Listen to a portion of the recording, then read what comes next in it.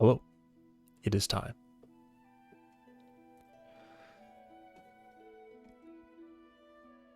Okay.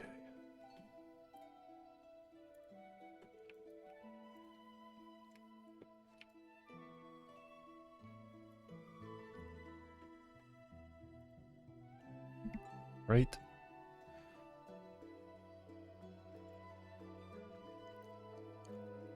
Okay, so I think I'm on to... Other than IK...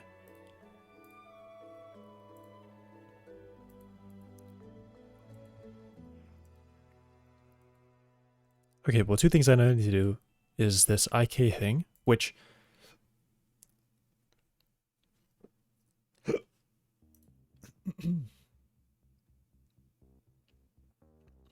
Whoa. Which is going to be part of... How does this get in here? Because... Oh, here it is, yeah. So, I iterate directly over this, and I have them init IK. Um,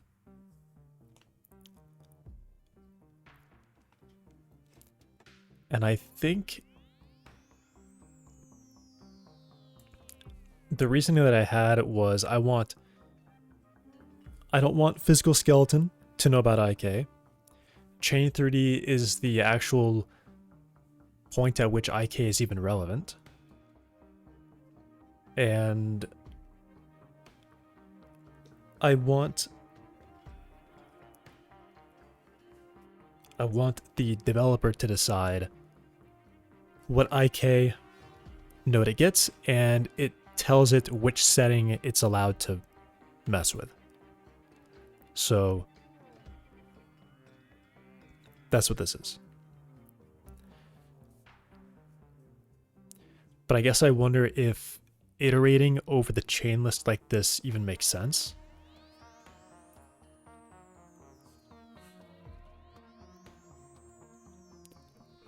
Like, why couldn't it be a call on physical skeleton to do this? And I guess it's because it comes down to here. There is actually a need for the crawler character here to know if a chain has been broken. If any of the motors are disabled, essentially. So let me actually change this to is any motor broken instead of is any part broken, because that's what this is supposed to be for.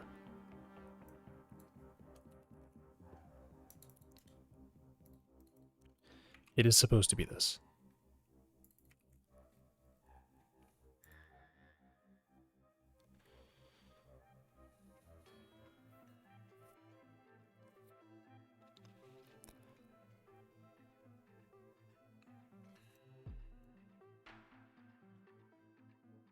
This one is, I'm not so sure about.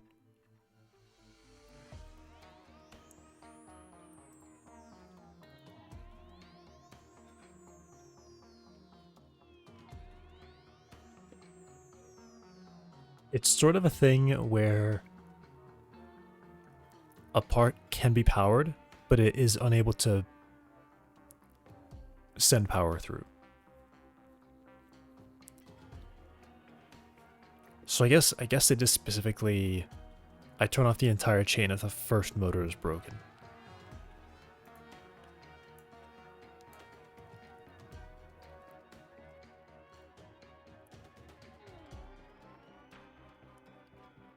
Yeah, let me, what to do here?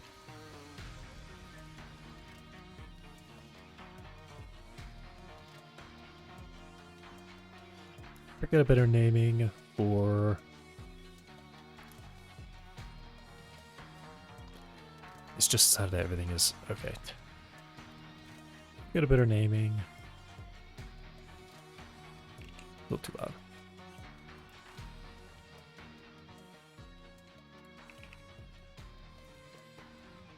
Better naming.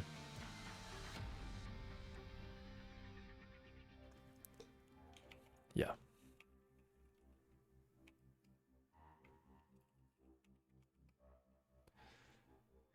It feels non-obvious.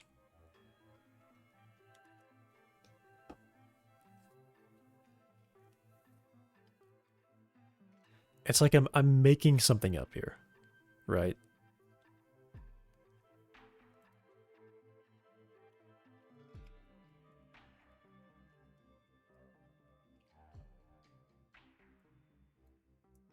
I'm just gonna say it feels like I made it up.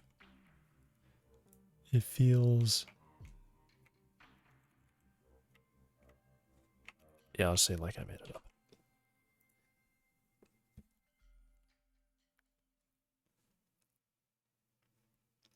Yeah, because the first part can still be,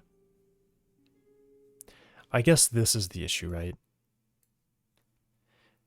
If the first part is power interrupted, and this is where it goes wrong.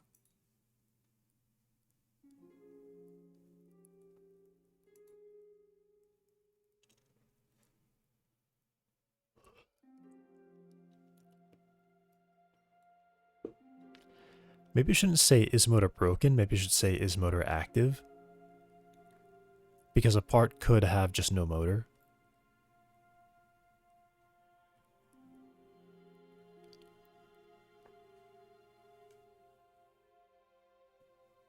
Active also doesn't work because that would imply the motor is doing something, which maybe it wouldn't be doing something.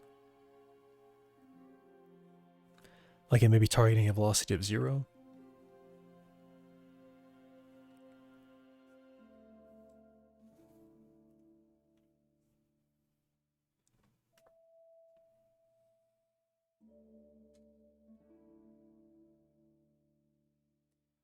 Yeah, let me say is motor running.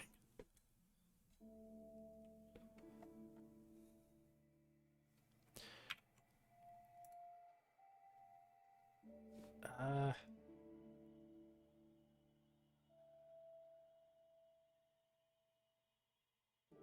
yeah, it is a problem here.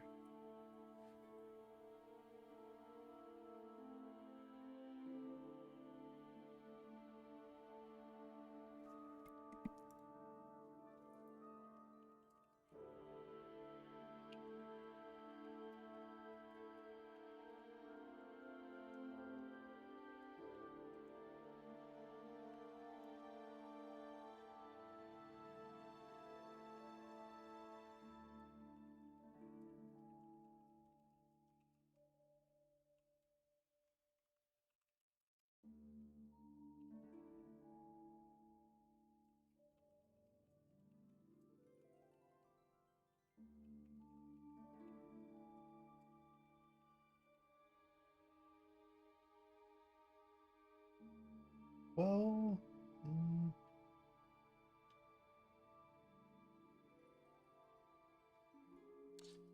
1 second. I think I just need like a different way of doing this.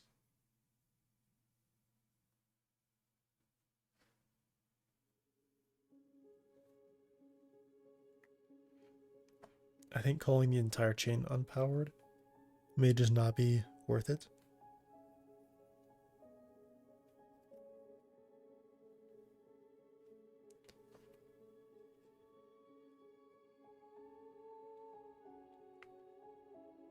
But does this one use it out here? It will skip it if it's not powered. That's sort of a point of this.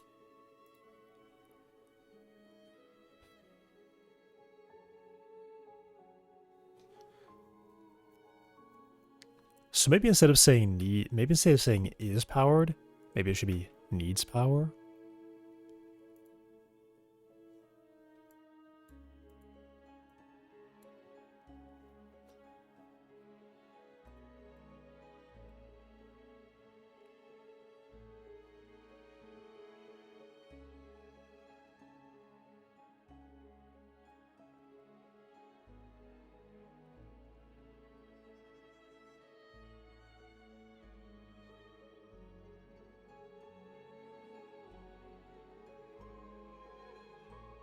This chain is using power from motors.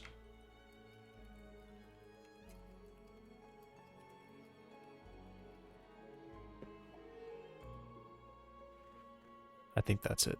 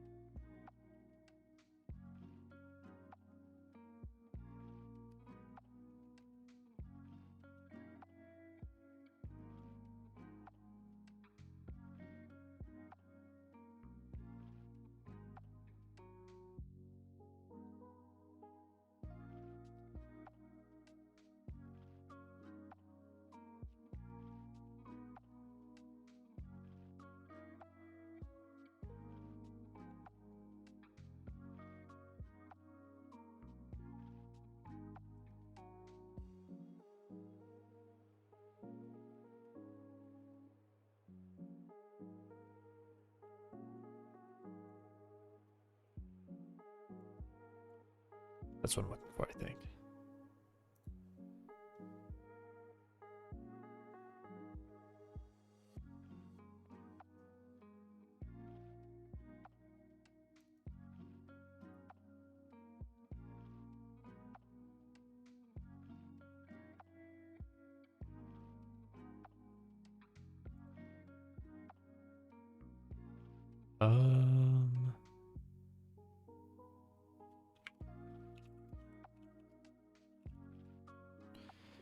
Do I mean to do this at the start?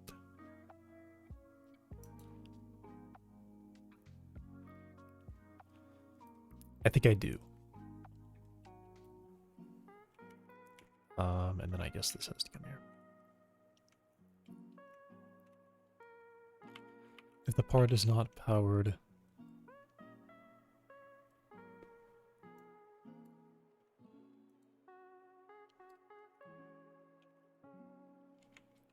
power is active.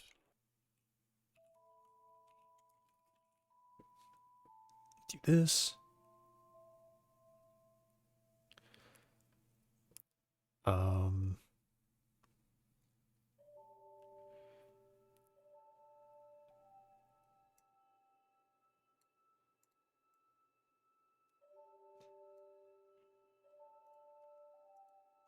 Yeah, let me say this.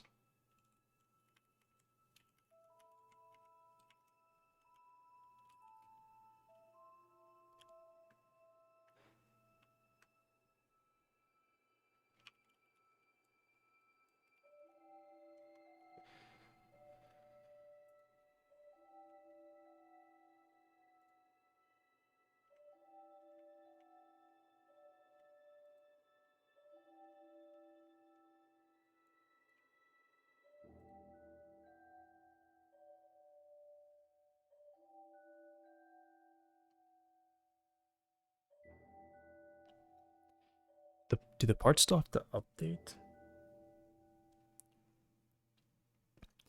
Wait, the update always happens. Yeah, so update is always happening. It's this part that is skipped if we're unpowered.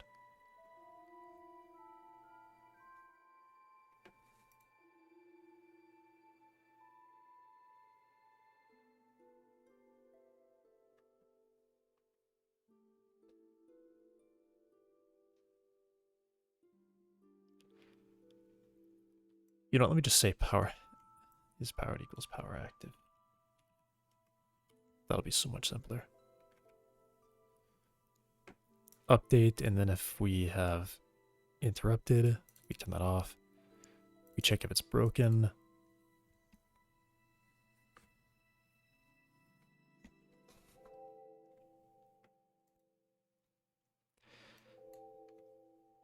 This one seems better. If we're using power and part 0 is interrupted and it is not using power, then we say we're not going to use power.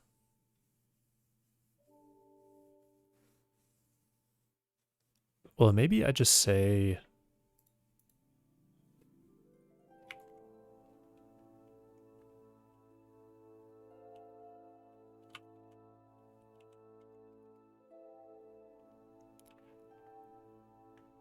I started off by being false, and then if I run into any of these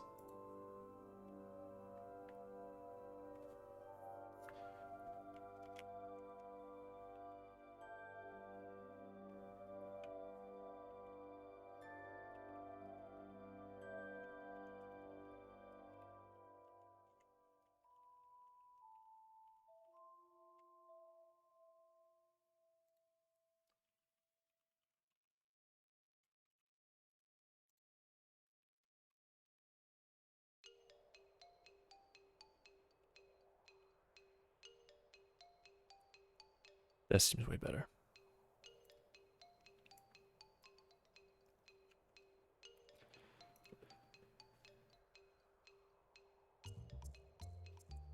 So I save power active, set using power to false, and then I run through.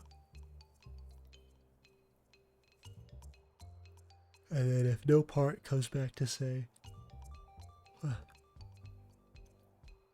I'm using power, then power will be false.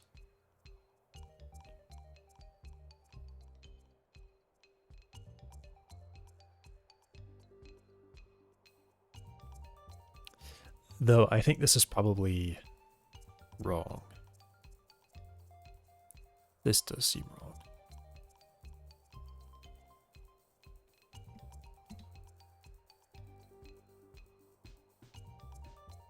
Yeah.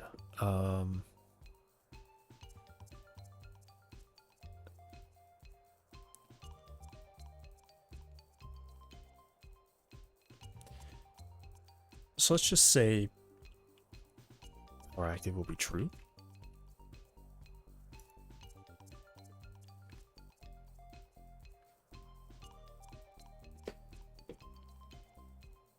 And it'll be disabled if power is interrupted in any part. So the first part technically will always be receiving power. It just depends on whether or not it's going to use it, or it would be able to use it.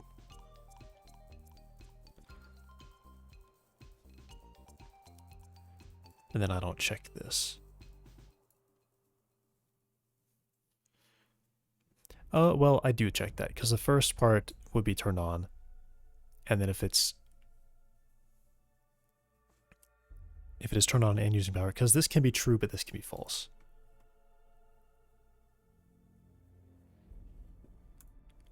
I don't know, there's probably like some better terminology relating to like what this is what I'm trying to model here.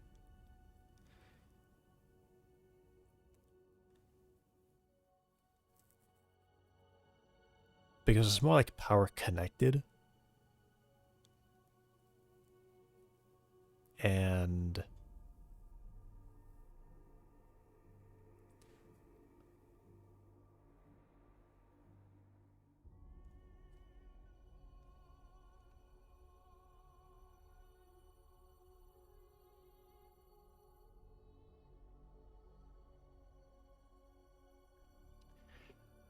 yeah, okay. Is using power. I'll leave that. Right, this seems fine.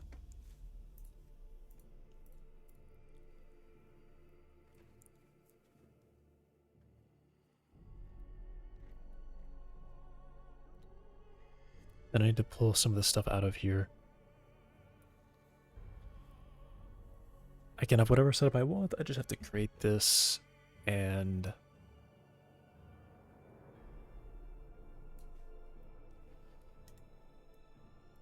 I guess I just cut this, and then I'm going to put this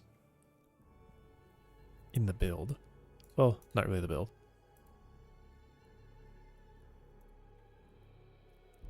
It's going to be the ready.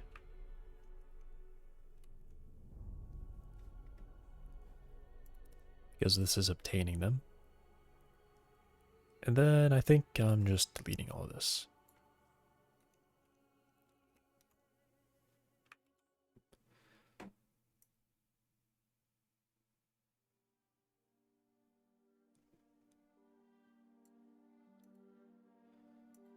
Great.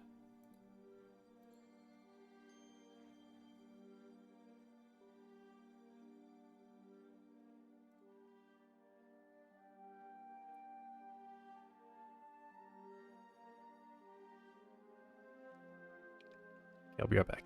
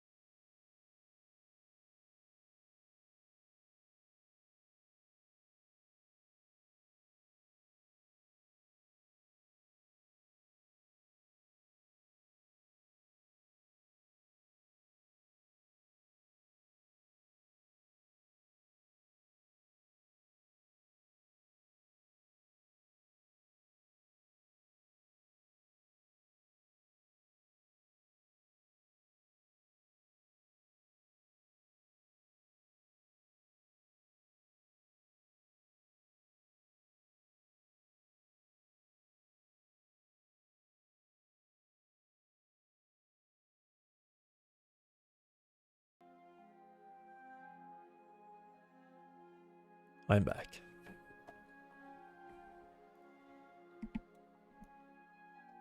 Okay, so ready. What was that? Okay, so I'm sure that I will have metadata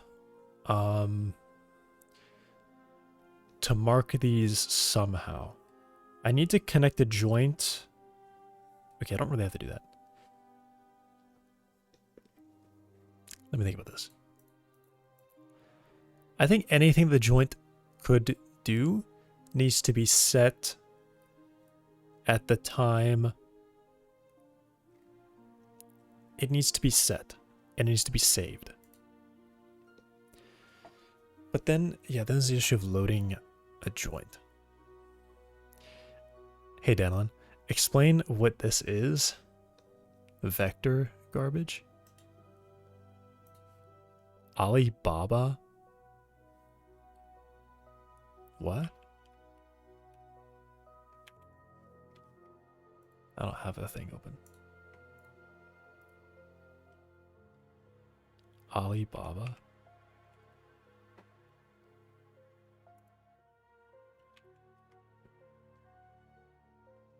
I didn't know this was, I don't know there was a GitHub. This is just some guy who has Alibaba on GitHub.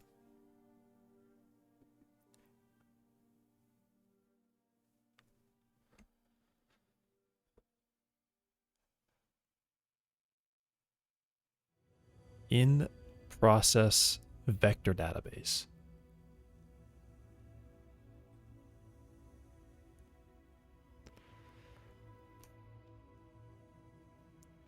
You would think this is JavaScript. Blazing. Simple, just okay, yeah. Wait. C++. JavaScript doesn't even show up here. You can do this? How does that work? What is that for? It sounds like I mostly know vectors from language models where your vector encodes like a token. That kind of thing. So my assumption is this is probably for machine learning.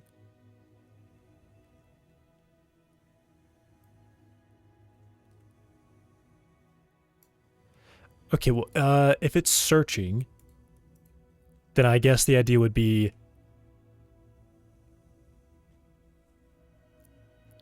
yeah. And it's just like query stuff. So you can set up whatever vector you want. You need an encoding system and you need a decoder to take some data, make it a vector, and then ideally bring that vector straight back to the data. So yeah, that's what it would be for.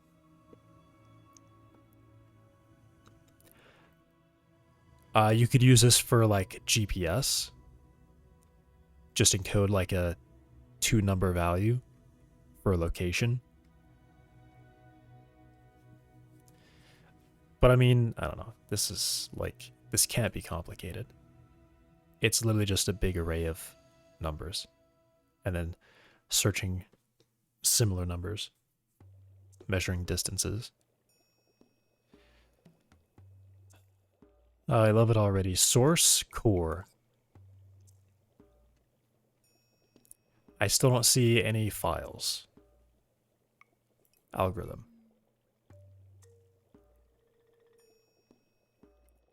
You need a vector database to search for a single line of code, actually. Database. What's a CC file? What is CC?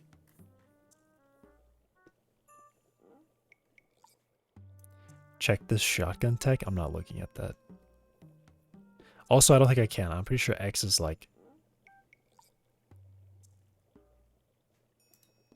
I want to see something.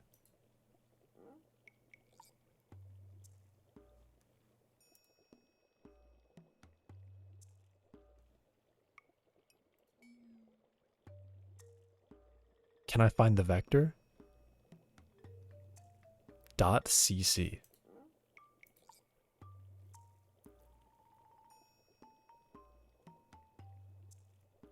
well, it's got to be in source. It's got to be core, right? I know I just clicked DB, but like, where's the vector?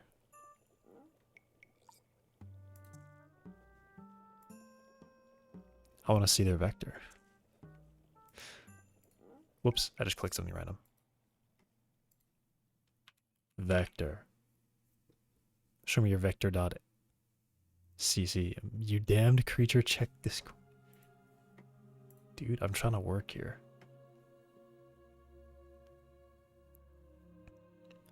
I don't know what CU is. I don't.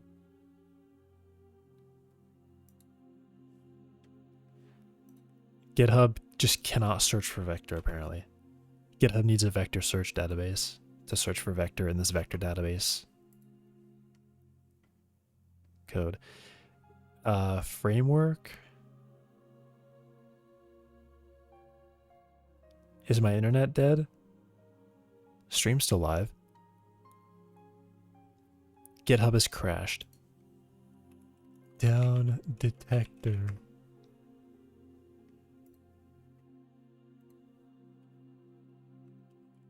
GitHub. Nothing. Okay, so why is GitHub just dead?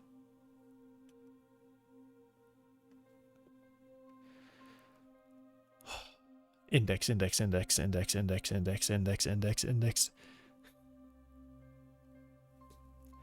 mean, at this point, name the folder index, and then you don't have to prefix every file with index. Okay, so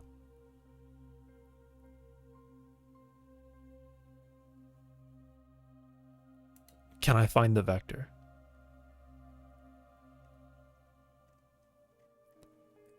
Open. File reading.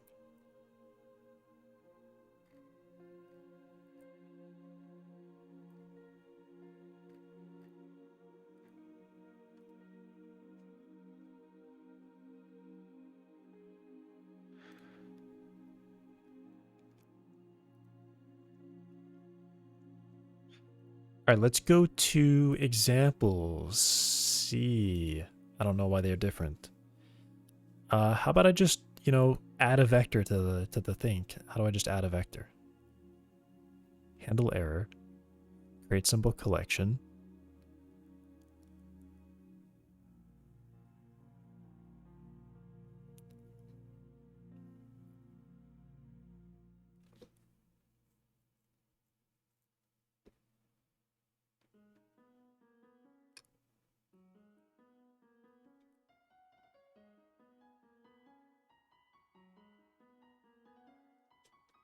Okay, apparently I just don't know what a vector looks like. Because wait, data type vector, floating point 32-bit, false 3, embedding field. Embedding field. Let's add something to this. Can we add, this is just created, so we create it. A float vector. How do we add it? Create a document. Okay. Where do we give our vectors? Alright. So they don't use a custom vector type. Well, I like that, to be honest. I think that's probably best. No custom vector type. Name every file index. What? Hi, Strangeverse. I was thinking that, you know, they might have a custom vector type, but they don't, and that's pretty cool. That's the way it should be. Failing build. 2 months ago. Alright, well, thanks for that. That was interesting.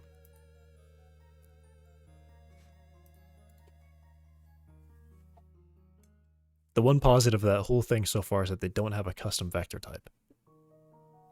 But their API looked crazy. The API looked like I was just... looked like unbound graphics API kind of thing.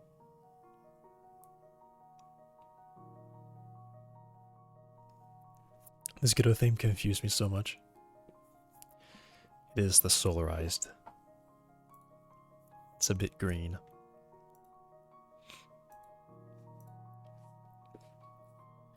Okay, I still have an issue where I think I still need to load it in the sense that if I want to change a parameter on a resource, that needs to funnel through here somewhere. And have the joint be modified. So there is this.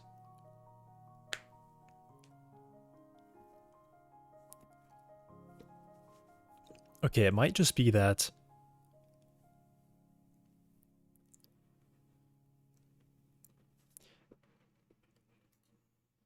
is this where I would have like a custom? No.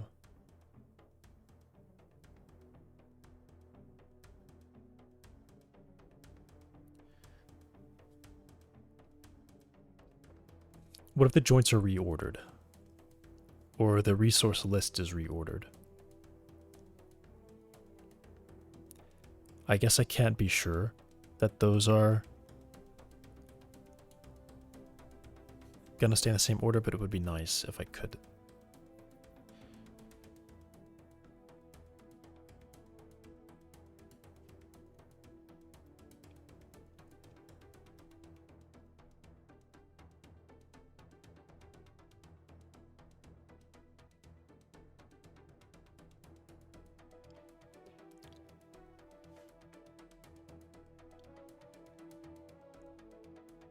How would I set that up?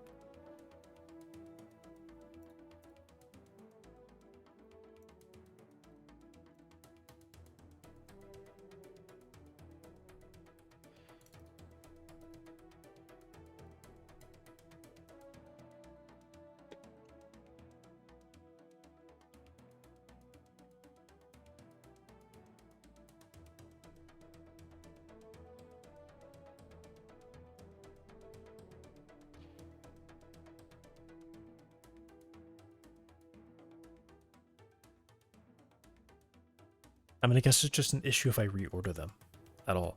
Then it breaks. Why would I reorder them? I think I would reorder them if I wanted for priorities. I would reorder them because of priorities.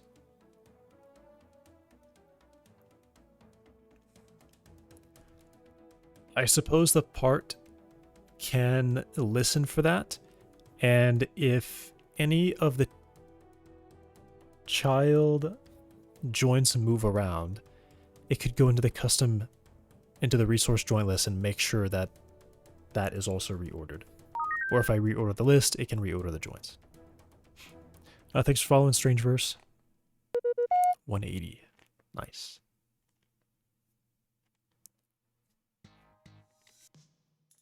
I guess that's what I have to do. I would have to make sure that part keeps their orders consistent.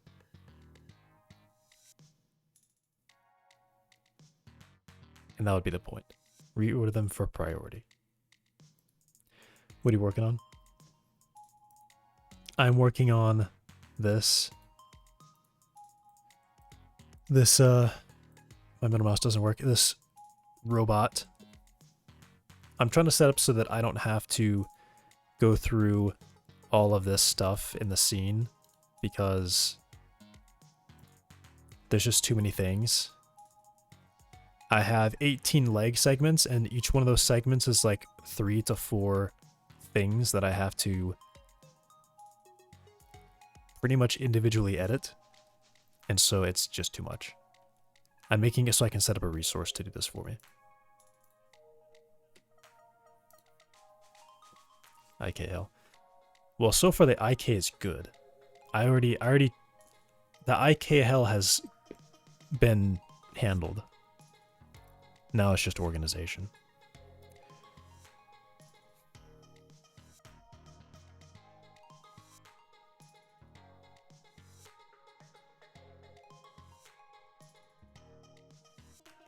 What is this question?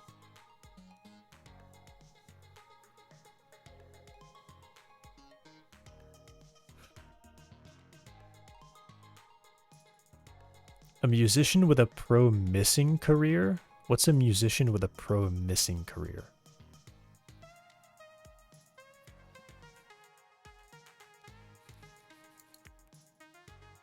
Also, this is just the joke that, like, you're on a plane with, like, VIPs and you're guaranteed to die kind of thing.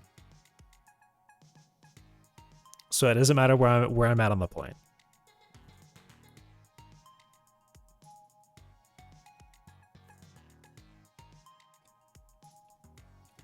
How about the back of the plane? I picked the back of the plane. That's supposed to be the safest place.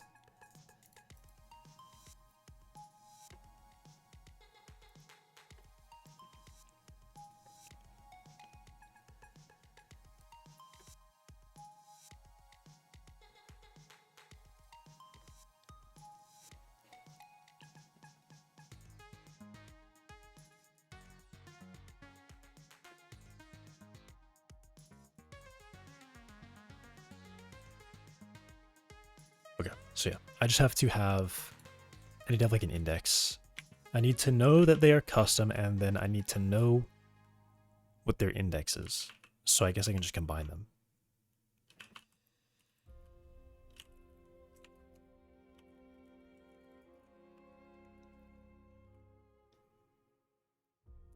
Otherwise,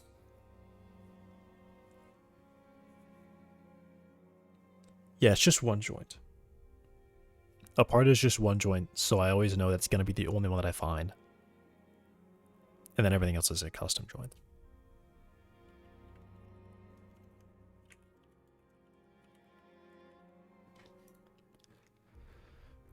Captain's cockpit? No, the back of the plane.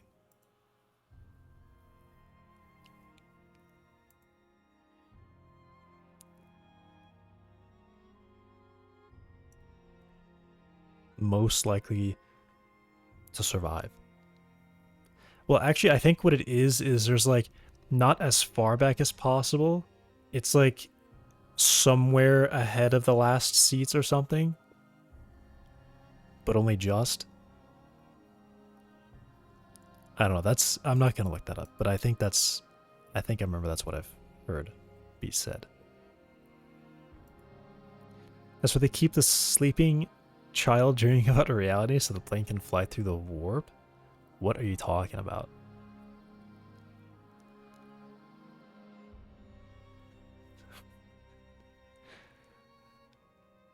Okay.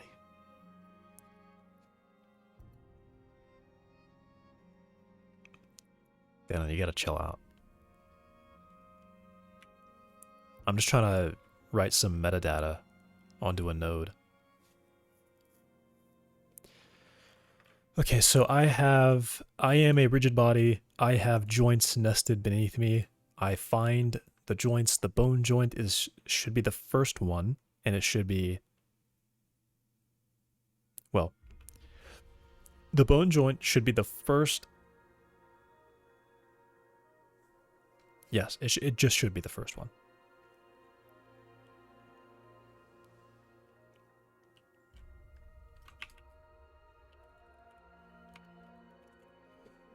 I say joint list. I need to have an actual joint list, right? Yeah, I literally have it right here. So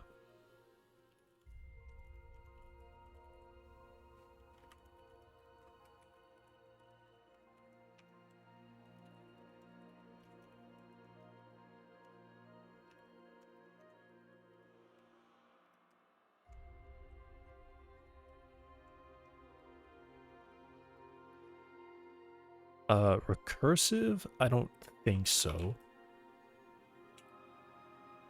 Though I could.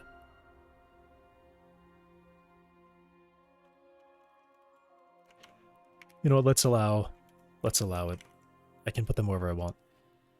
And I think what I'll do is I'll just actually record a specific joint as being the bone joint. So if I find anything that's not a custom or not this one, then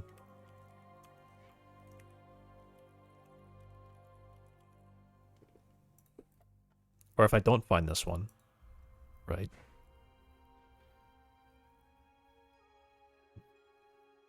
Where are they hiding the loading screens?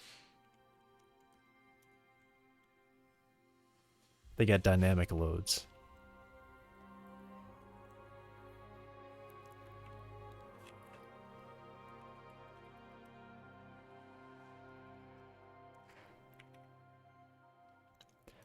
So I have to find the bone joint, so I'm gonna check the meta. If joint. And I might even say if it doesn't have any of these, then that's a problem. If it has this, this is the bone joint. If there is already a bone joint, then that's a problem.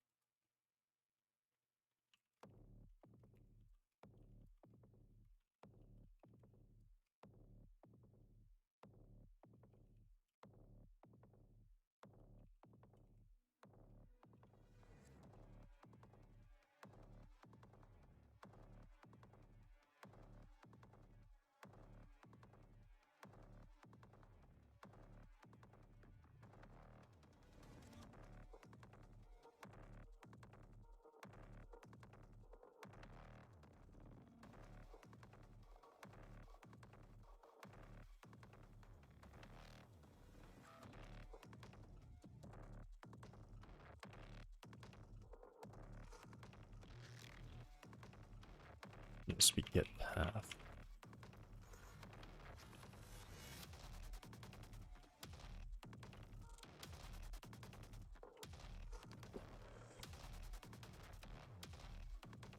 Whoa. Also, I think I have to say if this one is valid, so when I do validate, I find all the parts. The parts also have to be... It's the resource. The parts have to be...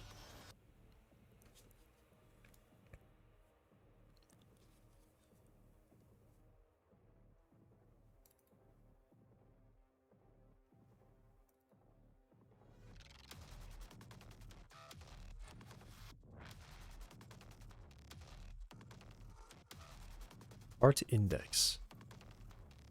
They have to load their own part. No, this is exported. Right.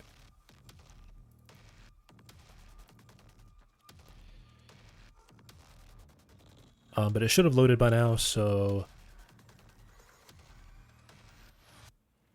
Yeah, I'll just check the start if it's valid or not. I'll do like this.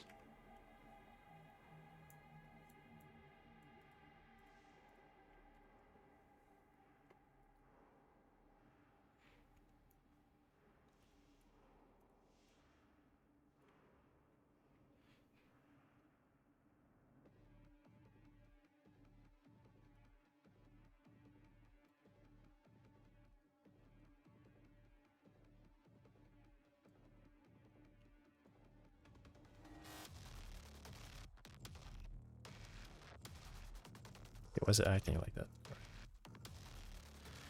What distro are you using? I'm using Arch Linux. It's a blue dimension. What's a blue dimension?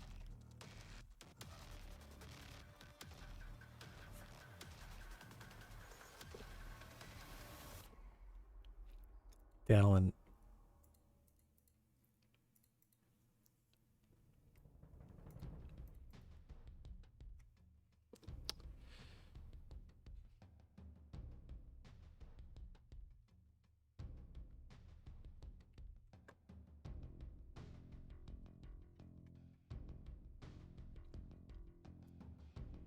Okay. So I have this should ready before that. This one does the same thing. It runs in its valid thing. It has its valid, is valid. Go up here. It starts false. And when it loads, it loads. What hallucinogens are you on? Dude, he's just being crazy. Usually he'll do like one message and then he's gone for the rest. And now he's just like he just keeps going. He's just still going. Sometimes I just believe it's because the sky reflects the sea. It doesn't do that. It's the other way around. You might think water looks blue because the sky is blue above it. Jeez.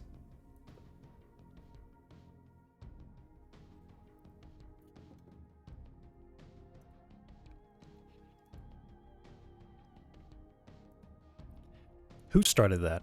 Because I know that it was like, it must have actually been like early high school or something that I like first realized that.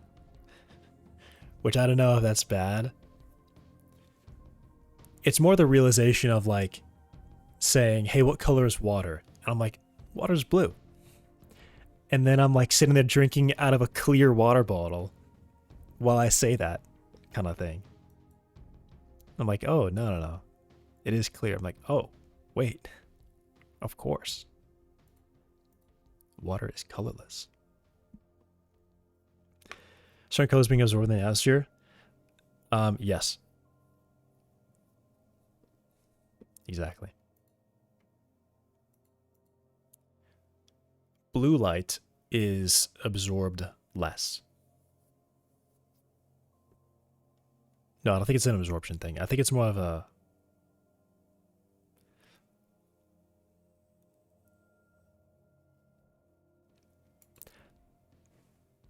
Forget it. I did like a whole atmosphere simulation shader, and I forgot it now. I forgot like what's really happening. Something about scattering, something about absorption.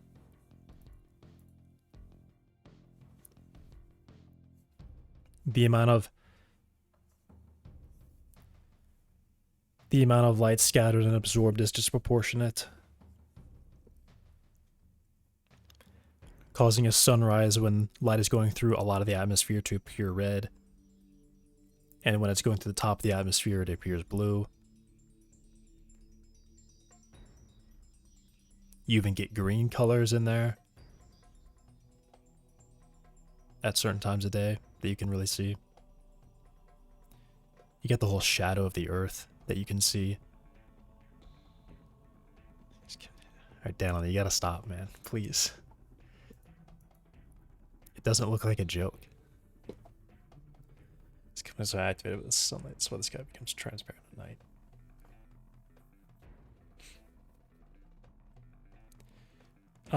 Well, I mean, that you're actually right about that.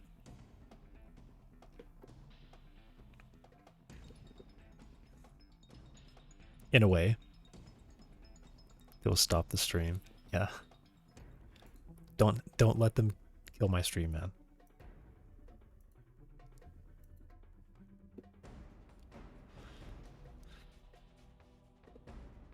Okay, so I gotta find the bone joint. I found it. This is gonna be the bone joint. And then I have to do some sort of way. Somehow I need to... This is joint data. Somehow I have to...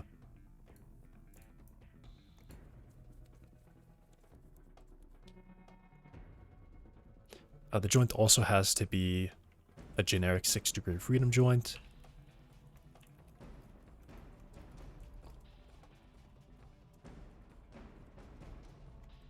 That's a problem. I don't know how you would I guess you would duplicate it and then change type. Or you could just click and change type.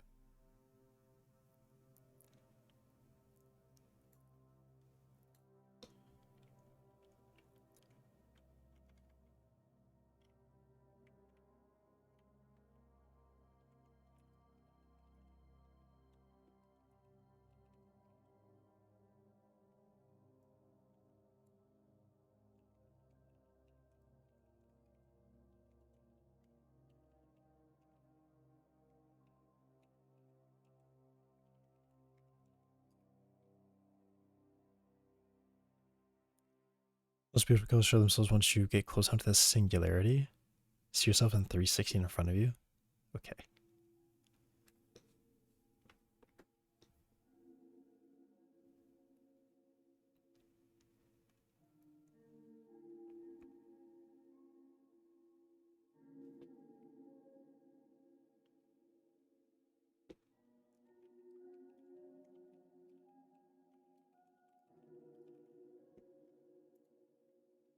So that, all right, so it's the right type,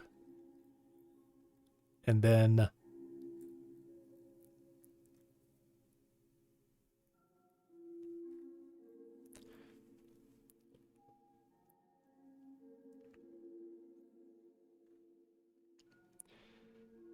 oh, how does it know the parent? Wait a second, how does it know the parent?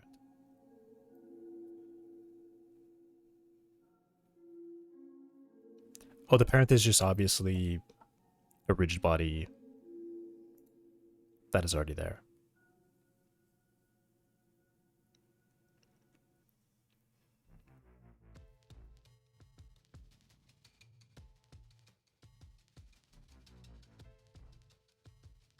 Um,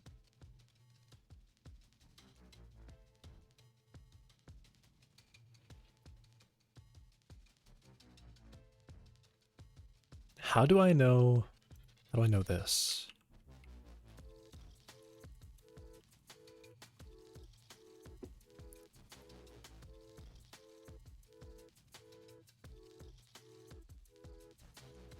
Uh,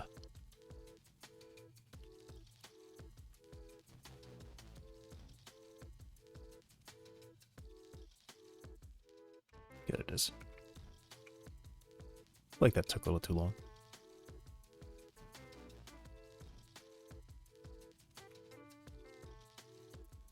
Because Joint 3D has to enter the scene. Notification. Post enter tree. Post enter tree. Update joint. Update joint obtains the nodes from the node path. So when is post enter tree?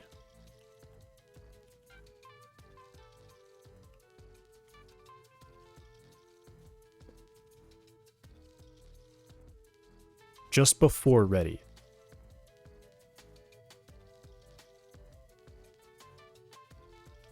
So it's already I'm in ready, right?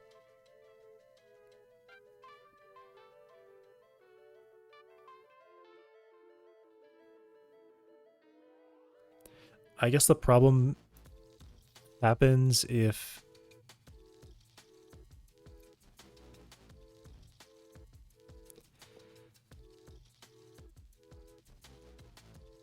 alright, is ready called no, because ready is called when this node and its children have entered the tree. Not necessarily the parent. Well, okay, all the way up the chain, that whole path should exist. But what if it's like this node is connected to a node that's like around it? Would that be like a cousin node, I guess? It's not a sibling node because it's not there, but it'd be like the child of a parent's sibling. I mean, that is a cousin, right? The child of a parent's sibling. Because that's not guaranteed, I think. So, I mean, okay, this is what joints do, so I'm going to assume it's fine. It's probably fine. In fact, they even run in post enter tree, which is before ready is called. So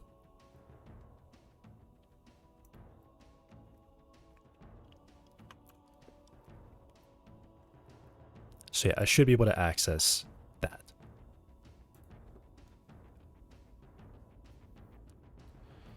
Okay, so I'll make a function that's just like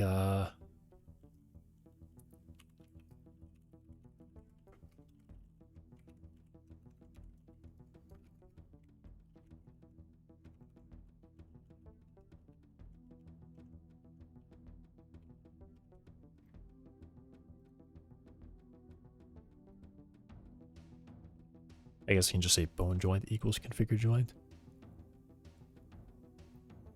And that'll be that.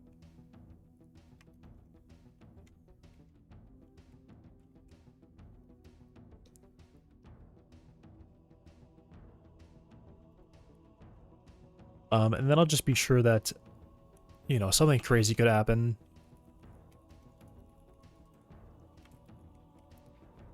If it has a custom index and this is like a super problem, this would just not make any sense.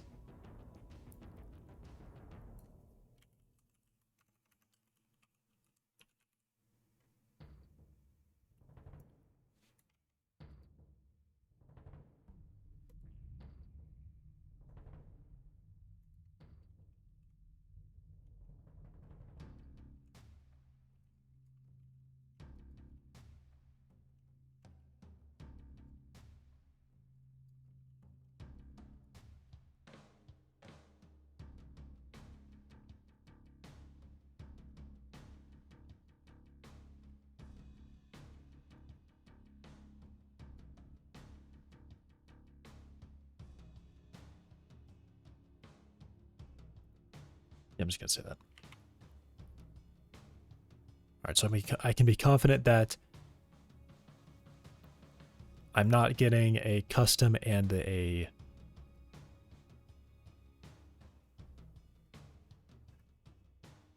bone joint.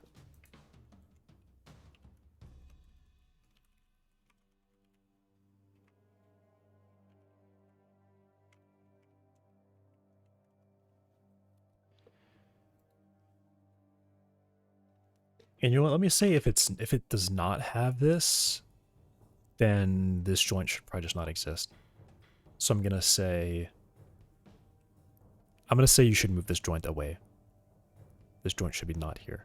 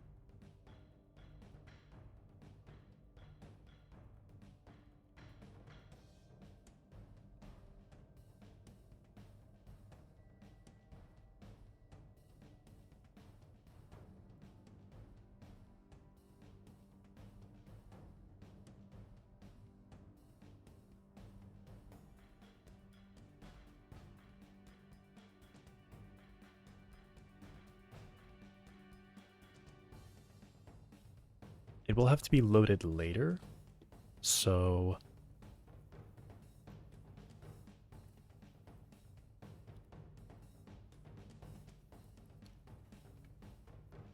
I guess the question is, how do I load it later? How do I load it later? It would have to be on the leg, right? So the crawler character can somewhere would have a build IK thing.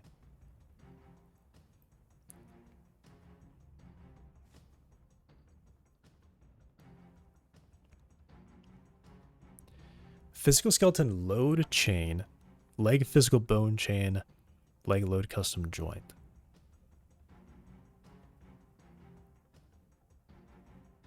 Oh.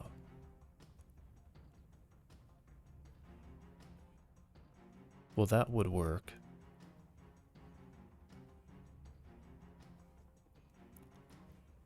But I think that method doesn't exist. Yeah, I deleted it. I deleted it because I thought it wouldn't be needed. But I do need it. It has to happen after setup body because I need the chain list first. And that's probably where the resource to chain node thing is.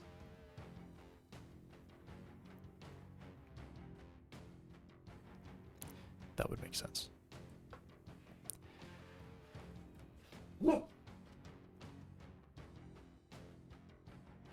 All right. Dog is investigating something.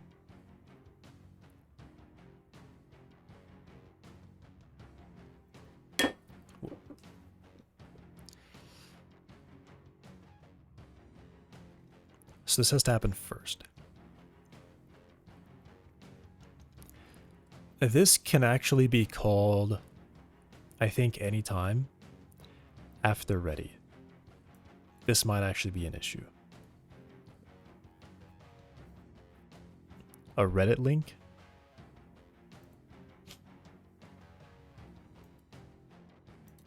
What have you sent me?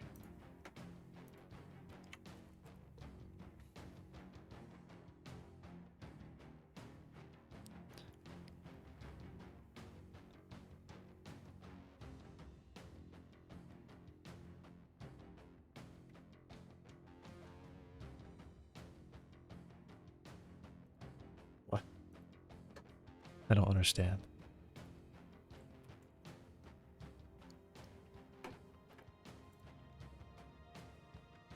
Who could you beat in a fight?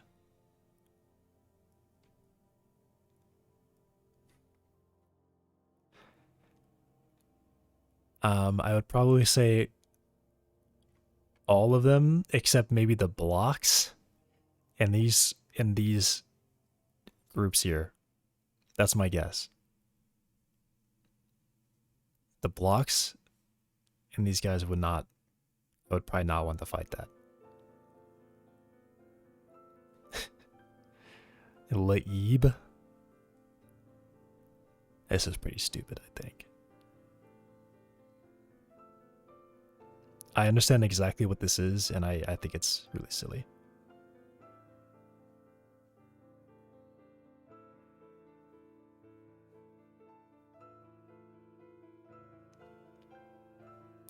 Oh, they even explain exactly what it is, in case you don't know. I'm not going to try to say that word. Traditional Arab cloth headdress worn in Qatar. This might as well be... It might as well be like a cowboy hat for America. Oh, what, dude? Stop. You can't say that.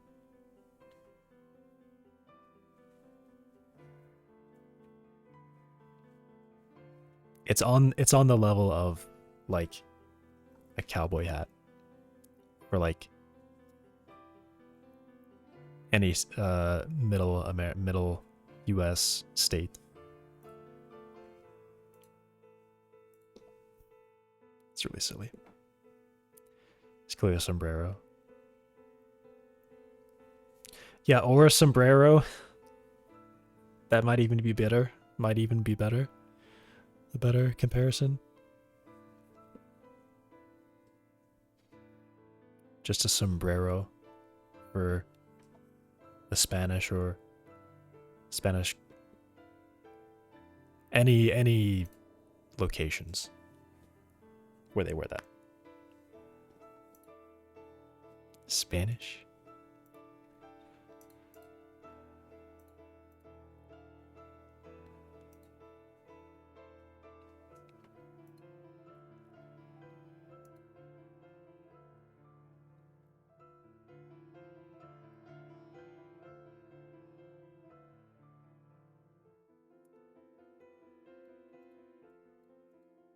Set up body. Yeah, am I able to just call this right away? I think I can. Because at the time that crawler character is ready, everything should be there. I only wonder about this information. This information may not be ready yet.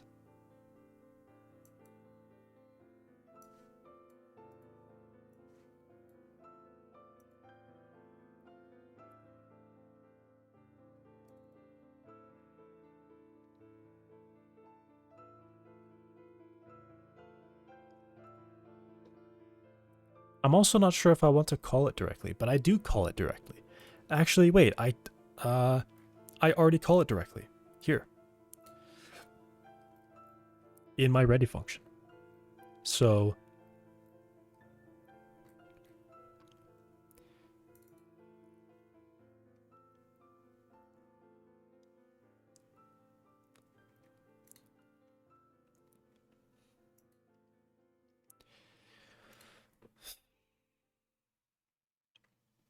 wait, so when does this happen? When is it's up here?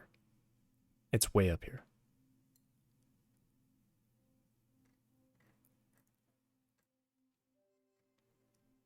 This is not called for the editor. What does it do? I think it doesn't do anything but load in the scene tree. This stuff definitely wouldn't exist. I hate Python.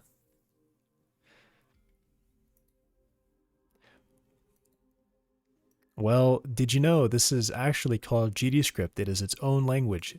It is not Python, where they just changed the word def to func. It's totally not Python.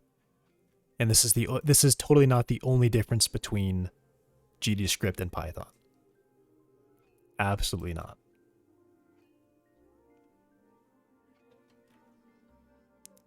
GDScript is Python with extra steps. I haven't used Python in such a long time. Apparently, like, I thought this kind of stuff was not even Python. You couldn't even do this in Python. You couldn't have, like, the arrow operator. Let's see, operator, whatever it means. The syntax to define the return type. Like, you couldn't even do any of this. But supposedly this is, like, actual Python now. Python has this. Python has this. Python even has annotations that do things. I don't believe that's native. I don't know exactly what it is. I'm sure there's probably something with it. But I have seen Python code that just looks exactly like this. This line would be one-to-one in Python. Some version of it.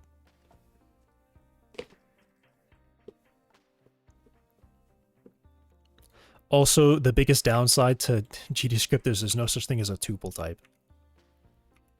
Expected or grouping expression. You could just write this in Python and Python would be like, oh yeah, that's cool. That's an empty tuple. GDScript does not have tuples, and I think that's really dumb. They could have just had tuples.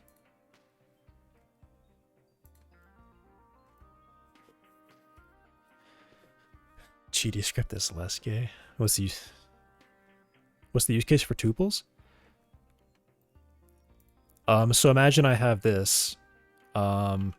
I could do like, I mean, I'm basically just writing Rust code at this point. I don't know. I don't know, like a value and a length of something, and it'd be like, here's just an example, parse number,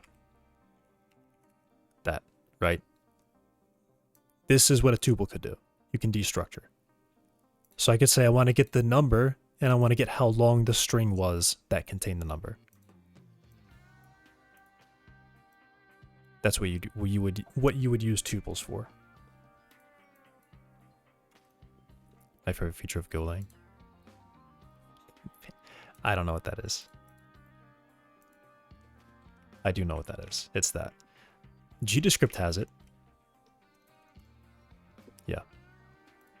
GDScript has that. I use that a few times. Because some of their... I use it here because their type names for this is just insane. Physics, shape, query, parameters, 3D. Delete parameters, delete 3D, delete physics. It could just be shape query. This is the only thing that is actually unique among all these names. Shape query. If you really want to shape query parameters. 3D is nonsense because there's no... I don't know. The whole difference between 3D and 2D just being this number at the end, I think is dumb. I would almost prefer to say using 3D physics at the top or something, and then I can stop writing 3D everywhere.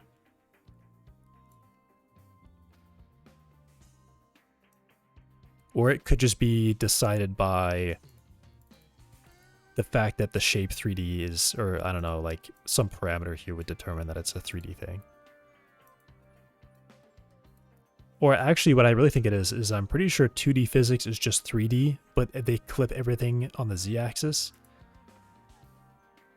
So when you write physics server 2D, you're actually just getting 3D with some code to drop the z-axis. Abstracted some constraint in the object you're working with. I'm not sure what you mean by that. I mean, that's just a gripe that I have with Godot language design. Their type names are too long. Way too long. Because without this, I would have to write it like that. Whoops. And this is just the most redundant looking line I've ever seen. So I always try to write the type, but I make a special exception for a lot of the physics types. I just do that because it's just too much. Too much to type out of. It can infer from the object. Yeah, and like supposedly there's like type safety, so if I get rid of that, this line turns gray because it's not confident that this query is this type. So it's like, oh, it's grayed out now. So now you're not like type safe. There's not even, doesn't even exist anyway.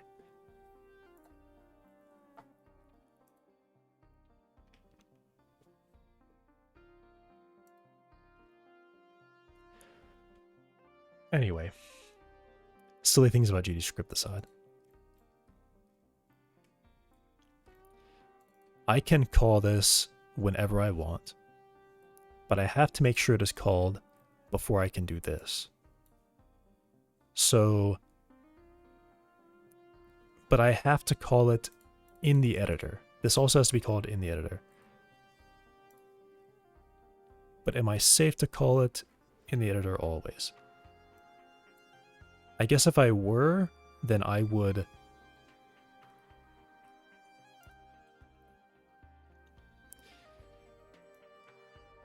I think this entire piece goes away. So I don't need to have that. Chain, bone, joint map.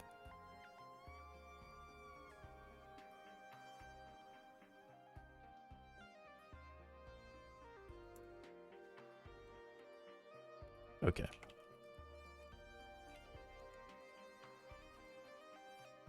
Skip that.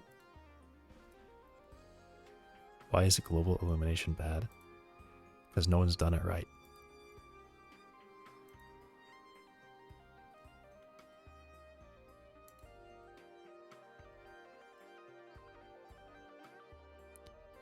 I heart Vulcan. But one day I'm gonna do... One day I'm gonna get into Vulcan. One thing that I do that I have enjoyed is there was... It's not even anywhere in here, but...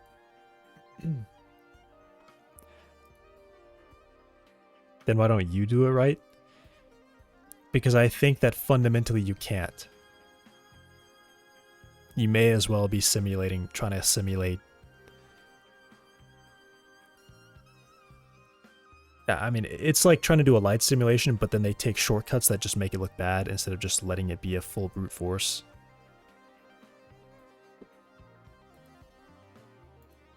You may as well literally just do ray tracing. Global illumination is like a weird thing with ray tracing. It's a weird implementation. I think that's what it is. The concept of it is ray tracing, and then they add stuff onto it to maybe make it faster, but it just makes it look worse than if you didn't have ray tracing at all. And then you need a very, very good graphics card to even make it start looking okay.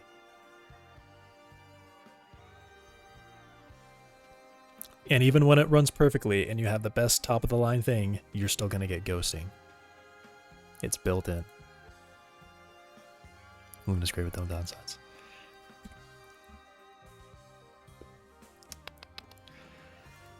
Yeah, no, and you're trying to just like, you're trying to see how long you can make me go without writing a single line of code. I think that's what you're doing.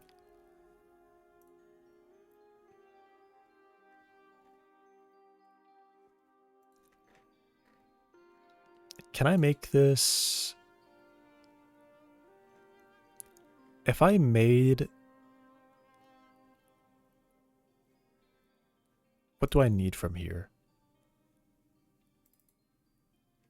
Do I get away with only having part? All right, this is why I can't do it because I have query out here. Query is being reused. Yeah.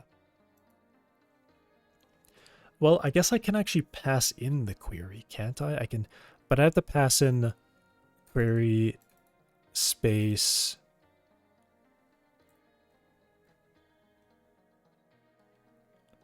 All right, I'm actually doing it.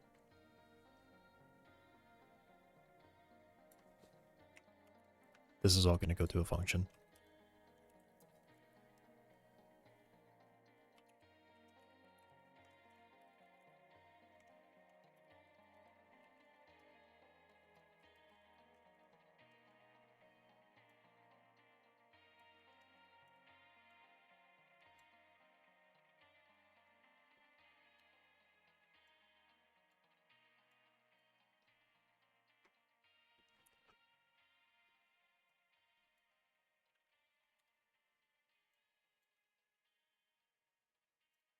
Oh,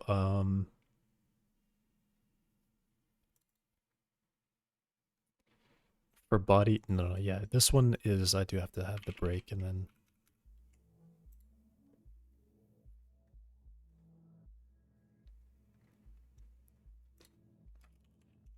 But this will be a not and then a return.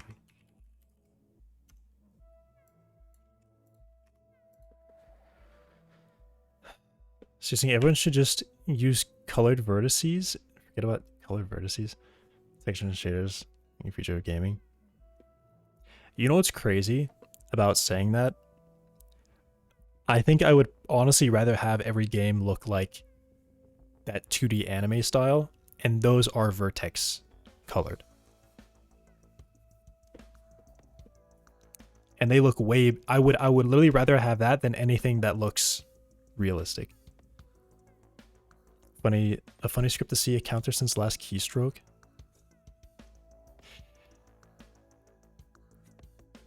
There's actually, I think I've seen someone do this where there actually is, where is it? I just want to go to the, okay, I'm going to find it. What do they call it? The asset store? Do they call it the asset store? Asset library?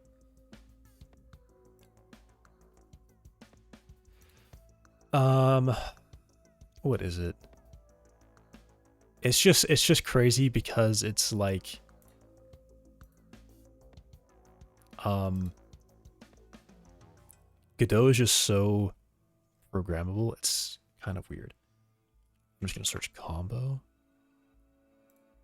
Any? No. Is it not here? Is it not on the asset library? It's on. This is the thing, right? This isn't like they had to move stuff over. Oh, they had to move stuff over. Okay. So, where's not this? Godot.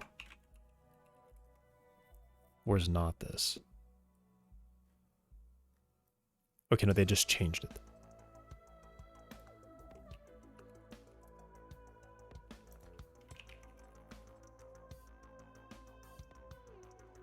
Oh, it is here.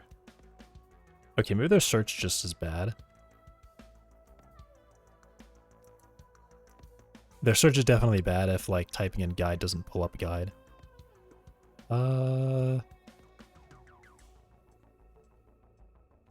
It's a plugin that literally listens to your keystrokes and you have, like, a combo meter. and it has flames and it shakes, and it's like it like records a high score thing in the editor.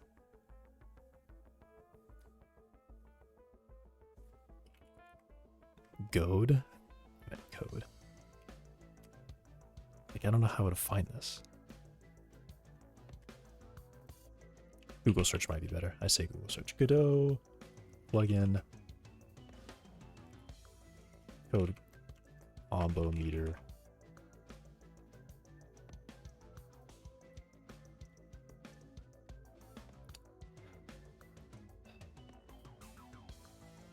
Someone was using it. I saw someone stream. They were using it, and I found it, and now I can't find it. I don't know what it's called.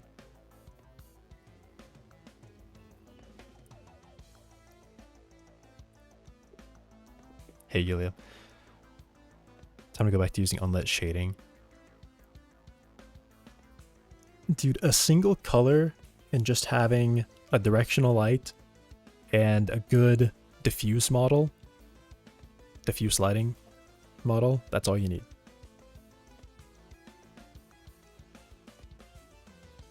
You almost don't even need shadow maps. You could just use ambient occlusion maps.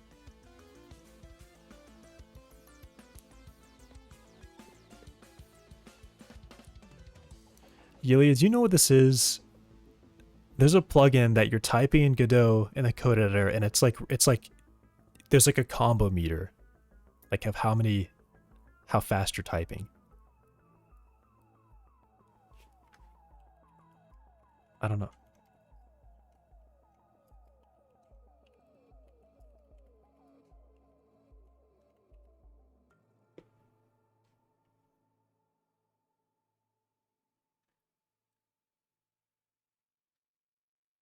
Just can't find it.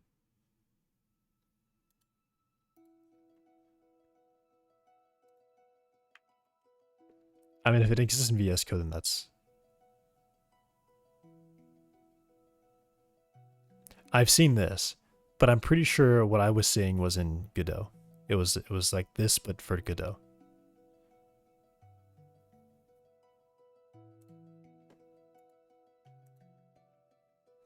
For stream like the Blender thing. What's the Blender thing? I'm pretty sure I saw someone streaming Godot and they had the plugin. And they had that. In here. They weren't on VS Code, they were in Godot's code editor. And it was there. And you definitely could. I know what is like capable, what Godot can allow you to do, and I'm pretty sure you could just do that. I just can't find it. Or maybe I'm misremembering and I'm just thinking of the VS Code plugin, and I've imagined that it exists for Godot.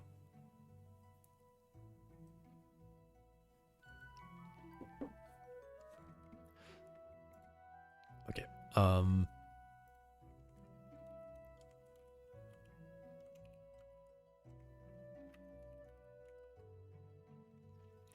It needs part, space, query. I think that's all it should need.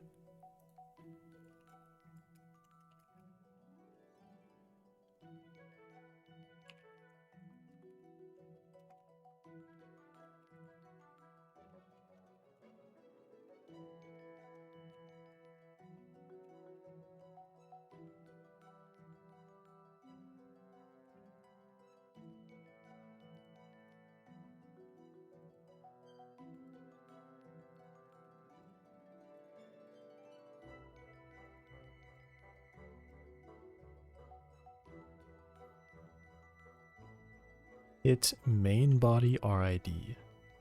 I need main body RID.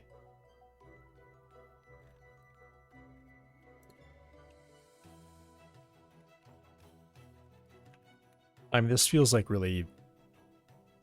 This feels kind of bad.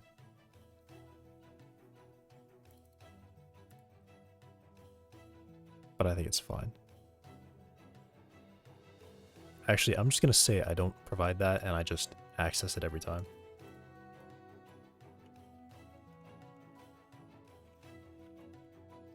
Or I just write it down here.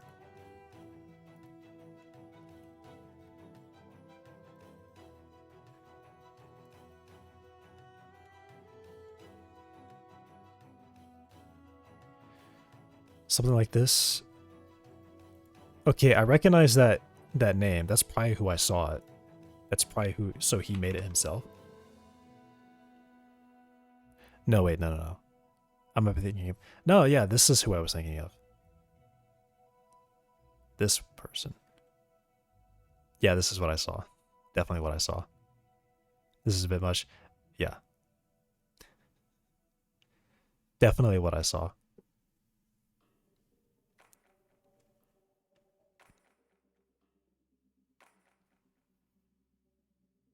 You will come better than Cloud Code. I mean, you must have just known, because this is the streamer that I must have seen it on. So.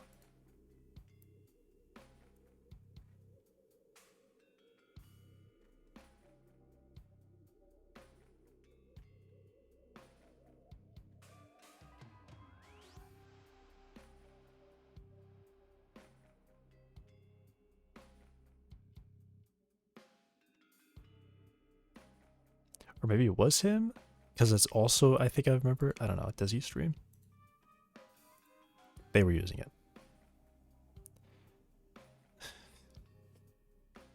Yeah, I cheat, I saw this before. Well, I mean, I'm not into it, I'm not going to get it, but I just remember seeing it, and it came up.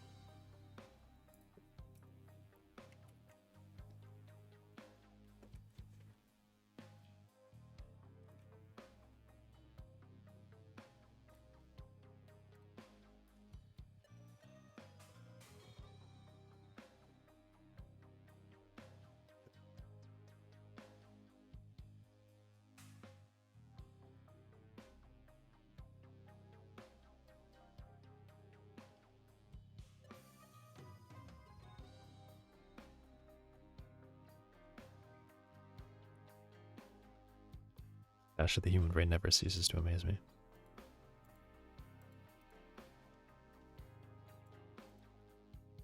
I mean, it definitely had an impact on me.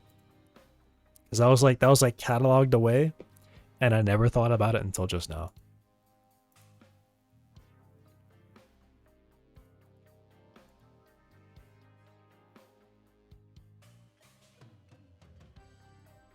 Okay, now can I do something? What have I done?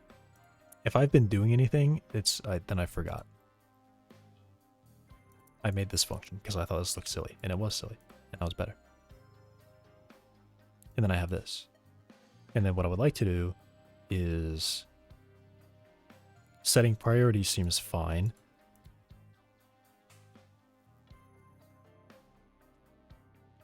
And then deactivate bodies.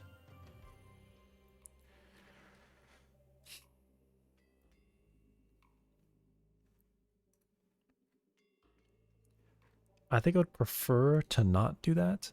Yeah, I think I would not do that.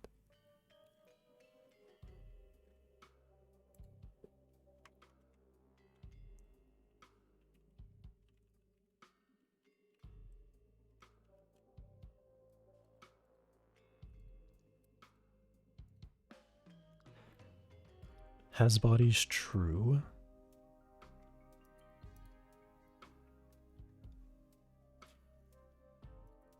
Bodies active is false by default.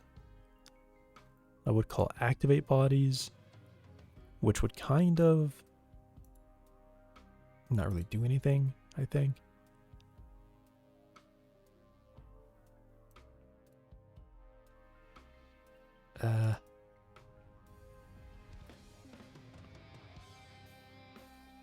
Well,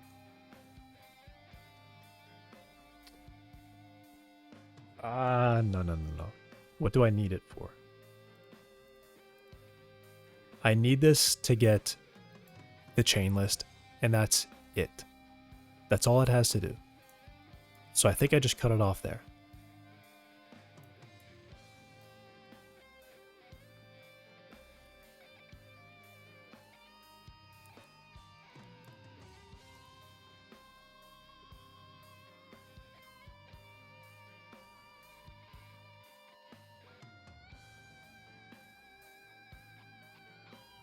I'm done at that point.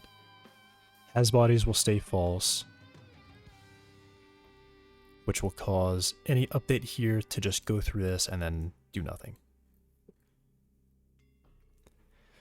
Millions of years, and GPUs never went up. What?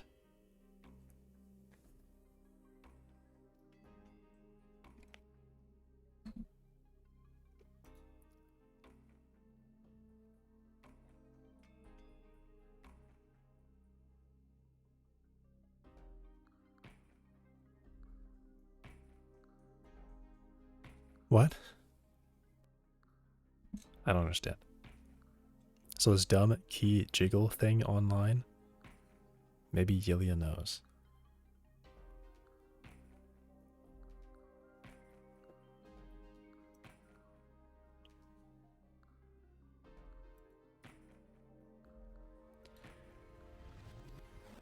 I feel like I'm going crazy.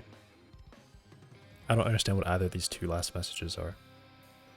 GPUs never went up even though God needs so much compute. Whatever, make your game without amazing animation. Okay. Without amazing. I spent a lot of time in stick figure animator. I've also made at least one walk cycle and one sword swing, two-handed sword swing in Blender.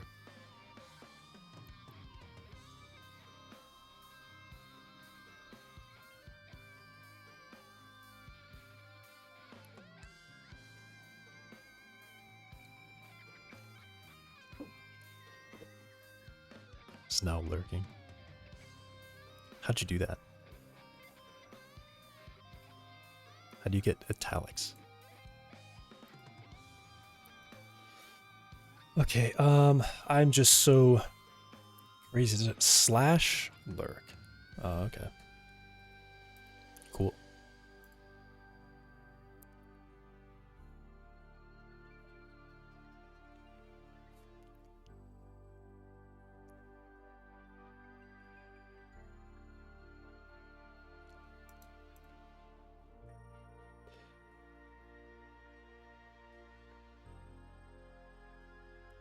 Okay. I've gotta refocus here. I really gotta refocus here. I need to figure out how to order this stuff. Okay. What do I want? I have to call the load. The load has to be called in editor. It has to be called in editor. So when I say load chain, what needs to happen? It needs to happen that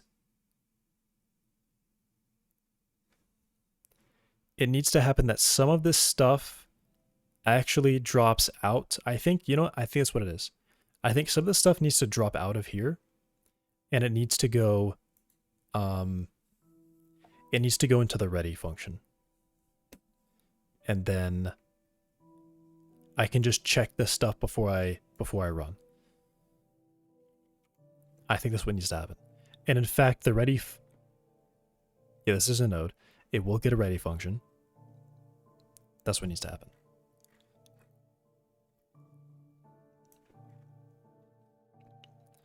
So I will pull all this out.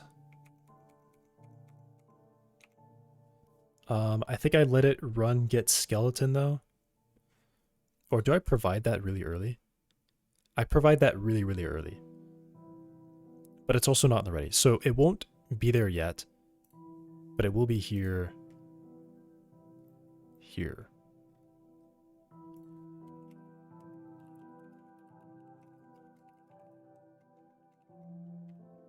I think is what I really need.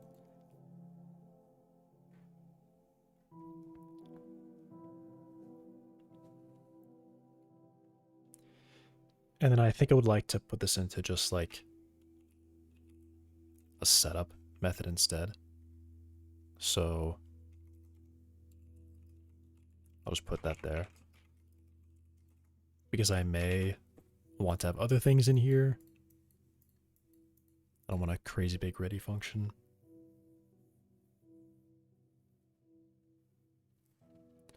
Olmec wants to silence me. He is compromised already.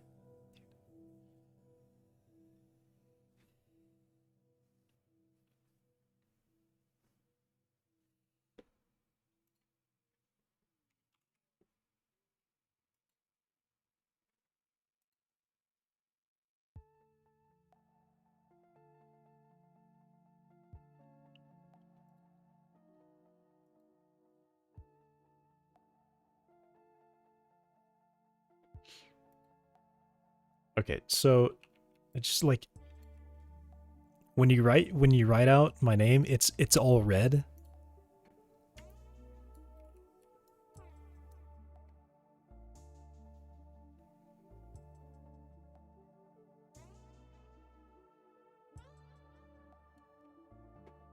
Just so you know.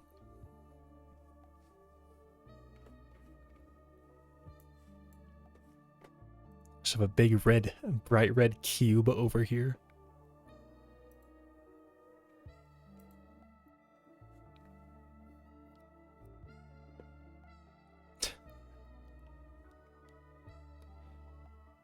I think it's probably better, the Twitch extension better. Twitch better, TTV. When you do the @ like that, this one's acceptable. It'll do this. It'll just wrap it in like a white box, but it won't add any color really.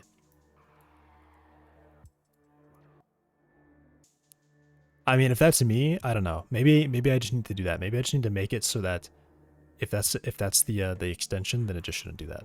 Maybe that's for me.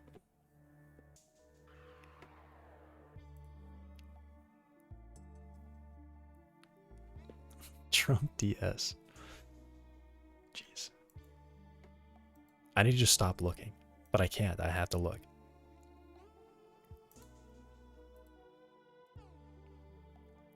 Okay, so what I want at this point is I want to bring some code back that I've gotten rid of. Let's get this code.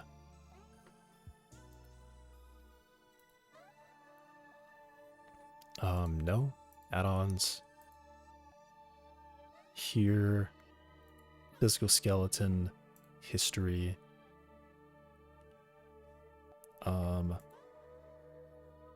Probably about here.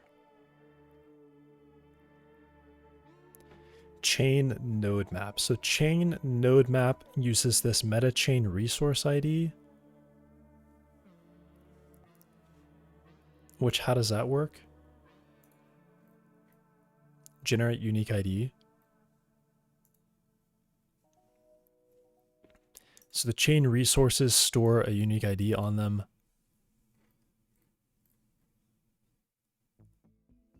Generate the first time this chain is built in a scene. Hash of a resource, path in the bone, names.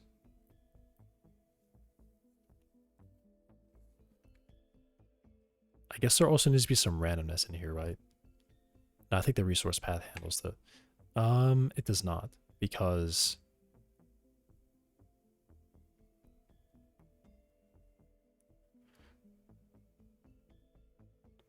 How does that help me compare them? I guess it helps me compare them because I provide the resource and the resource would be shared. So the resource would already have it.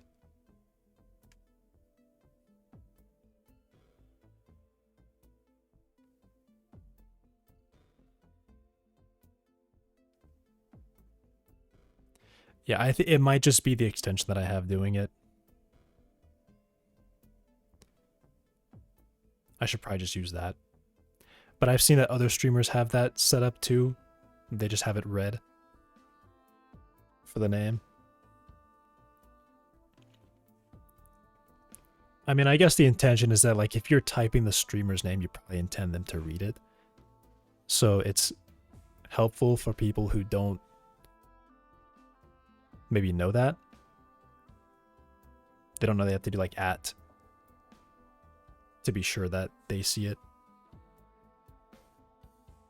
So I don't know, maybe I need to leave it on.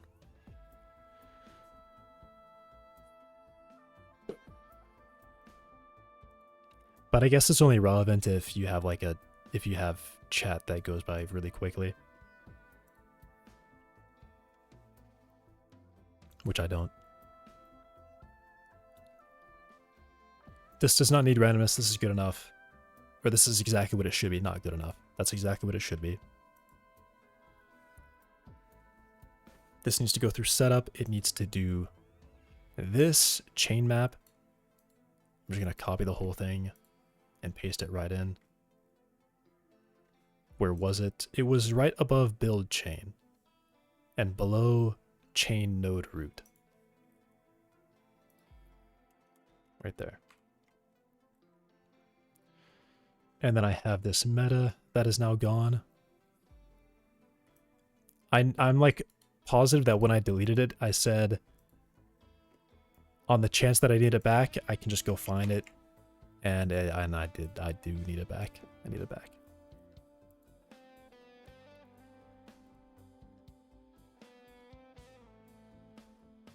So I get the chain node root. If we don't have a root, that's a problem. And then I go through all the children and I compare the IDs. I obtain the value. And then when I get one, I say chain node map set. And I'm going to do this. I'm going to make it so the default actually is this.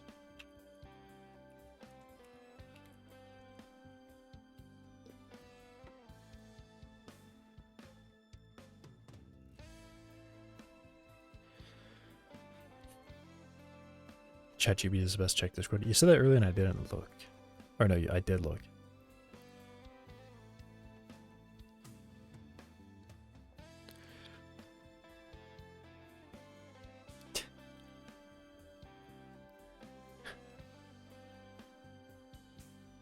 Dude, this is... I can tell you said don't make mistakes.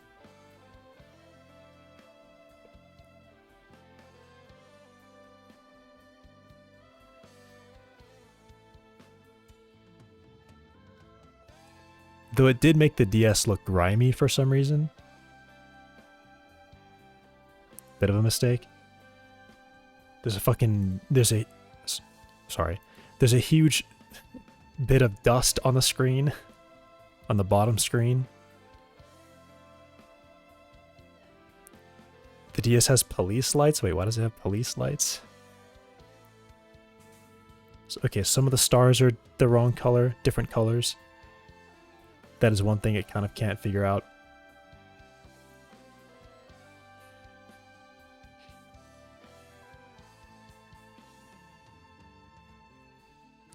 The battery, it just says long-lasting freedom.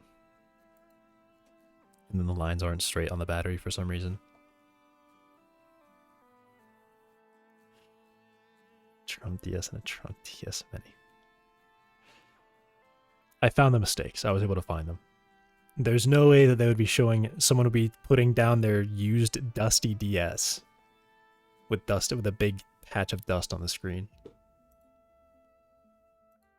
Can't quite figure that out. At least I know they can't, they won't be able to do that for marketing. Or, I mean, I guess they could just start with that and then clean it up. They can replace the screens.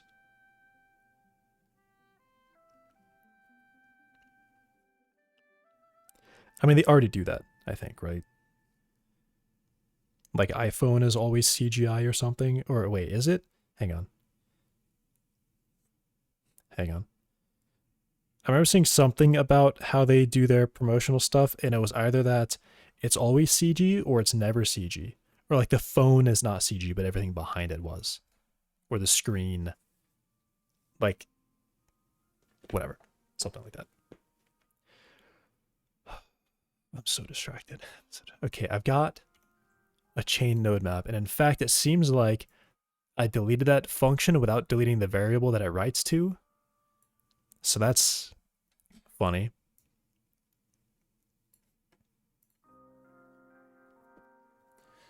Skeleton at blank is missing Physical skeleton generate a chain root node. You cannot make one yourself. You must put the build chain method at least once to set up the node.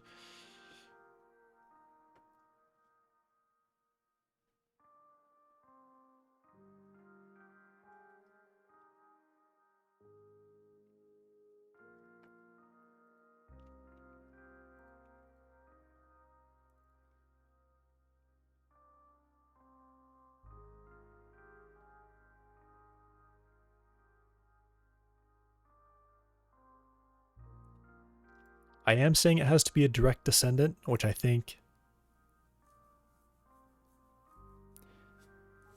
Yeah, I think that's probably fine. It probably should be a direct descendant. I don't know why you would have it nested anywhere else. Well, I guess you don't really have to. I could put it underneath physical skeleton. And then it could live there. Which could be a... Which... Yeah, I don't see an issue with that, actually. So...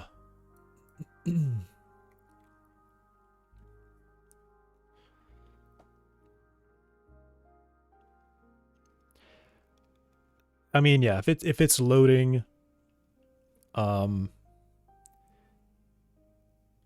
Though...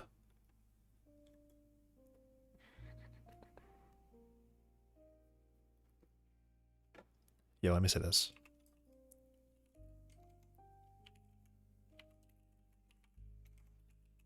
Is this really an optimization? I feel like it probably is.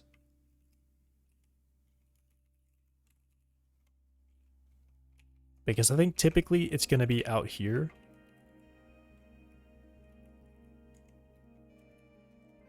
But I could have it be nested, so I want to check the top level first, and then I want to, if I find it, if I don't find it,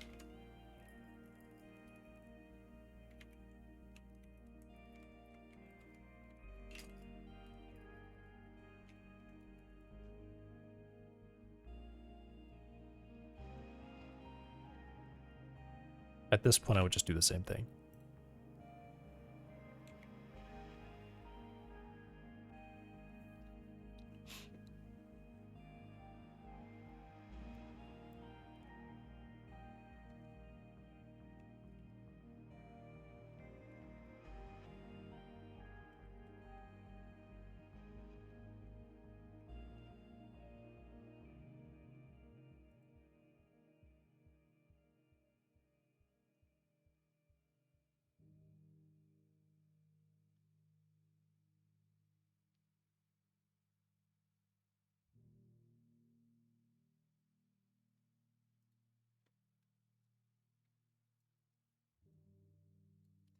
For node in children, I would do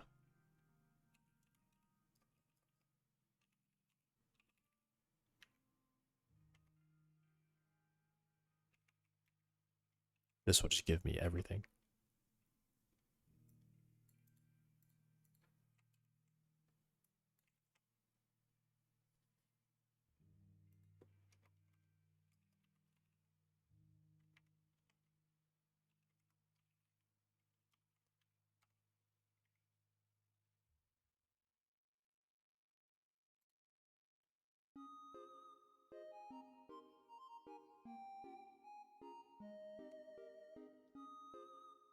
Who made a lame image? Grok refused to make anything. Grok did?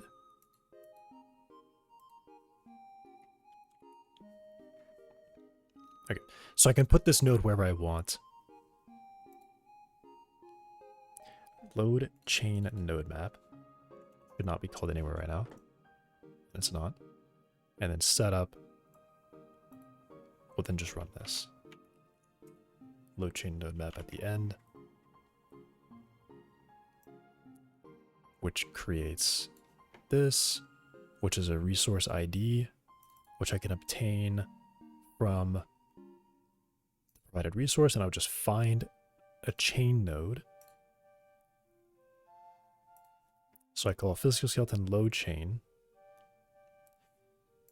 passing in the callback in the resource.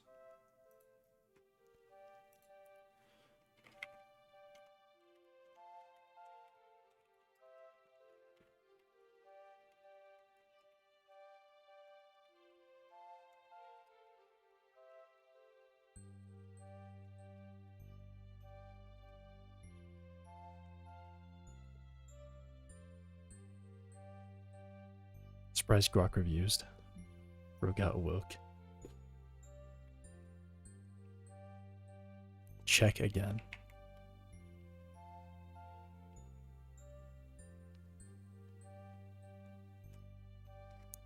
What? That signature is so screwed up.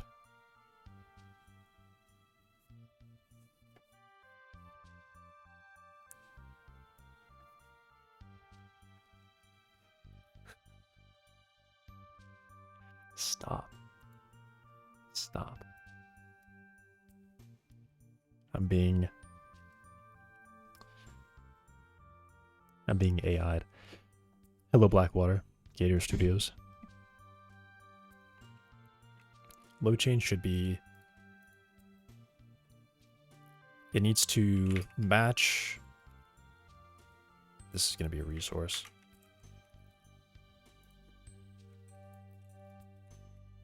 It needs to match the resource.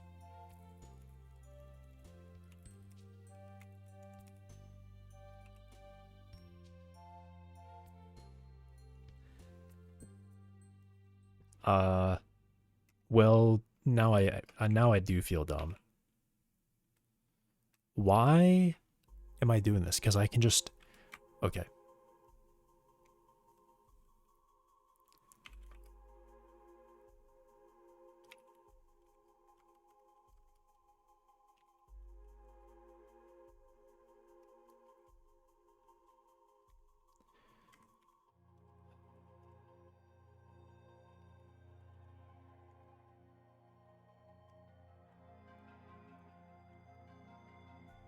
If there's no chain, then I say push error.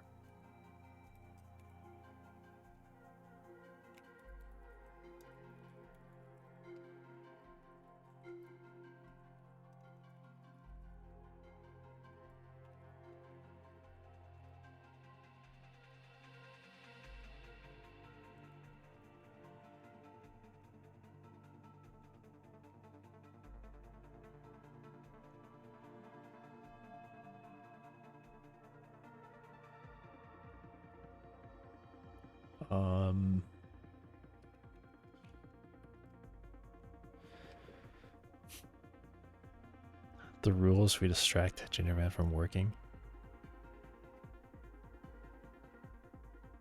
Did my forehead grow? No.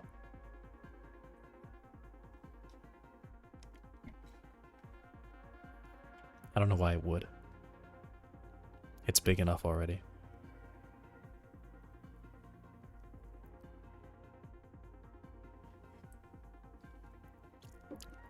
Please do what? Please,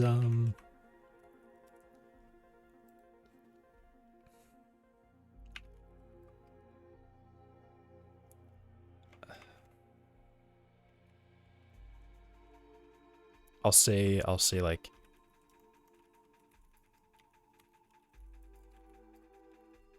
consider rebuilding the chain or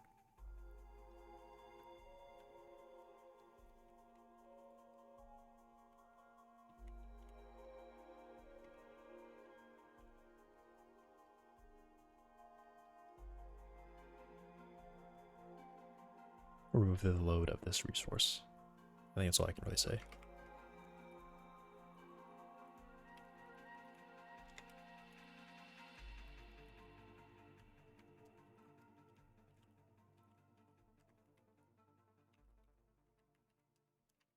Also, the fact that resources have a name and path that are prefixed with resource name and resource path is like prefixing every... would be like creating a class called skeleton and prefixing every method with skeleton. Skeleton dot skeleton get bone. Like, why would you write that, right?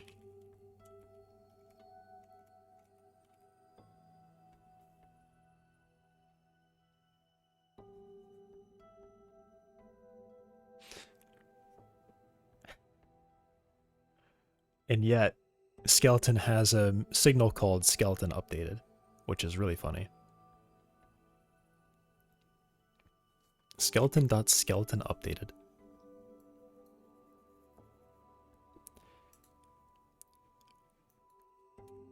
well, my brain became bigger.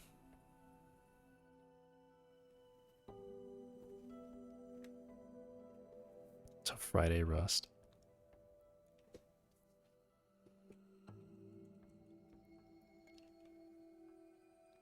Oh, I tested that number parser and it was faster than Rust's string number parser.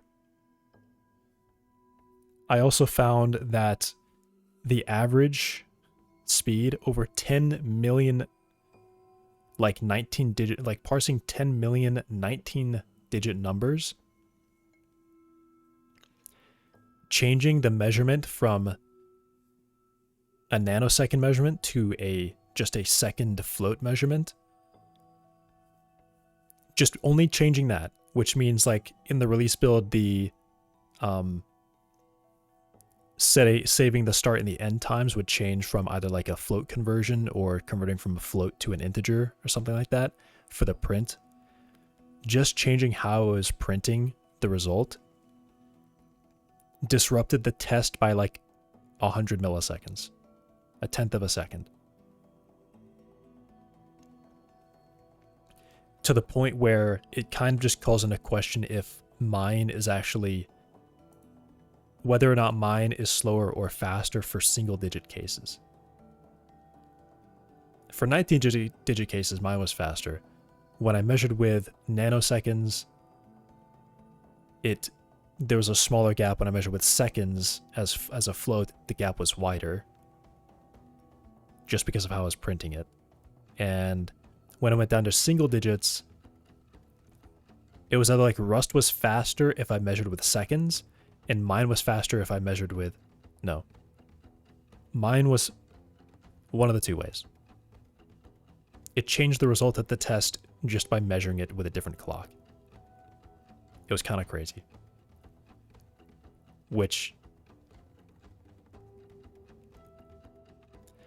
I don't know. It's kind of on the level of like, I don't want to write a period here because I want anyone downloading the repository to download a single byte less kind of thing.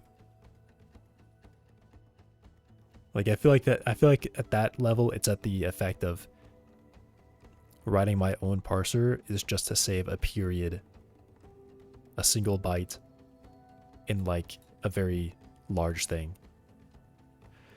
Rust debunked Wojak face in the corner with a red circle.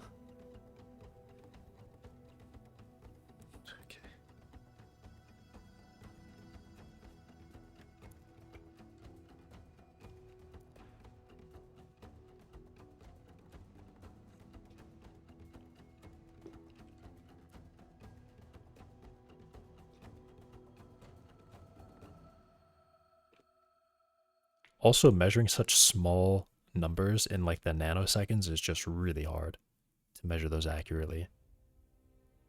I would do 10 trials and it'd be like 50, 50, 50, 48, 50, 50, 50. I'm like, okay, why did 48 happen? I did the exact same thing and it was like substantially faster somehow.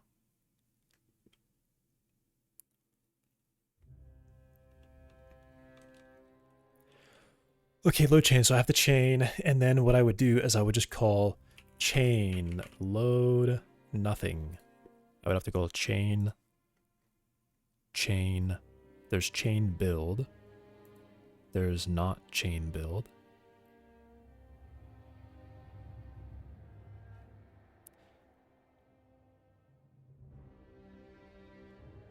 What? Is it invalidate? No, it couldn't be invalidate. Part? There's part build, which would call this build the joints.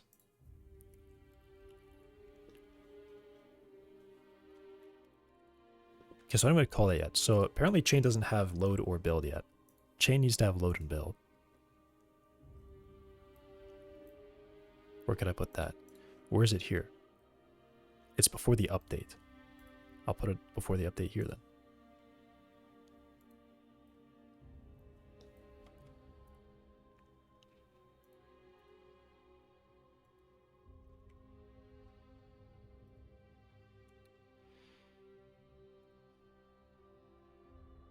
I gotta pull it up really quick.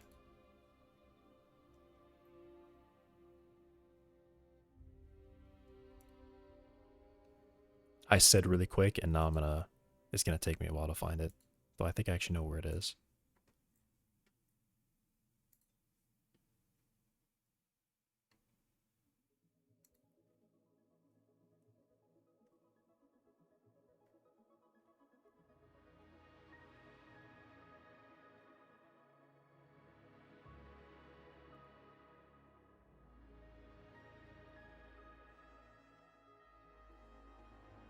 They specifically note a cost of like nanoseconds.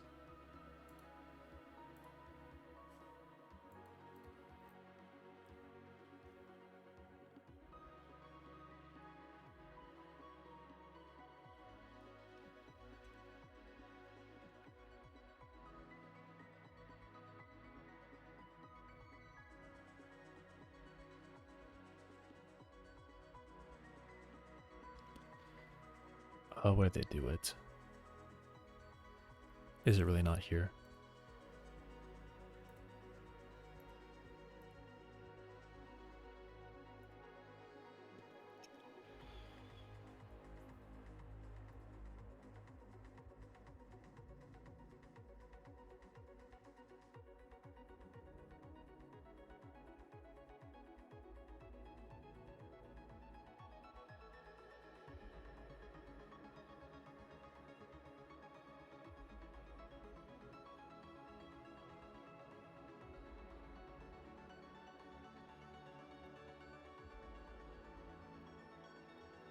$20 to 50 nanoseconds.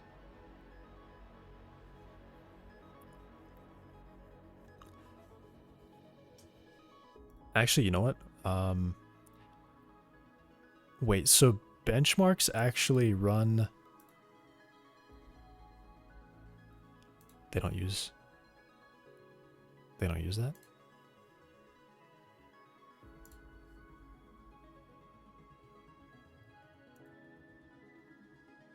Do they do any timing?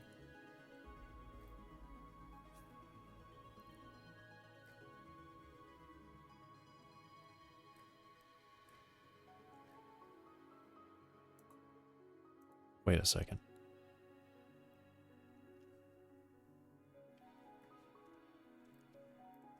How do they time it?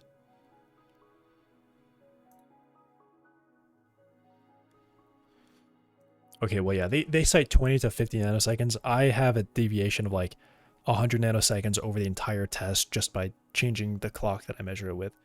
And it wasn't just like, oh, if everyone measures longer, then, you know, your test is still good for comparisons. It changed the comparison.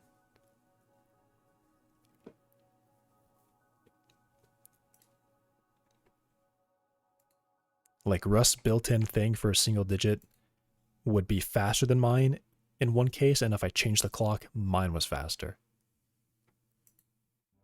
Or they're like the same, and mine might have appeared faster.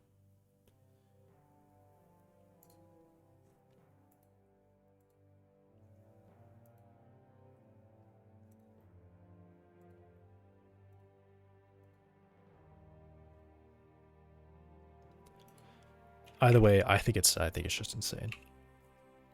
I even tried to write an optimization in there. Like if it was I was trying to fix the single digit case. So I would return early from the function if there was a single digit present, and it made mine worse in every case. The single digit case was somehow slower when I returned immediately for a single digit. So I don't know what optimization was happening, but it was crazy. It would go from like 50 to 55, and it would be consistent like that.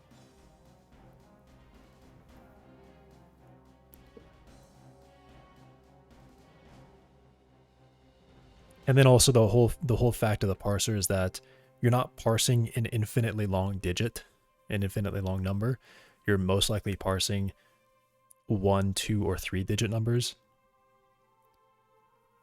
And most of your time is spent skipping over white space and structure syntax and allocating those structures.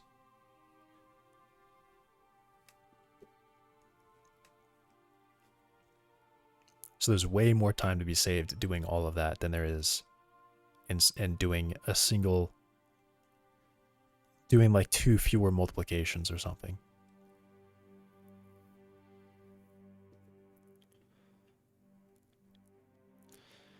All right, I need to have a load chain and build chain.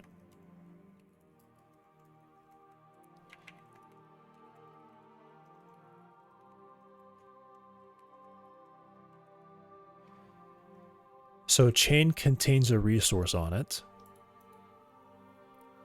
Parts do what with build? Build the joints.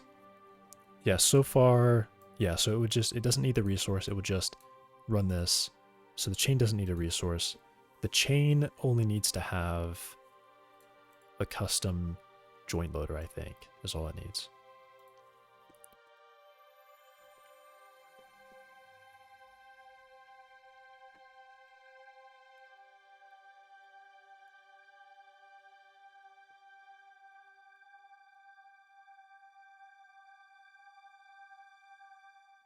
And I guess there's the check that it needs to be valid.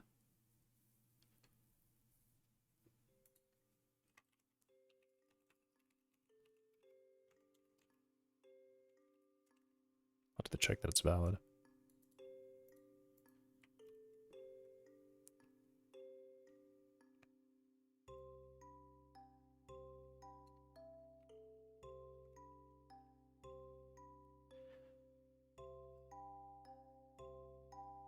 And then I know that I'm calling these 3D. That's just to follow the...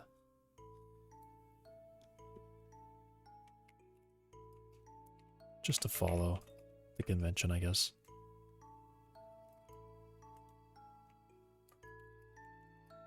Even though I don't like it.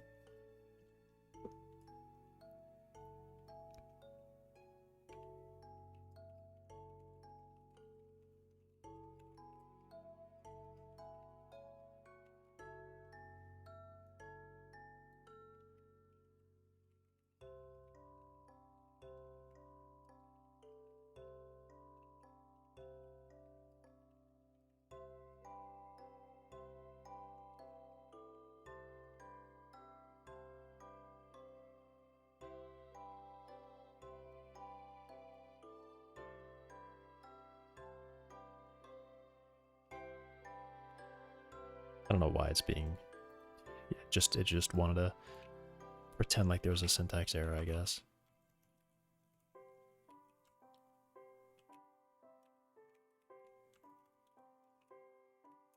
Can't type.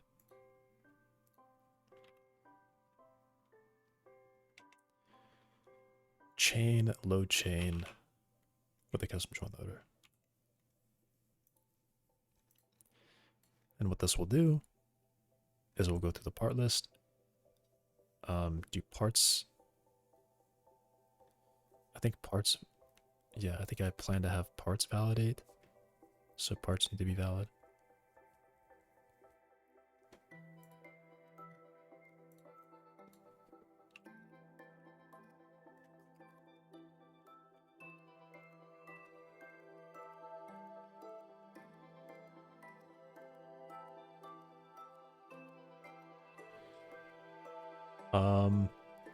And then here's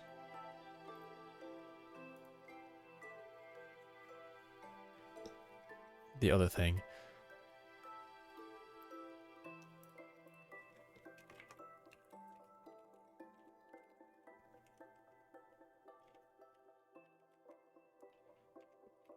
I'd have to provide the chain. I would have to provide the main body because this is all used by the loader. Parent body I have to determine myself, which should just be simple.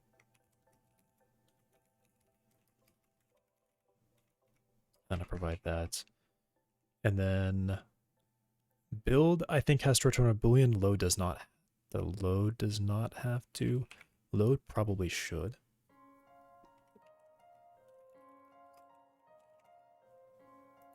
Right, load probably should.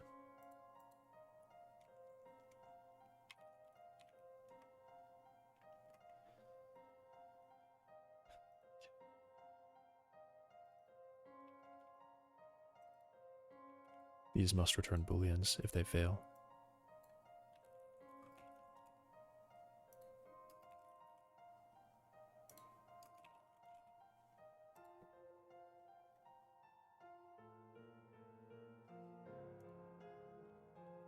Like, just return the result of that. Could not parse global bone chain.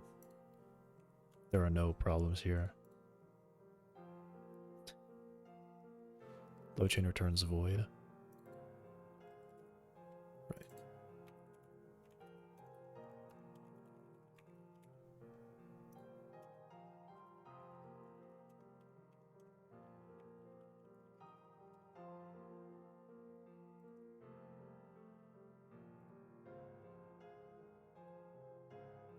Okay.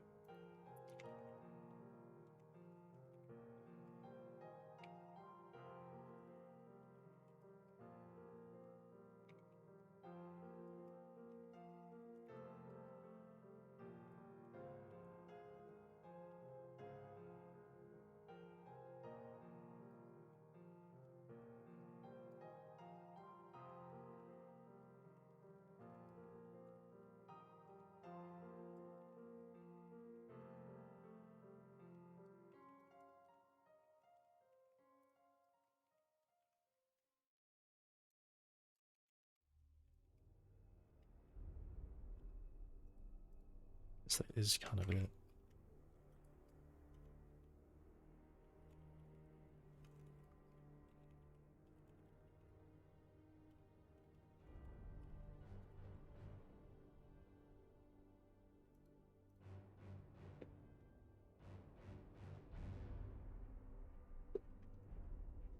Okay.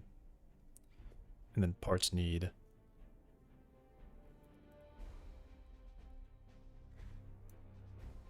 Right, yeah, there's still just errors everywhere.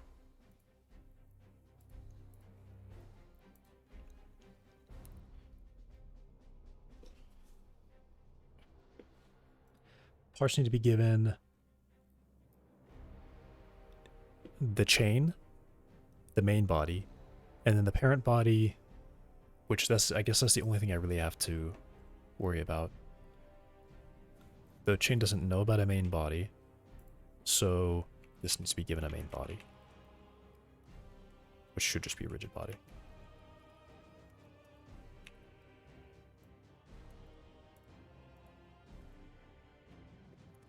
Which the physical skeleton does know about.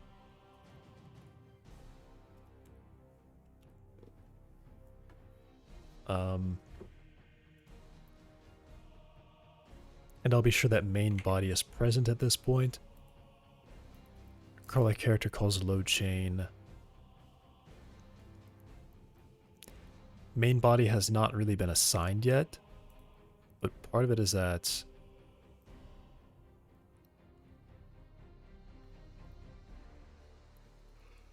the setup method.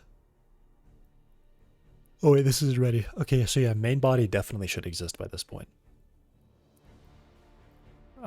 And then it would print an error if it didn't. And so down here, I can probably just say, I'll just push error.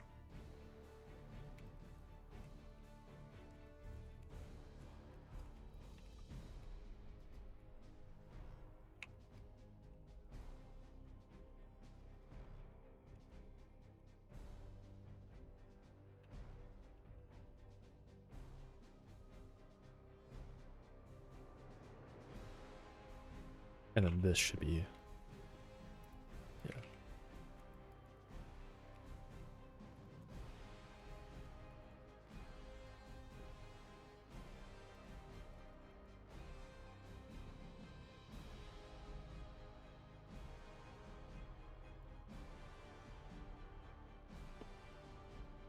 Okay, so I'm sure that I have a main body. Build chain has this. I should have the parent.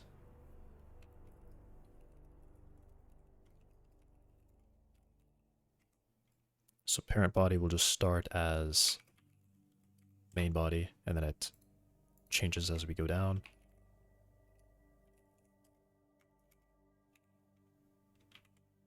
Okay, it started to autofill, and then it said, oh, I don't want to autofill for you anymore.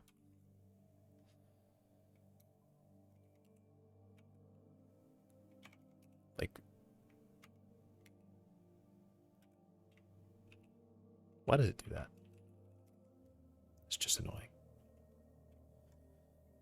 It needs this main body, parent body.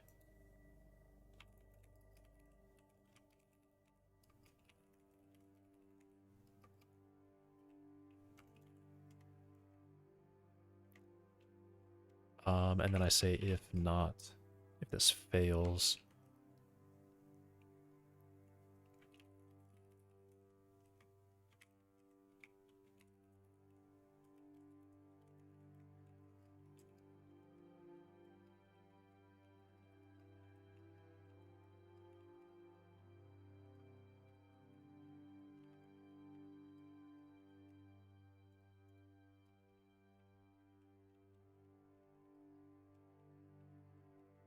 This might be like excessive errors, but I'm sure it's fine.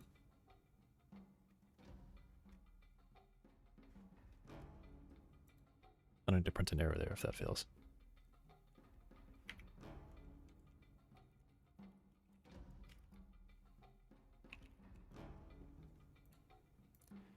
And then that's all I do there. And then I just keep going, doing that. Okay, good.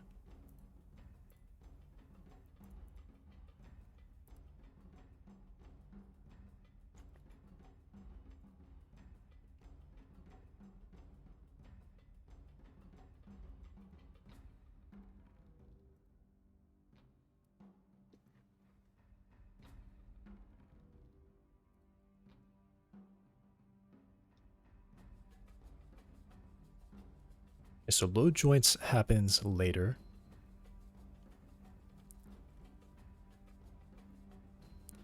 Load joints is specifically to go through the list, not including the first joint, because we don't care about that one. We've already loaded that one at the start. That one gets loaded at the start. I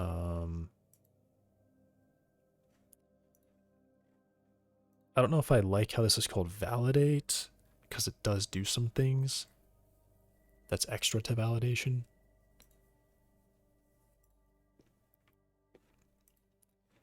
But I might just follow the concept.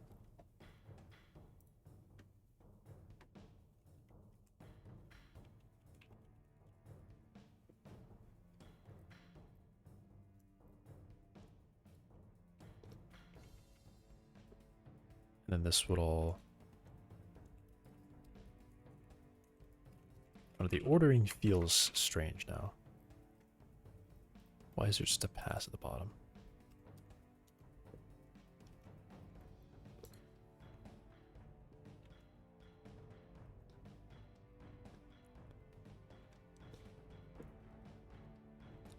I have a method called configure joint, which doesn't exist yet.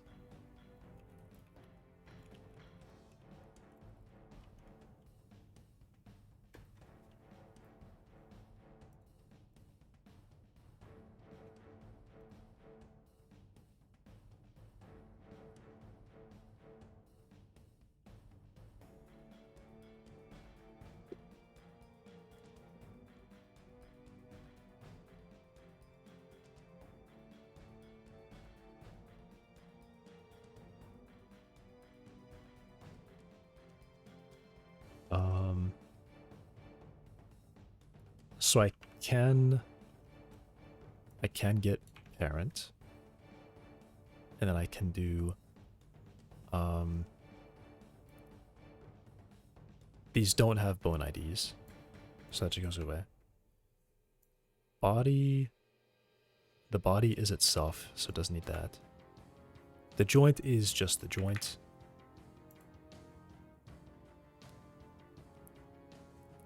Joint that is not declared in current scope. Well, it is. No attachments. Breakable destroyed. So I would toggle breakable if it has this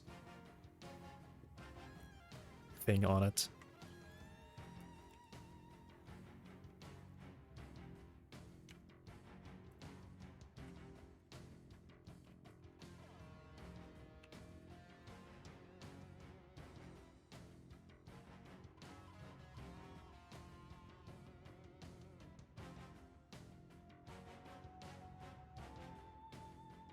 Break force. Should break, reads that in. So this is just if it has it. Okay, that's easier.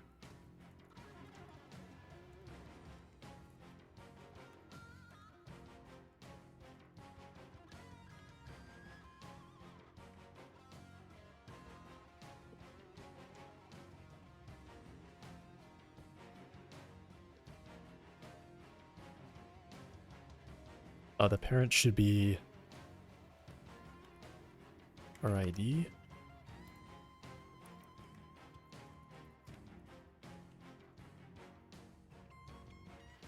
If this returns null, then it's a problem.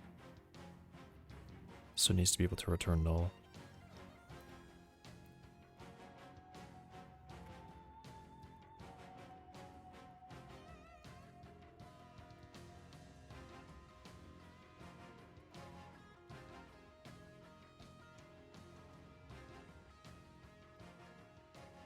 Let's leave a comment.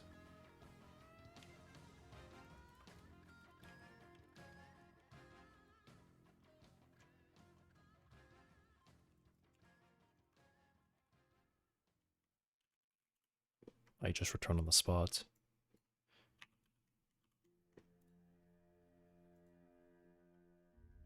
This point is a custom joint that must be loaded later.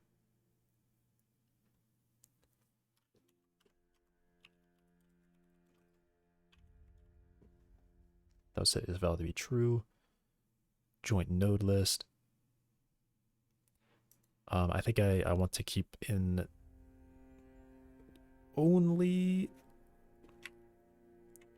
setting things when they are set, so loaded.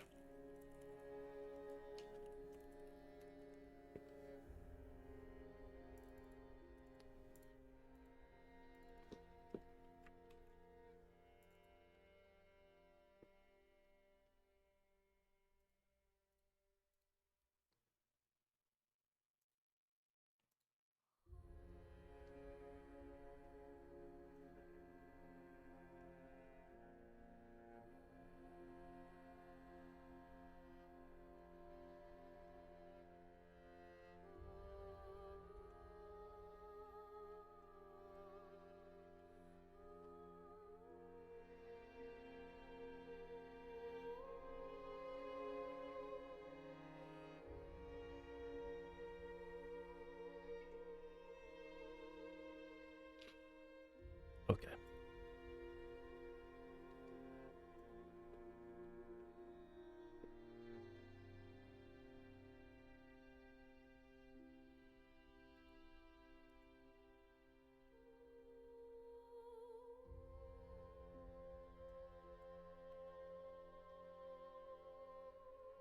So this is like, you hear the sound of like bending plastic when I like turn my head left and right. Now it's gone. Okay.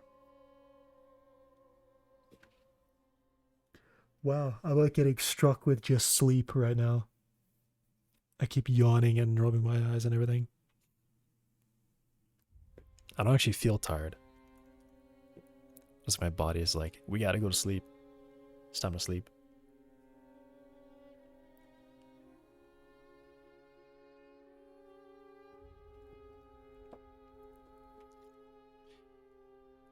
So you do the same thing.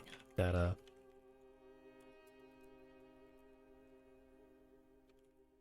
Do that. Not data.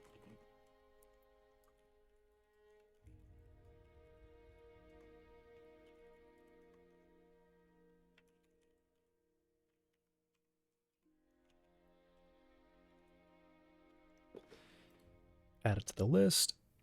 I've got everything here. The last step would be to take, I'll just say loaded. I'll just do loaded joint list. Doesn't need to be loaded custom joint list. Loaded joint list.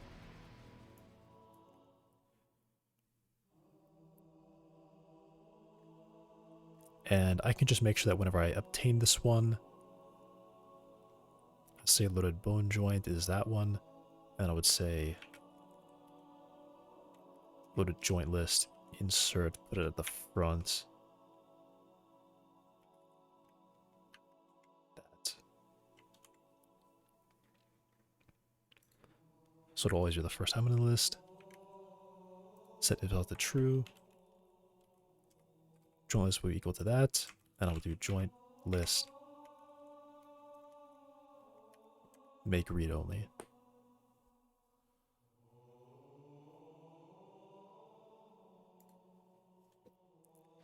The purpose of making it read only is because there is something here that needs to return that list. So I just return joint list. A read only reference. And it will be. So validate, do I have to clear things? I guess I probably should. I set is valid to false and I would clear stuff.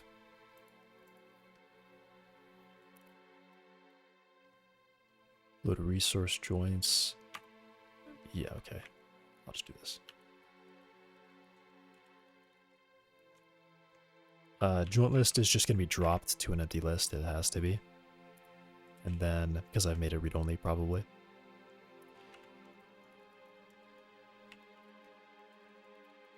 It's valid false. Bone joint null. Though it's possibly unsafe to do that, I'm not sure. Maybe not.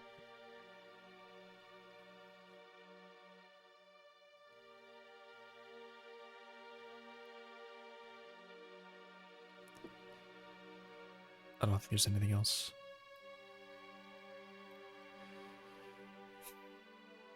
I don't know, seems wrong because this stuff is like, I don't manage the skeleton, but this one, this is like data that I keep around.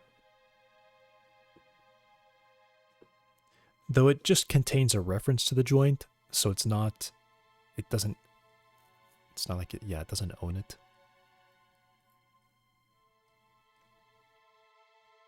Yeah, it just does this, and these like, yeah, these just all get written over. That's fine. If there's no parent,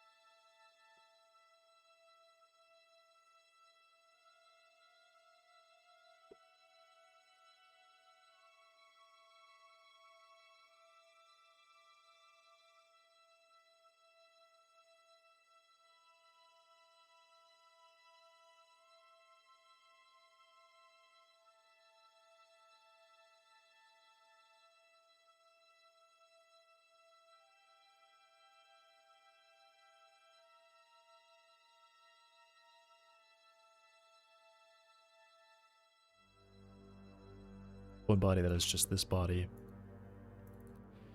This should be joint, joint.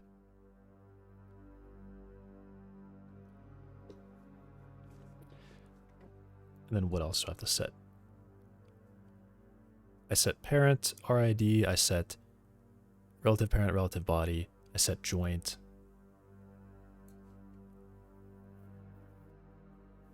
I set breakable. Okay, let me just count the ones I have to set. 1, 2, 3, 4, 5. Set those 5. Did I set 5 things? I set 5 things. And that's the only error that can really happen.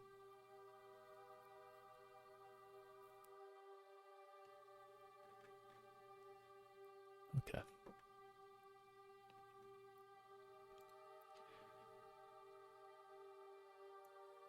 Oh.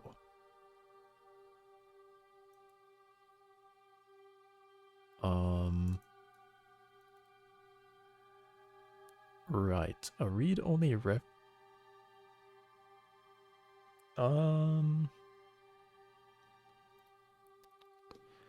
Yeah, should I call this joint data list?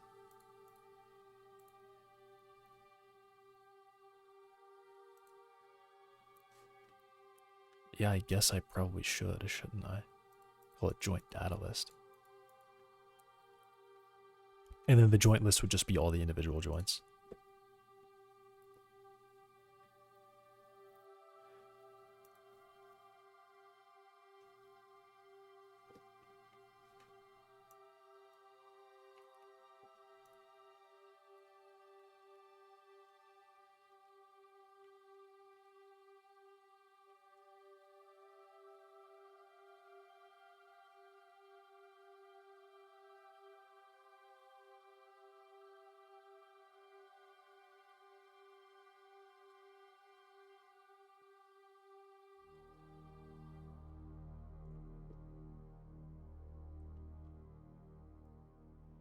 So that's correct.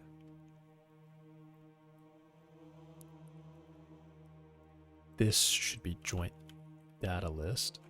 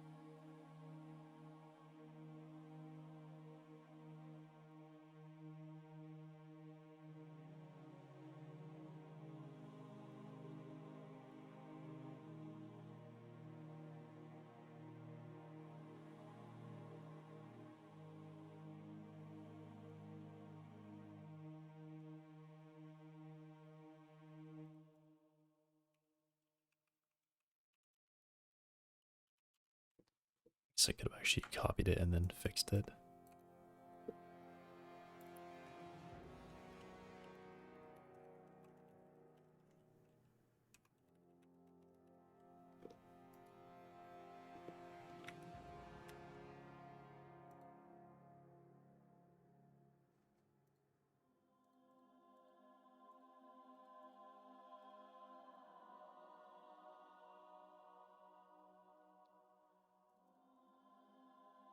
This should be loaded. Okay.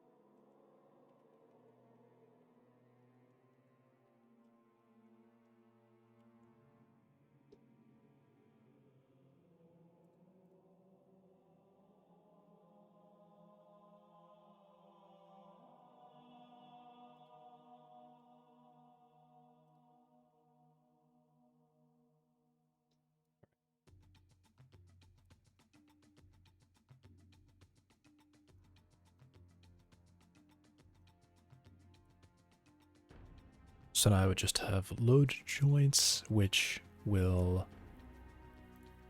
Okay, you know what? Let me go and fix these. I'm just going to make them be comments. Well...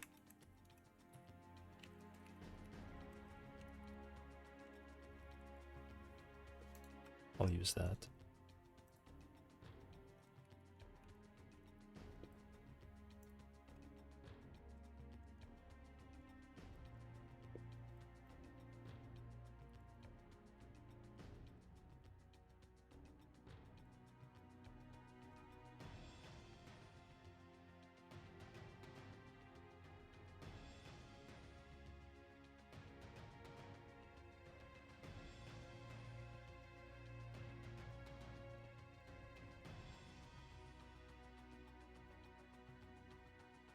Load joints.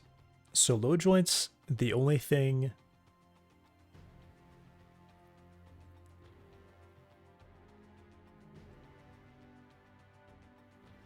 Well, this should do the connection. So I'll say to do connect.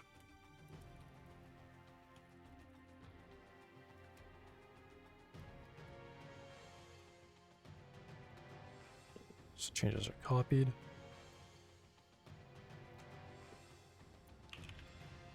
Now for I in range 1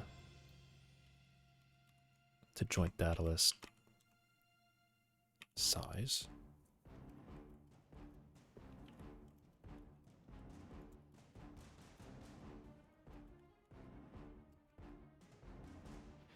Actually, I'm just iterating over the joints themselves.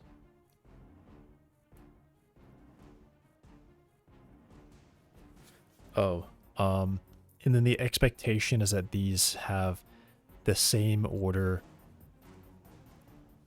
as the custom ones. So I'm actually doing not that, I'm doing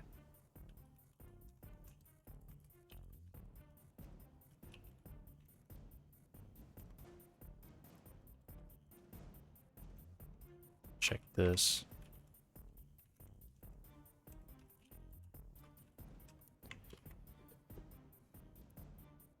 Hey B vibe. Linux users don't get lost, they just recursively traverse unexpected directories. Oh, okay.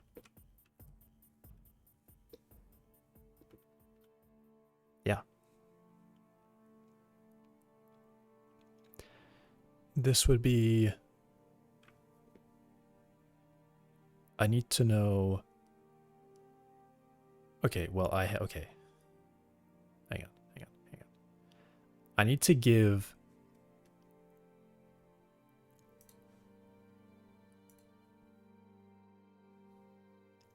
Load custom joint is apparently going to return a joint 3D, and I don't believe that. This is not returning a joint 3D. This should be given a joint 3D.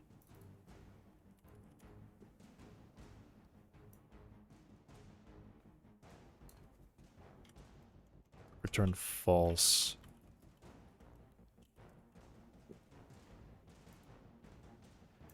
This is given the joint itself. So I get the chain, I get the part, I get the bodies, the joint resource, and then I also get the joint.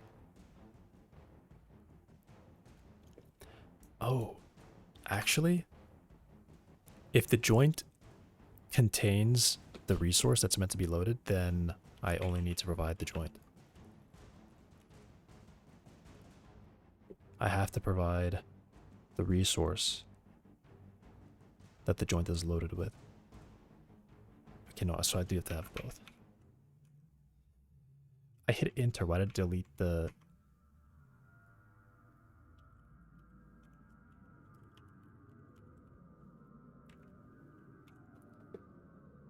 How do I do this? Or well, how do I know... I've said that the order of the joints in the list should be the same order as the custom joint. So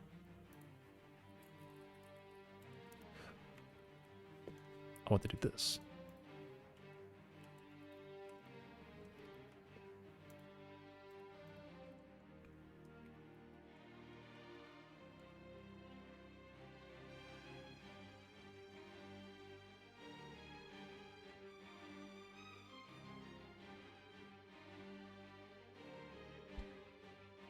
Though I could have an individual joint contain metadata. Yeah, this is what I thought.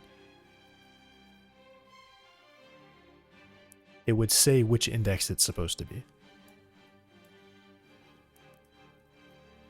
Awesome, let me press enter, so focus on my line real quick. Godot has something really weird where sometimes if you do like, if I do like this, I could hit enter and it might just like say, oh, you wanted to like add a method call to like activate bodies there, right? I'm trying to make it happen. I can't figure it out. It does that. I'll just like hit enter and it just inserts a method call for no reason. There's like no dot, no self, like nothing like that. It's just like the end of a parenthesis and I hit enter and it's like, oh yeah, activate bodies. We called that.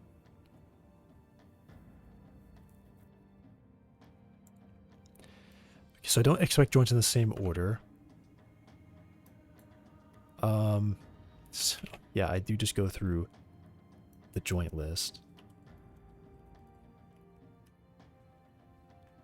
And then they should have, they all have a custom index, which is verified here.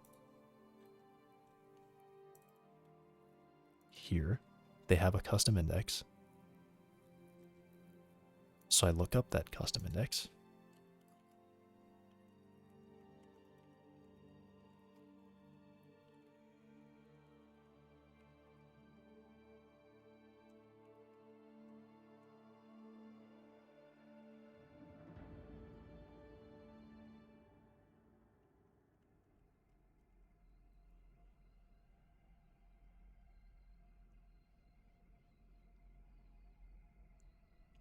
This would be an error.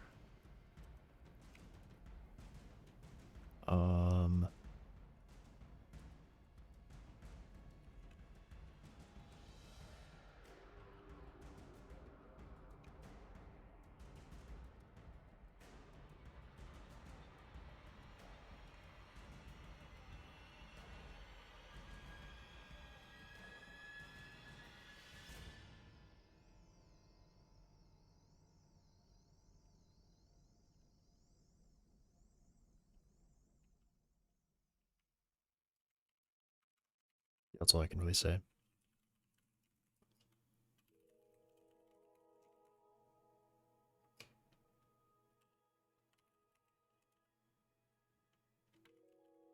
Wrote this in the wrong order.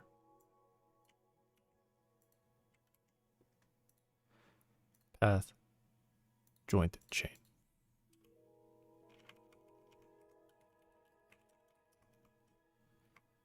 So the resource index, and then the resource index has to be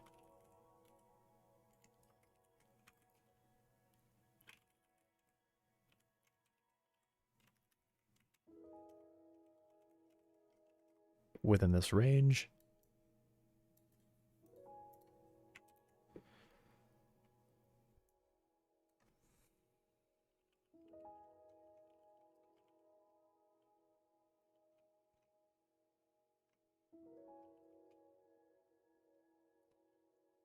It expects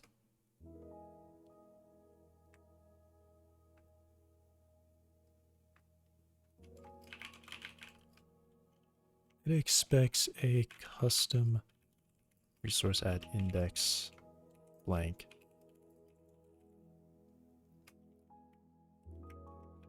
The resource named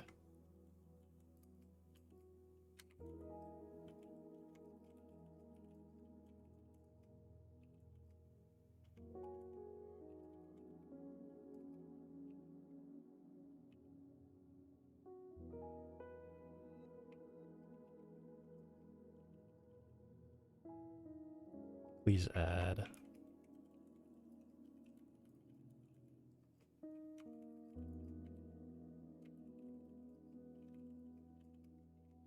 this is a really big one. Just configure joint, expect a resource at index.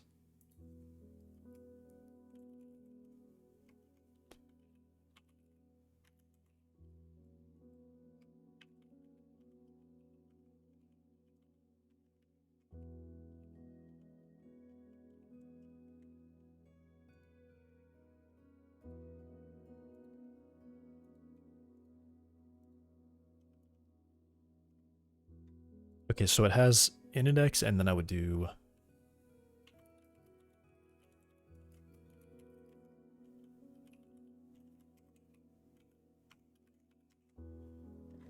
call chain part body joint resource.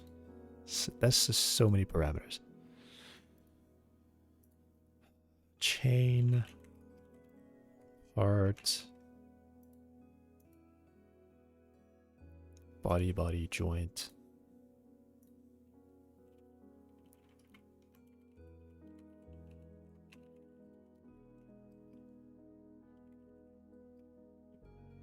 And then I would have to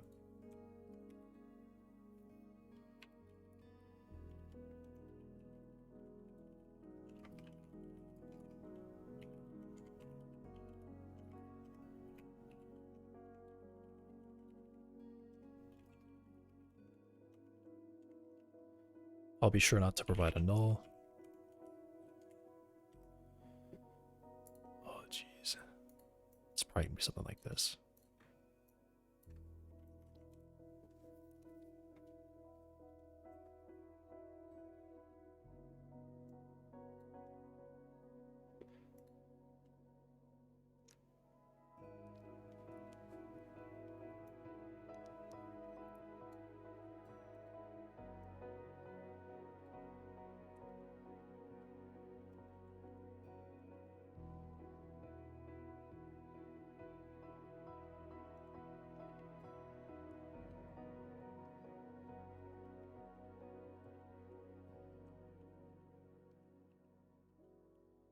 So I see I missed a letter there.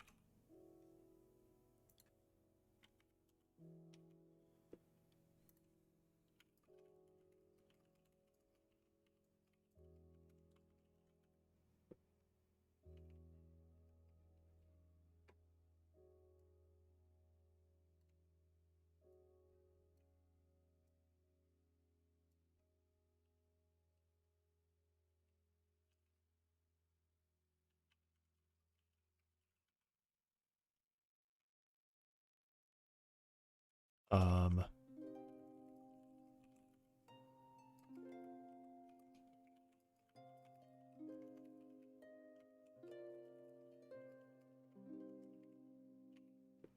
yeah. Nice defensive programming, but they need to keep an eye out on the placeholders.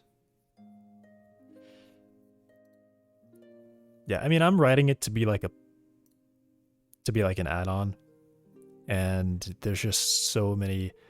There are too many variables that could go wrong. There are just too many things. So I'm checking everything. Otherwise, I'm just gonna hit run, and I'm gonna have like 1,000 errors printed in every frame, and I'm not gonna be able to. It's gonna be really bad, really fast. And really, it's only going to happen if I were to go in there and like duplicate something, duplicate a node, delete a node, and like replace it. I don't know, none of this should ever happen, really.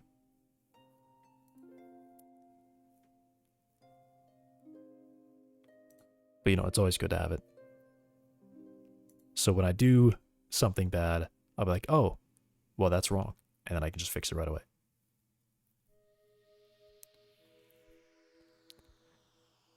Custom resource, the resource index.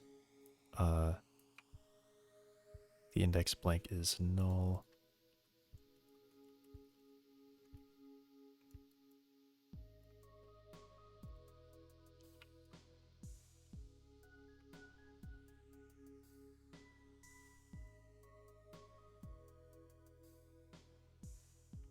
Just delete that one. Oh, did I actually mess? I actually did mess up a lot. Yeah, I messed this.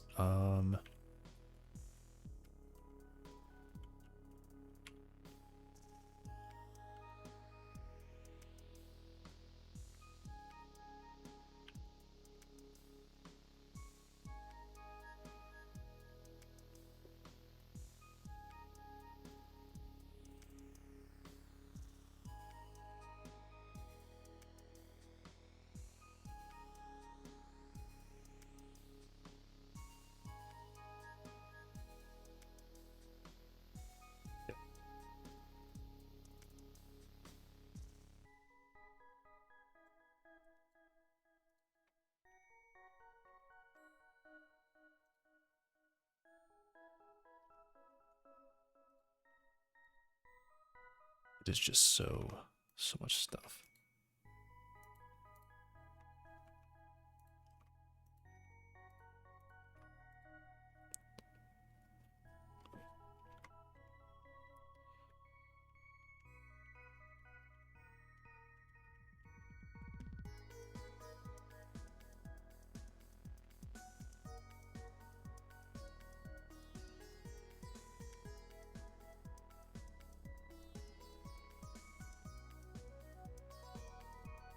Um,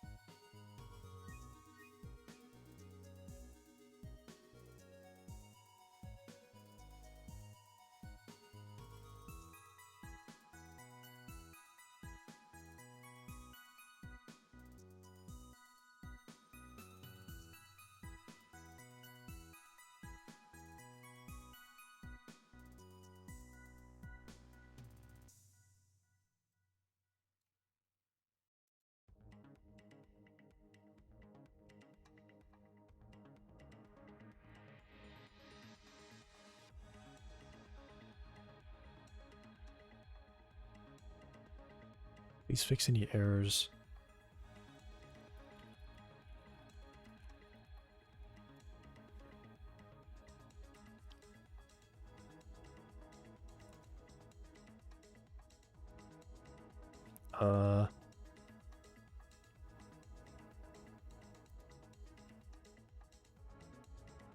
How do I say that this is like not this one?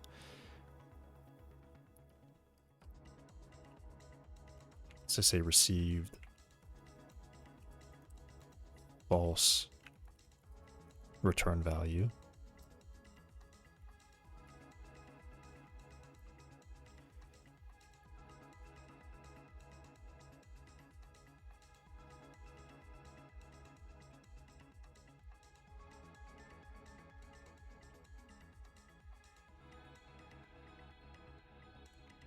Custom joint resource.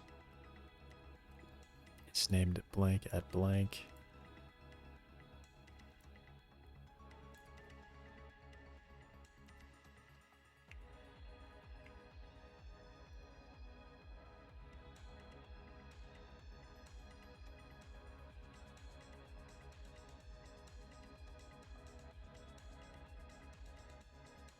Okay.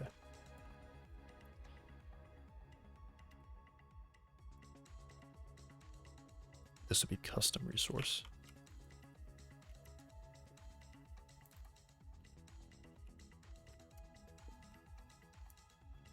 Delete that.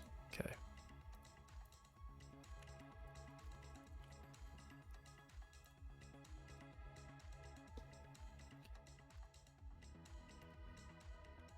Yeah, so I've loaded it. It says success. And then do I do anything else? I don't think so. I don't think I do anything else. I think that's it. I just say, all right, cool. It should be loaded. That's all I really had to do.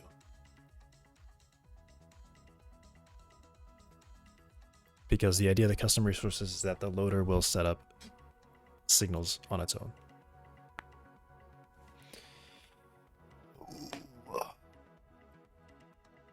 And at the end, I can just return true.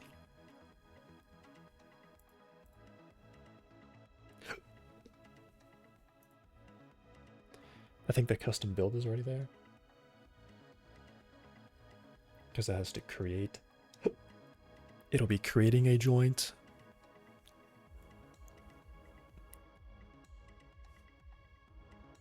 I'm gonna make these at instead.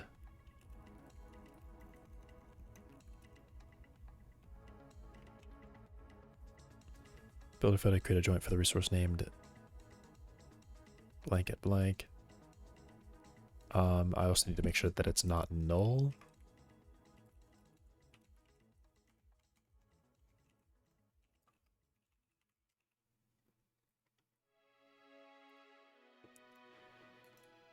So it'll be like this.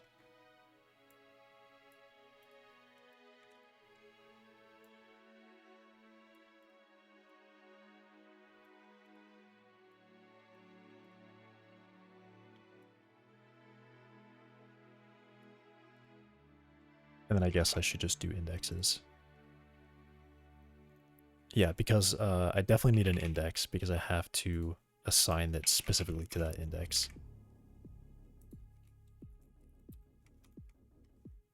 And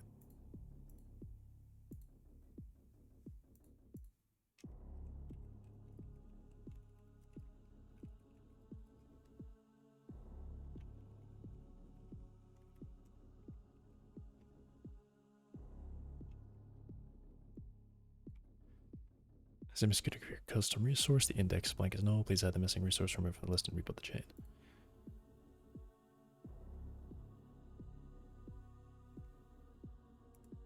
Okay.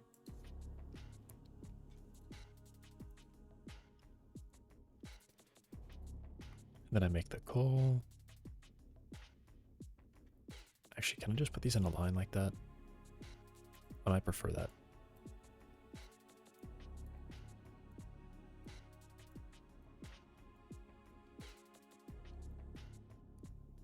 Definitely tab it in twice.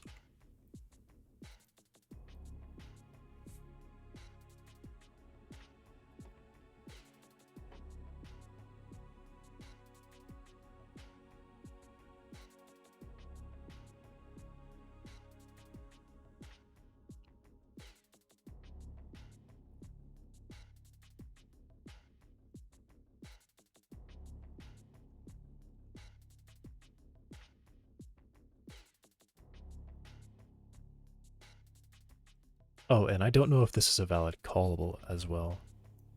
If I don't have this. Okay, you know what? I'm going to change that up. That probably should be an error. If I have custom, then I need to provide... I'll make it a warning.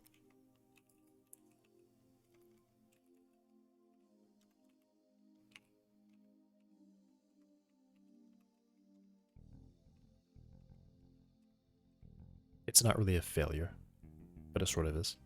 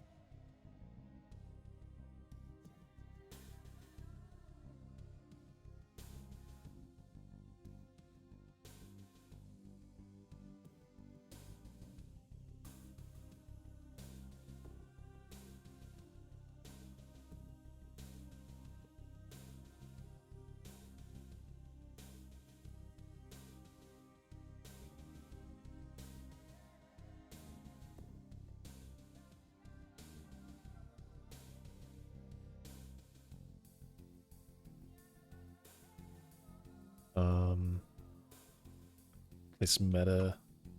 Let's remove as custom. So I have the index joined. Let me check if it has this. I don't know why you would. In fact, I won't even check. I'll just write over it. Though it's probably not. I mean, it's not entirely safe. I guess the idea is like, oh, what if I have a custom index and somehow I copied the same name, and now I have a crazy bug and I can't figure it out, so I'm gonna write exactly that for that purpose. If this meta is already defined on it, then that's a problem.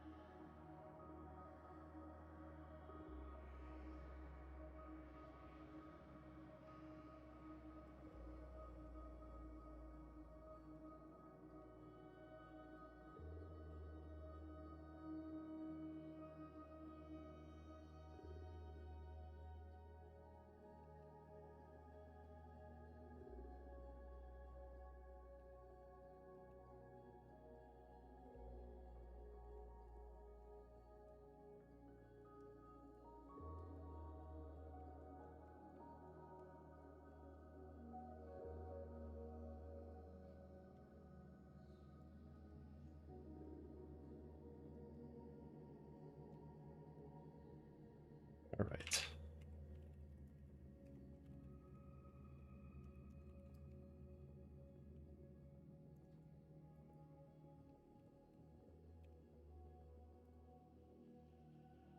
Add to joint list. Add to joint list. I don't think I do that. I don't think I add the joint list. I think I just create it, and then there'd be like a load joints called later, which should or it would be like calling valid. Yeah, this is why the name is bad, because this is technically doing some loading stuff here.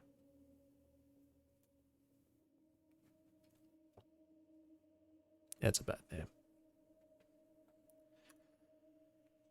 Oh, I guess I'll get there when I get there. But I'm definitely not adding it to the joint list. I'm just doing that, and then this would be to add child. So this would definitely be add child joint. That's what that does.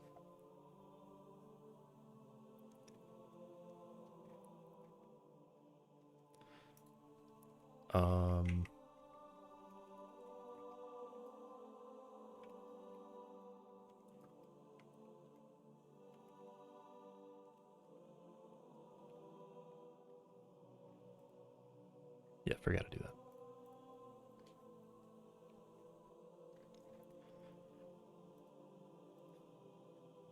Okay. So I guess I make the bone joint now. So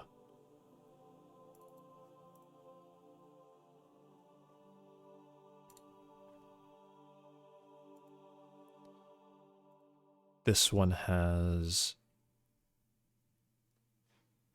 motors. Motors only turn on for an IK, which is relevant to the bone name. So when I'm building this,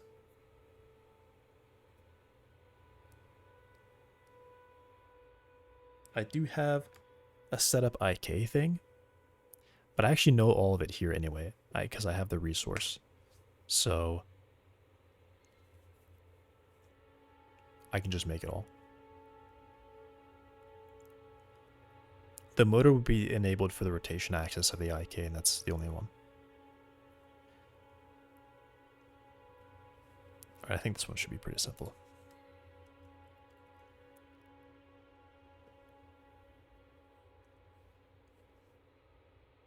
I think I need to change bone joint to bone joint data.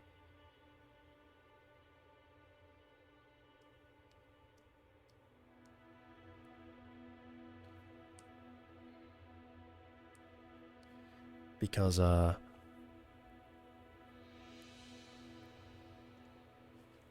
would like to use that name, but I can't because I call it there.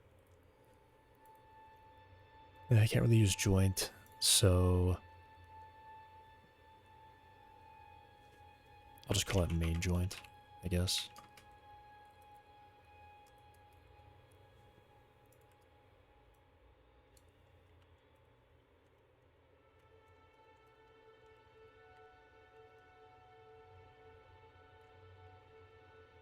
So main joint needs to get meta of meta bone joint.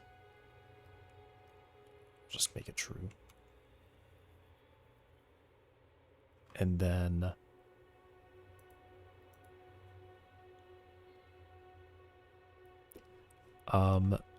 breakable. So I don't have anything out here that says it's breakable or not. That would go on joint settings, I suppose. Okay, so yeah, there's the thing I need. A bone part resource, joint settings.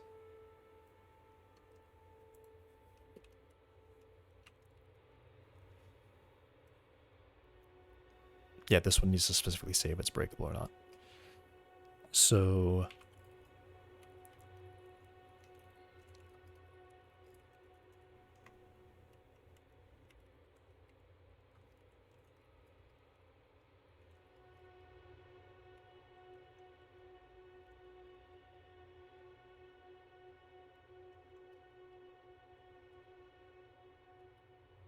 I guess I don't really know how still this breakable bit applies.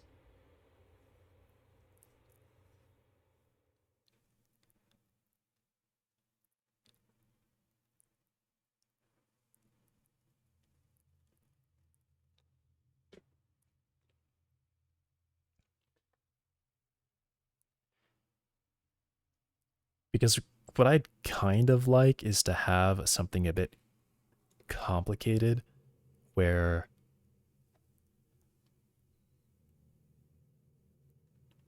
okay, maybe I have two things. Maybe from the outside, I can go into the joint or I can go into the part and say, hey, you need to break your joint. And I'd be able to do that because there'd be like a signal that if it exceeds, yeah, I think that's what makes sense. I'd probably have a setting that's like emit signal on excessive force, and I define how much force that's supposed to be. Or maybe I don't. And that just emits a signal that says, hey, we got to set excessive force. Here's what the limit is. Here's what we got. But then on top of this, I have like this is like an instantaneous break force that if it ever exceeds this value, then I'm going to delete it. It's going to delete here. Or maybe instead what I have is kind of like a switch. Either it's a signal that calls out when I exceed a value and that's all it does, or and then that can kind of call back onto the part itself and say, hey, you need to brake, and the part will handle that. Or it just measures an internal thing, and when it exceeds it, I think that makes sense.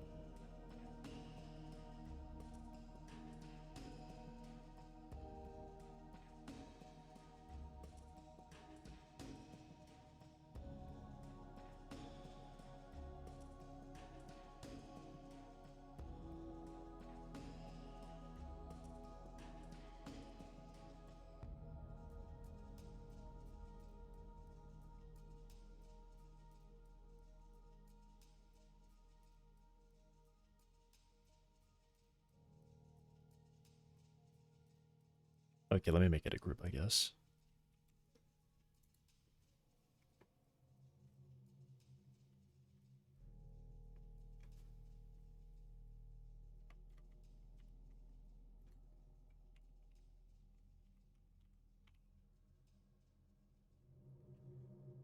Maybe I actually don't put it there. I think maybe I actually just move this to its own.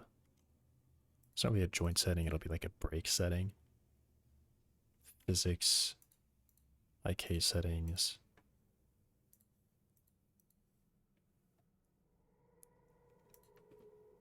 Yeah, let me put it up here.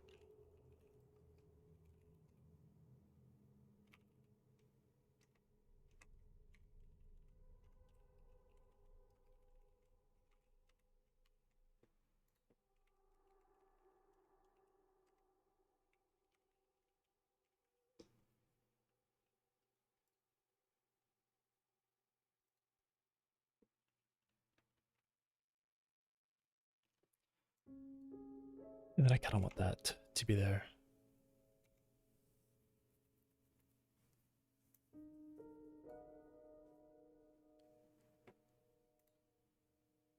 That's probably my signal when it joins brake force.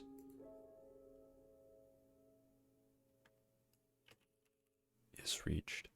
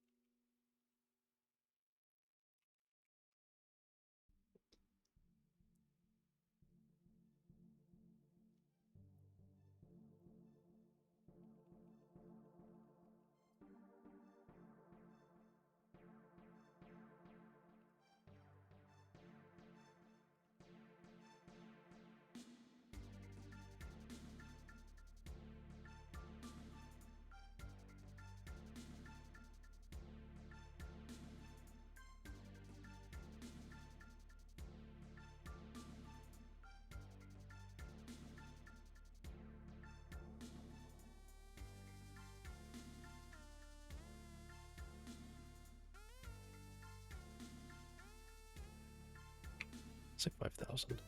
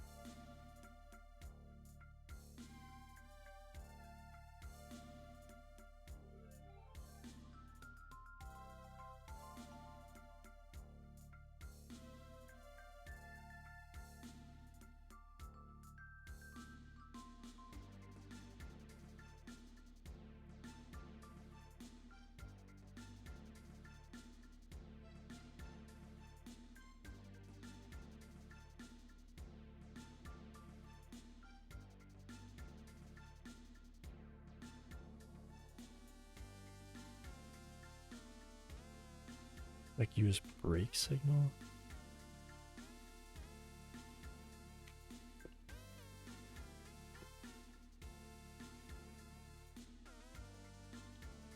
Or signal.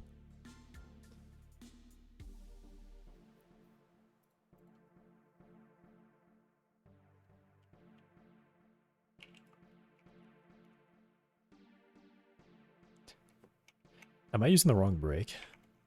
Wait. No, I'm using the right one. Okay, now the word looks weird because I've seen it so many times. What is?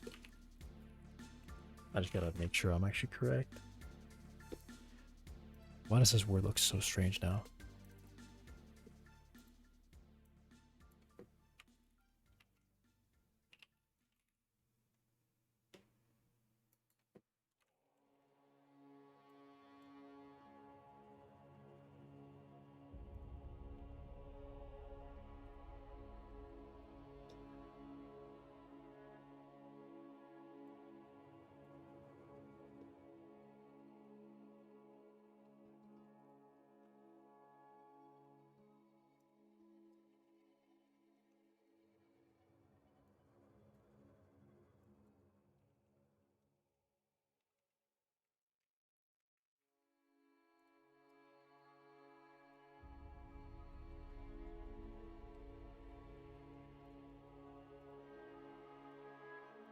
Okay.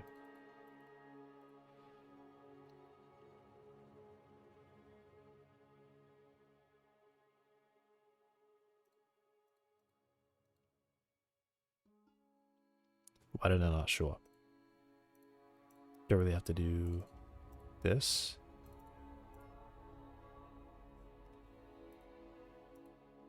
Okay, fine. I have to reload the project.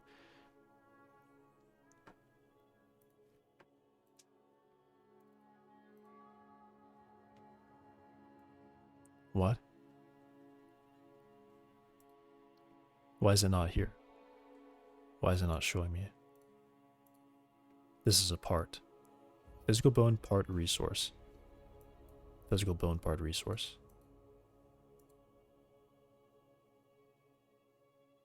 Oh. My bad.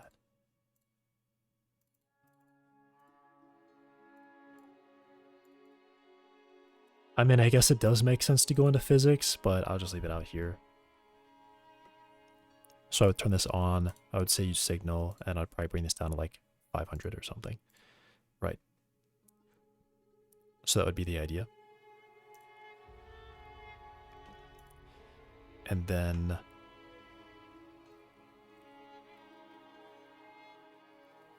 this would apply for all joints. Yeah, this would apply for all joints.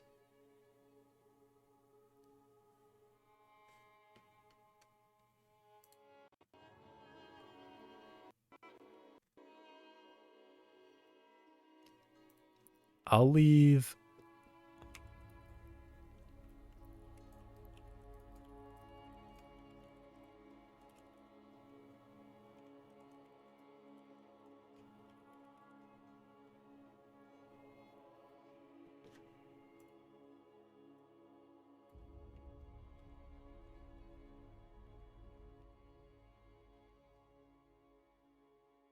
Oh wait, max force. Yeah, hang on.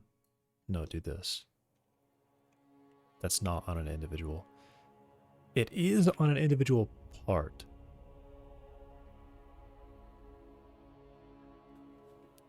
Yeah, it actually is there. Why?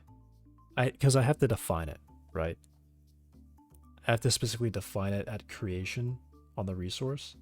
So that's why it has to be here.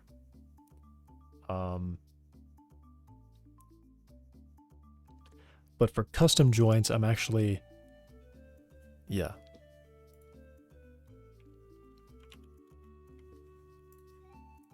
The meta.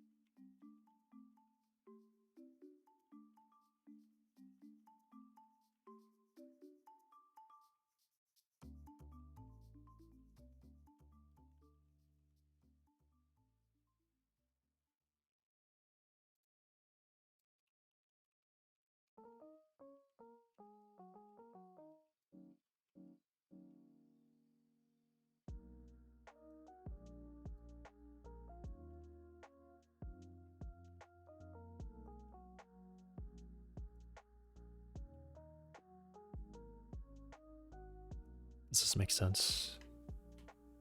Guess I mean to wrap this. One day they'll allow formatting to run for this.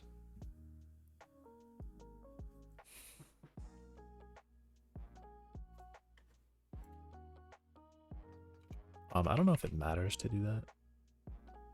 Yeah, it doesn't care. Well, actually, I think if I do this, it cares. No, it's just adding more spaces.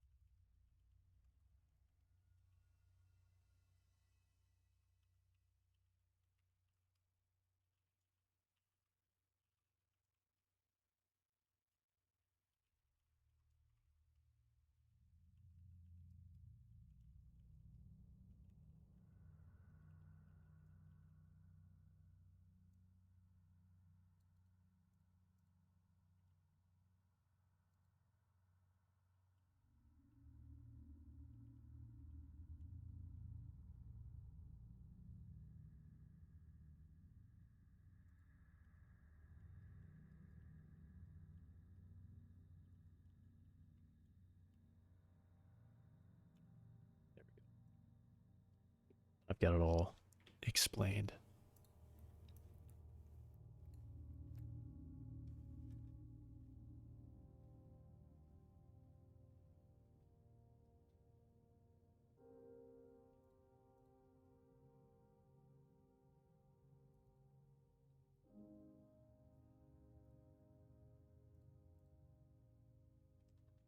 Okay.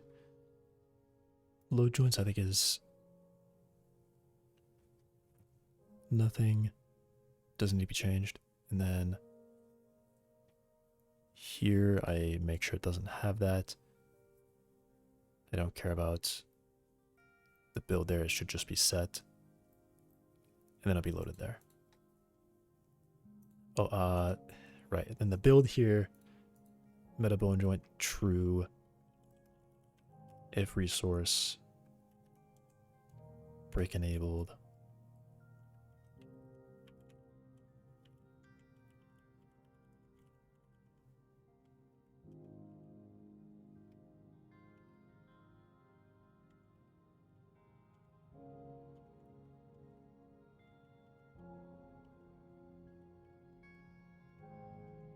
And that should be all it has to do.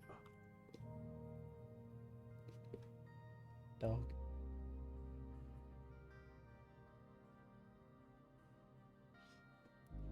Stark just sat down and started looking out the window. I've not seen him do that before.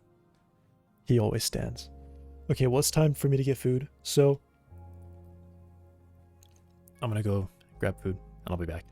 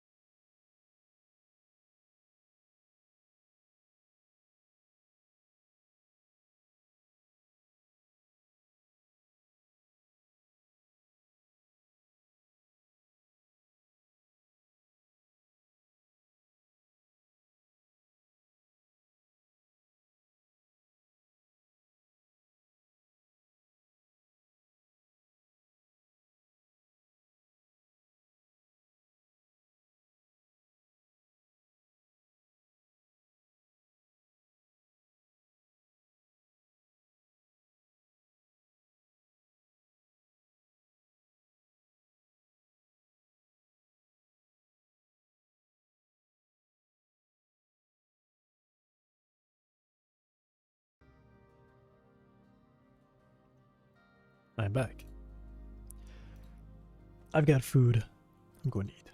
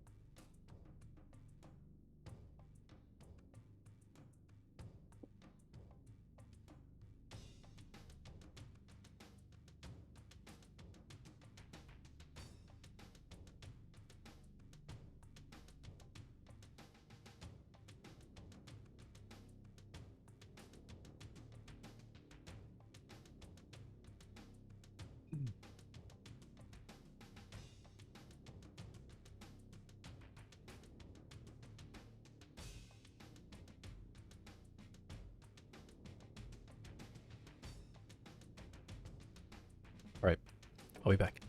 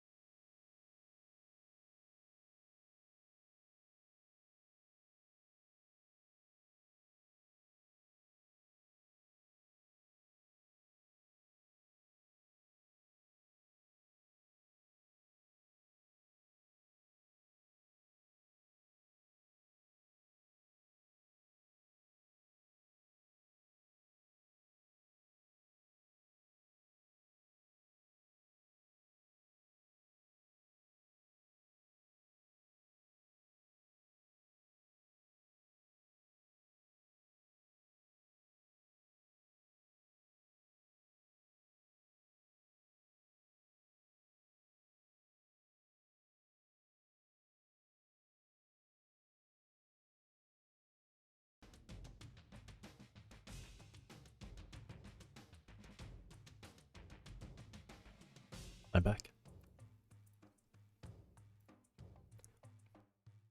Okay, so I realize there's actually way more that I have to do here. So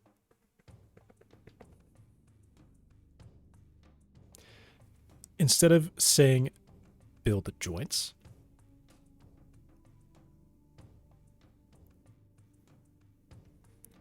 I think I just need to have a build method. Just build.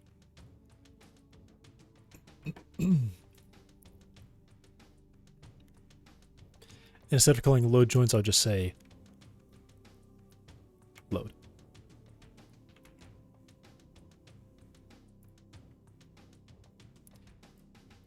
And this can become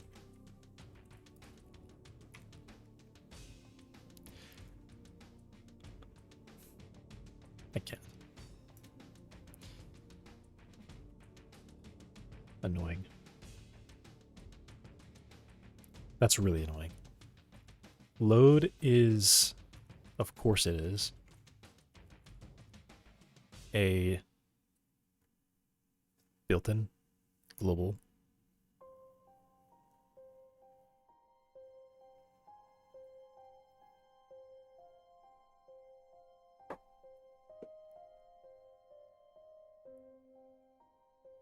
variable.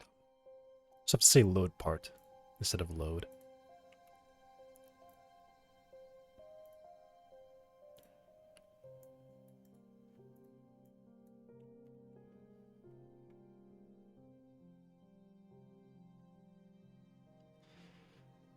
Um,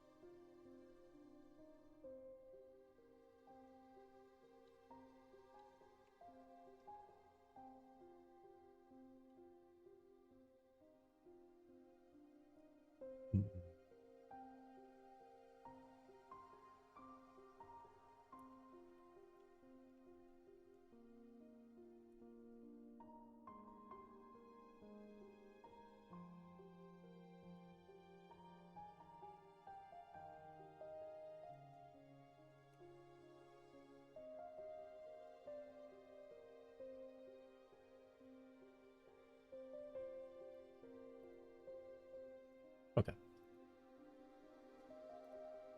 I guess chain is load chain. Whatever. It's a bit annoying. I think it's a little bit annoying.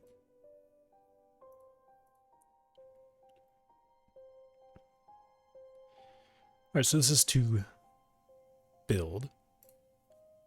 But I would like this.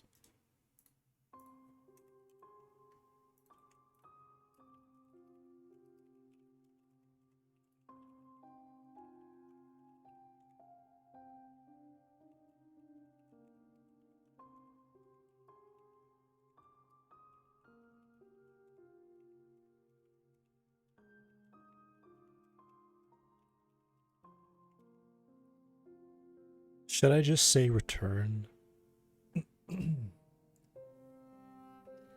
I think not, because I might put stuff in here after the joints I've built. That kind of thing.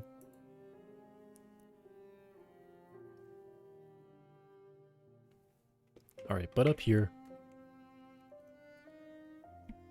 there's something important to do. I need to basically copy all this stuff into here.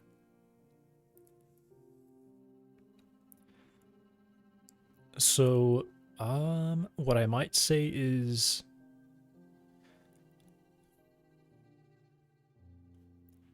I definitely have to run build joints, and then after that I would do motor settings. So joint settings should copy in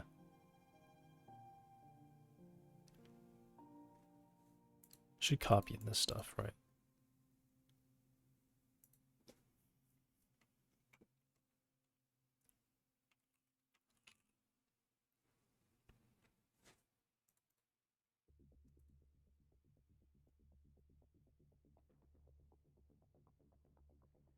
Yeah, this has got to be a method at this point.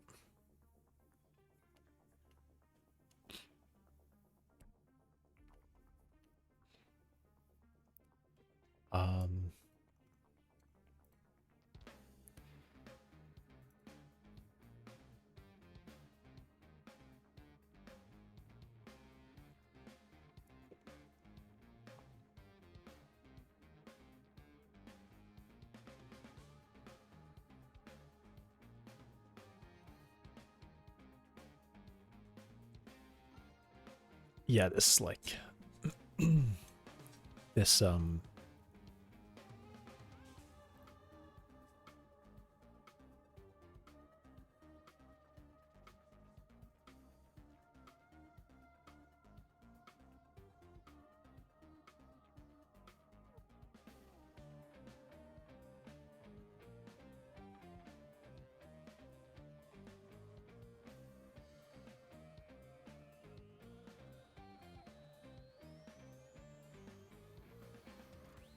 validate calls unready. Validate is doing something extra. So I think I might just call this like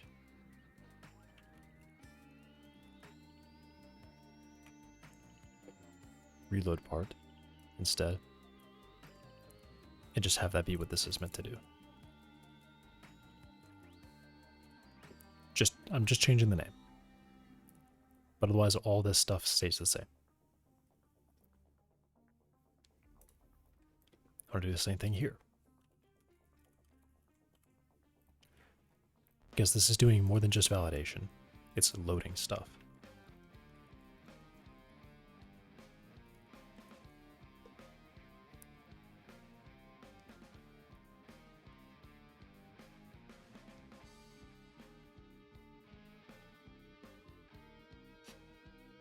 It might even be important to call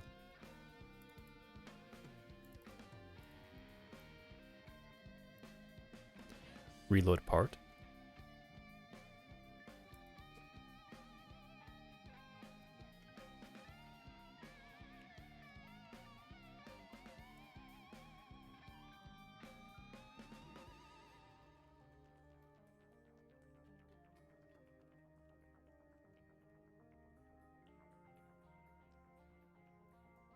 No, I want to say that. Because that'll just cause more errors to print out. There's no reason. Okay. So now that I've named it something proper,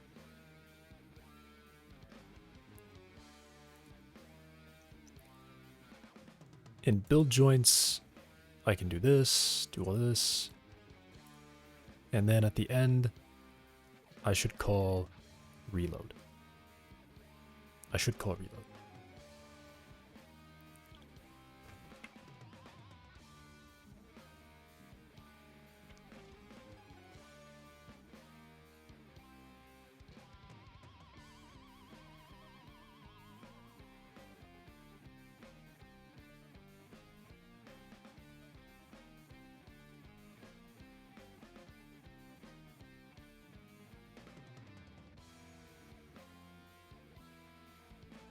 Now, I guess here I would actually say reload with it is valid.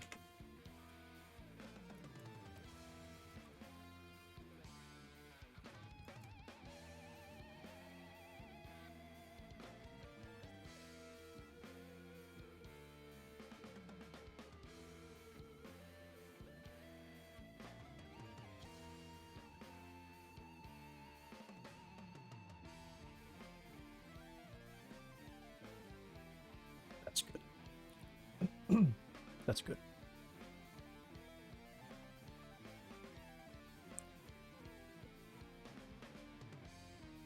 So now load chain does feel like a poor name somehow.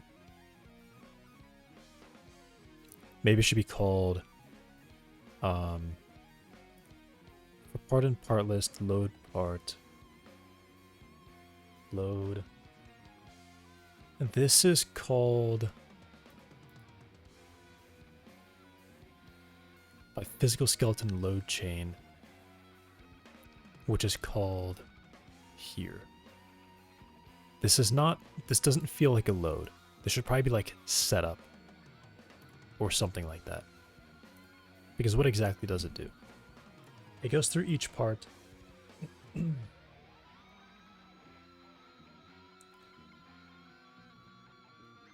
Yeah, this feels like setup, right?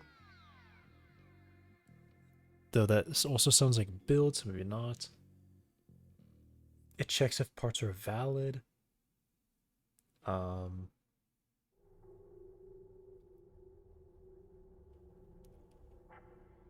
I do have a custom joint loader.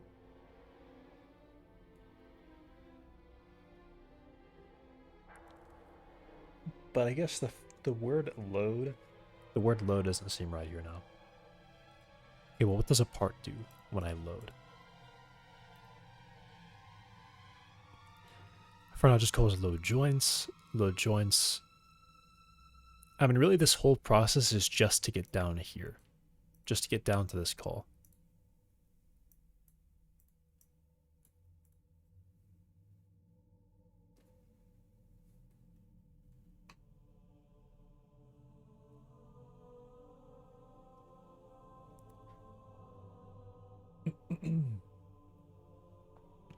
So maybe I should just call it that, like setup custom.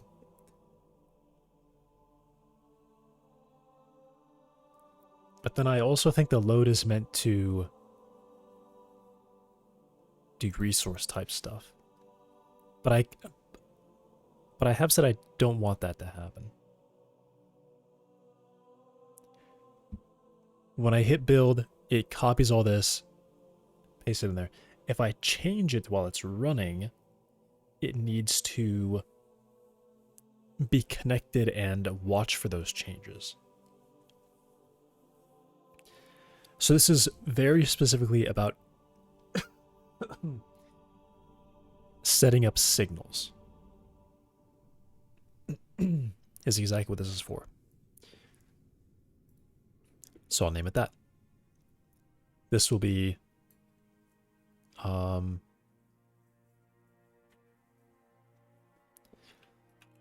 I'll call it connect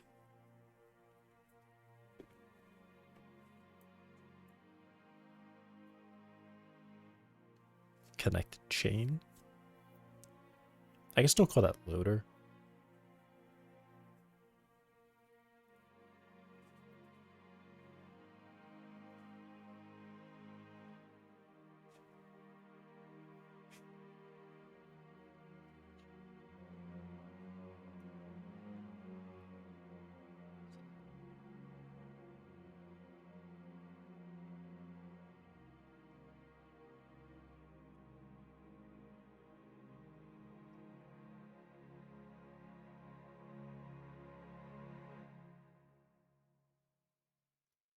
It's normally called like connect resource signal.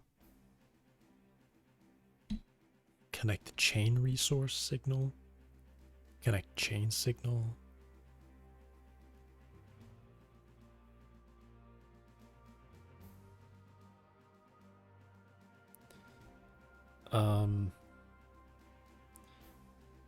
Configure chain resource listener. Like, what would it be?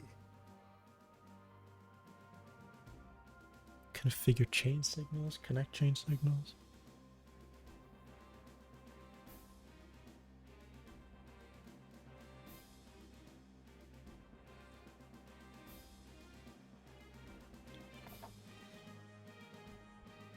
I will be taking the resource, connecting to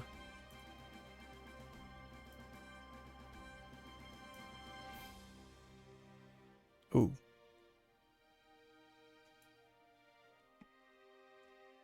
What?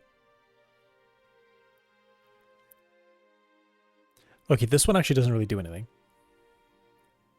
The part resource has setting changed.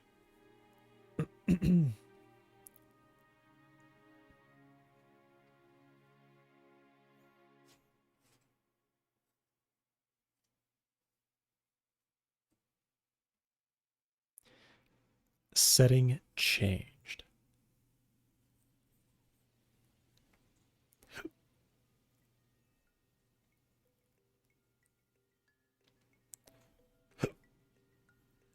I'm calling it to specifically apply a custom listener to custom something relating to custom joints.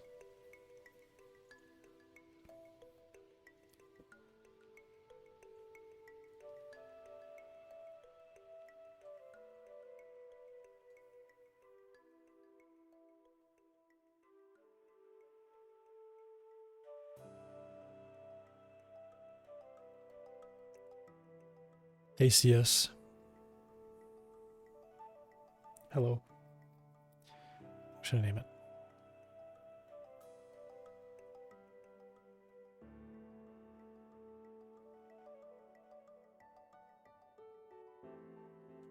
This one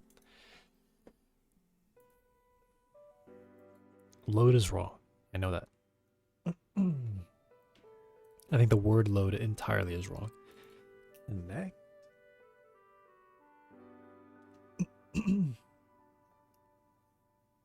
Sorry.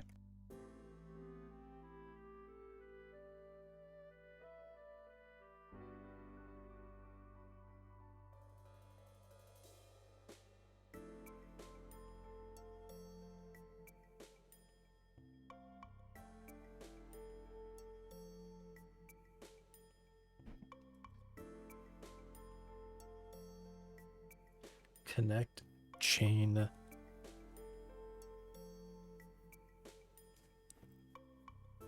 It's whether or not I want it to do everything. I think I don't really want to call this. I don't. Maybe I do.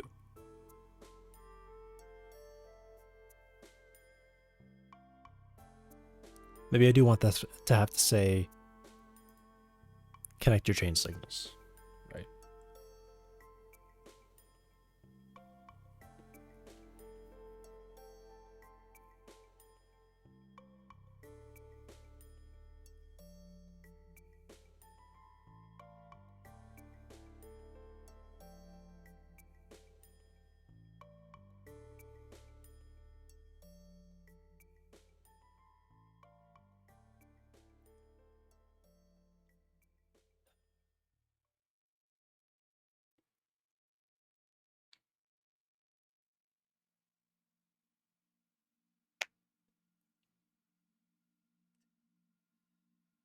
Oh man. What do I name it? Do I name it?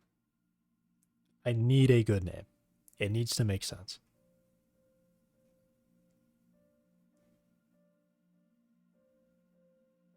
Because I think what I would like to do is um not rely, yeah. I would like to not rely on having to call this method from the outside to set up any signals. It should just be set up when the resource changes or whatever.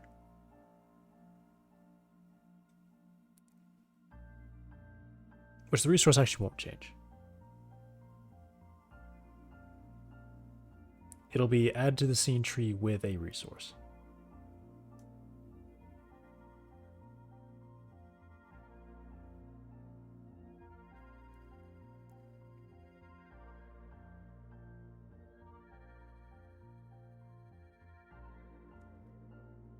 So this is only to connect part custom joint listener stuff.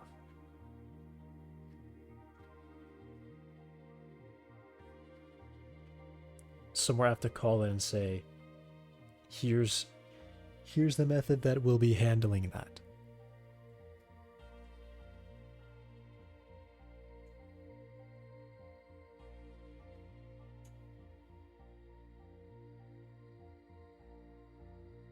If it's only for signals, then all I have to provide is the resource and the joint, I think. I think it's all I should provide. Otherwise,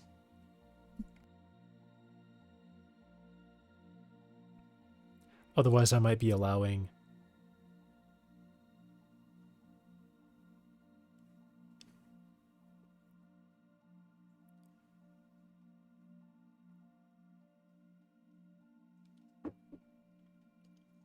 extra stuff like having certain reactions to a resource changing or doing something with joint and then correlating it back to the chain.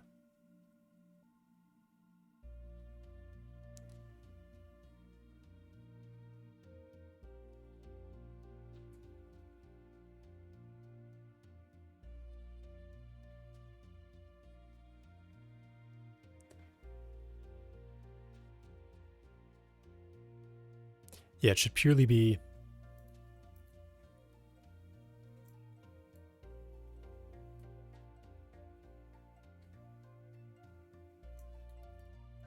and I mean what's this stuff, right?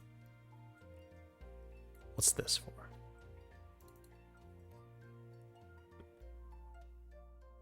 I'm obtaining,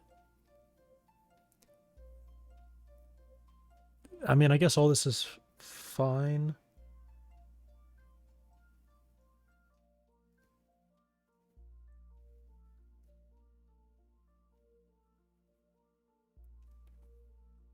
This is all fine.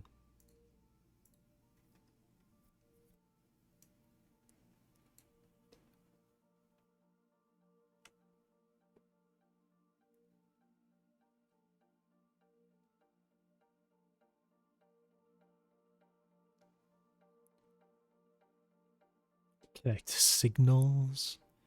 I don't really want to call it signals. Connect custom signals.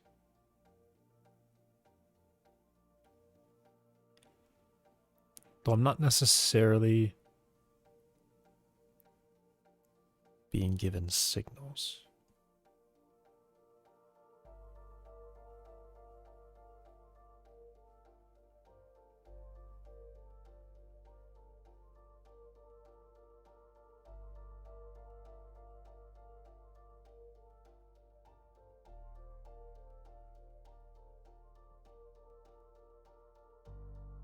Connect chain to resource.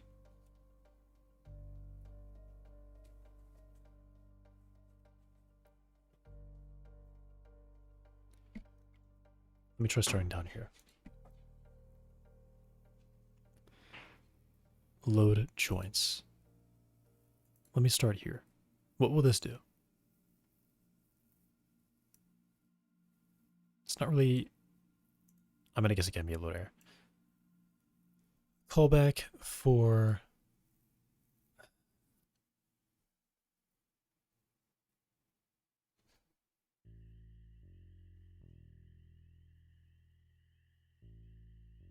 I guess it's kind of like prepare, right? Prepare sounds fine.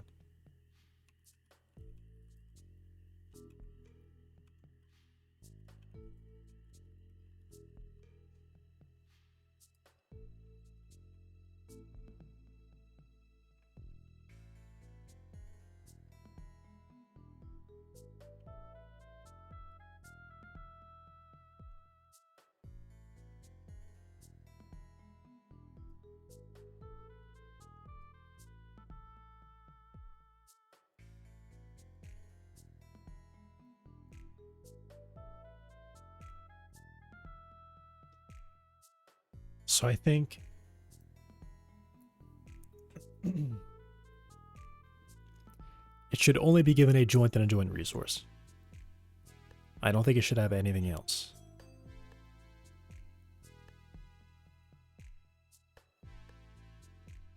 Why would I want anything else?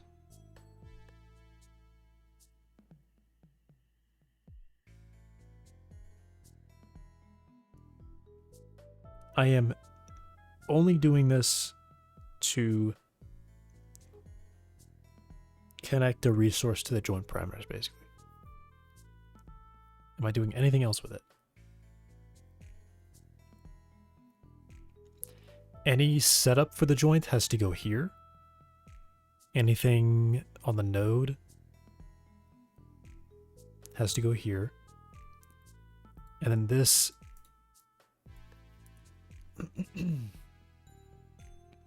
yeah, so this all goes away.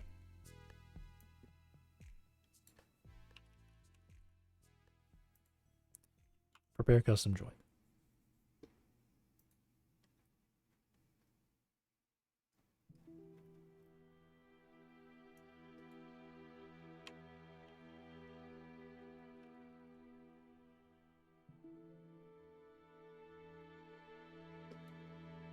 No, I'm not doing that because I would connect it otherwise, or whatever. That all goes away.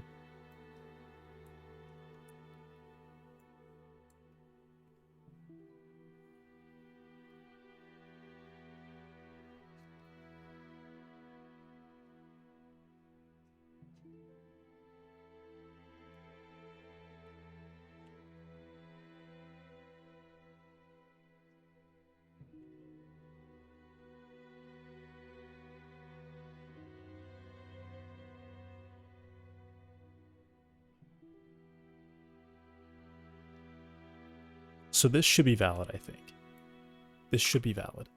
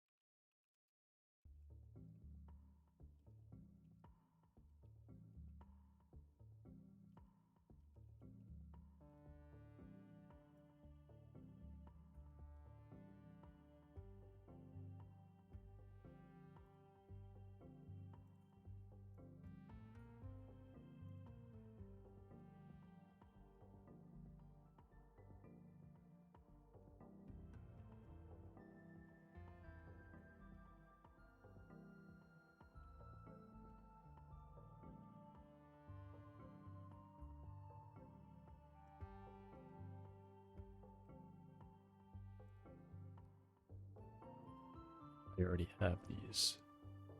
But that's what the reload chain is for. So I think what I say is I would say... No, because reload chain gets the nodes and then puts them in place from the resource. So the nodes have to exist already.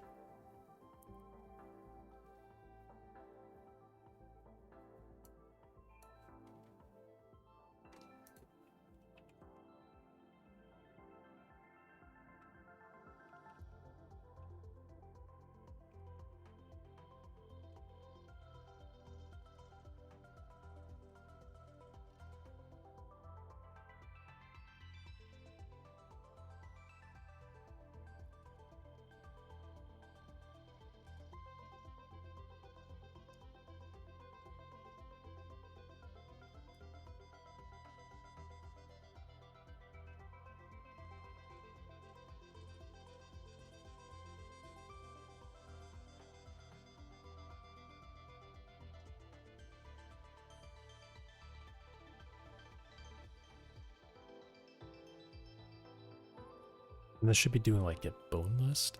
Yeah.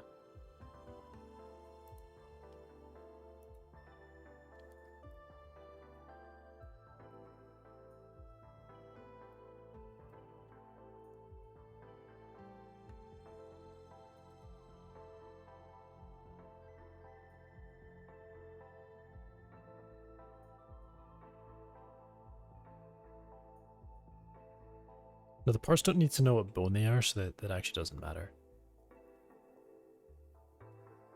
But this one knows.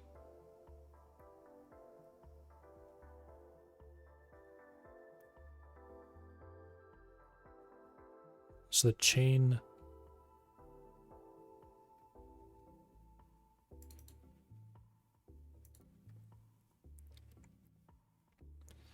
Does this have a skeleton? It does have a skeleton. The skeleton should come from the initial load.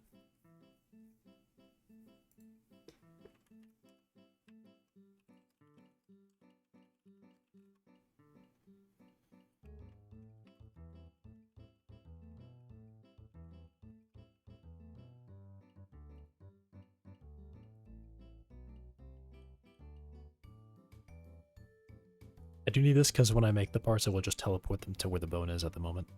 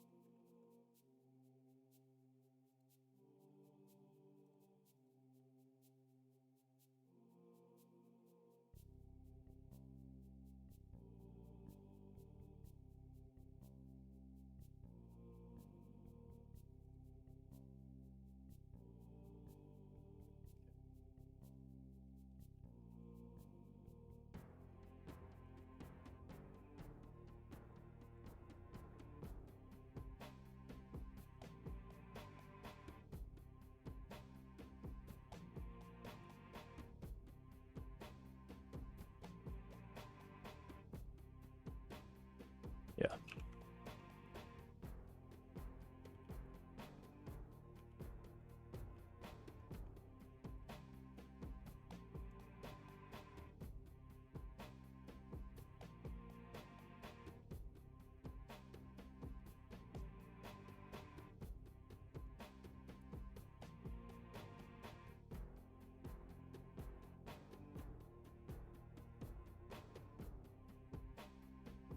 Okay, so here's an interesting thing. I need to save this until after I add it as a child. But adding as a child, it doesn't even look at its own transform actually, so it doesn't matter. Well, hang on, it does, but I can't remember where.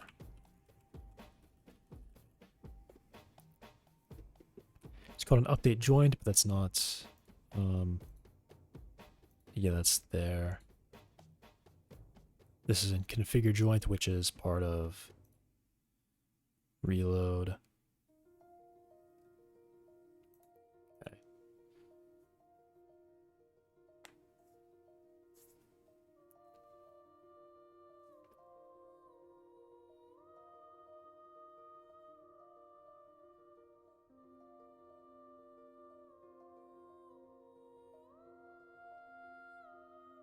There's also the chain root.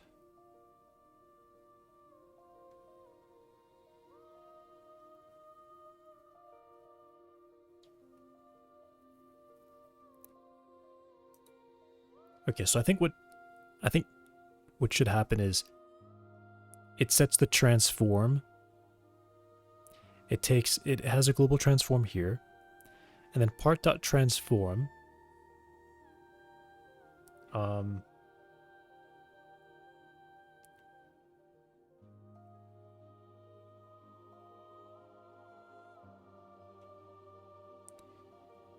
I'm pretty sure if I add it to the scene with a transform, it keeps that transform. It doesn't like try to move it anywhere.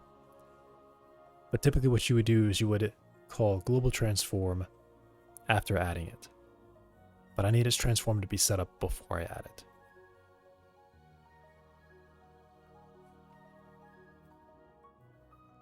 So its transform will be relative to this chain. So I essentially need the part transform to be equal to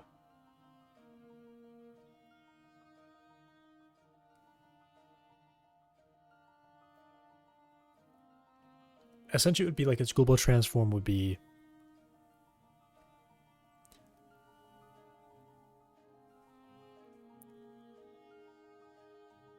you know what, it's actually just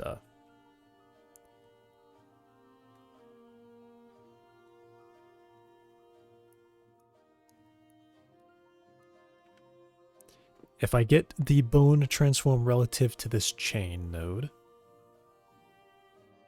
Also, chain nodes are just nodes, actually. So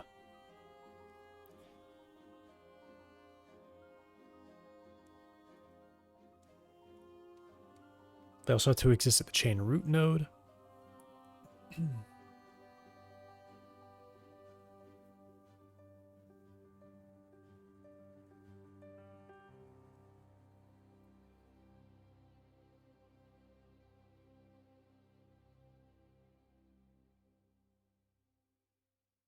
Oh.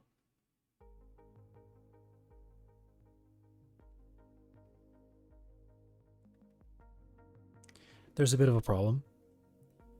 So when I create these, the first update during setup, it needs to set top level to true for all of these.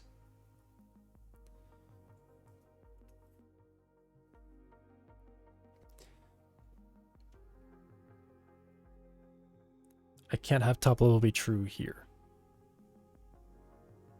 The reason I'm saying that's because I was thinking I could just set the transform and then turn on top level right away, and then set the transform to whatever. But that means if I place them into a scene and I move them around, their nodes are going to be sitting at like the origin, and they'll always be at the origin, and it'll just be really weird.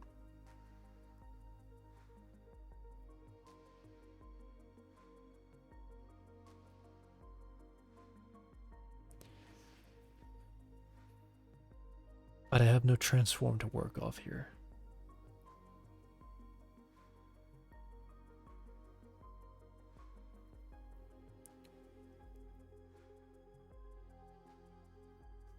Okay, so since it's relative to the skeleton,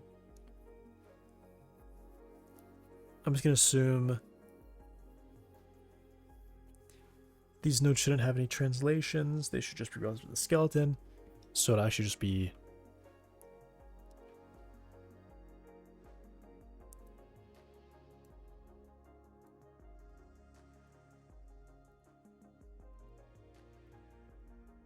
it will actually just be this. Put them there.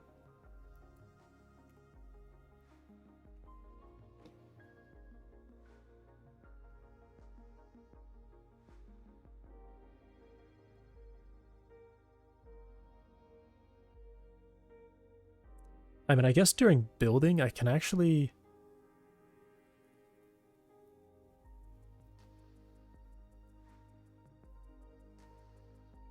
No, I can't add it to the tree. So... weird.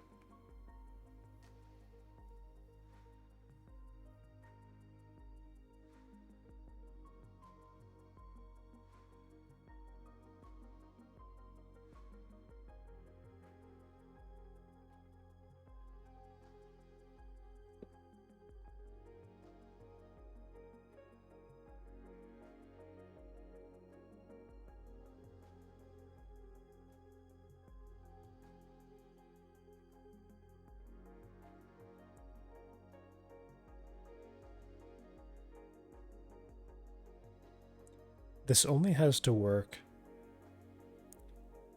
when I have the scene file open and I click build. What are the possibilities? The possibilities is I can have the skeleton with a non-zero transform. I should not have the root node because Godot warns about that. So that's an assumption I can make. The root node is going to be in place. But the skeleton may be nested somewhere else. But I know this part is going to be relative to the skeleton because I'm putting it into a chain node that has no transform. That should just be relative to this physical skeleton, or a sibling of the physical skeleton, which should also have no transform, which will be a direct descendant of the skeleton. So this chain node, the next node 3D parent, that's what is that what I'm doing?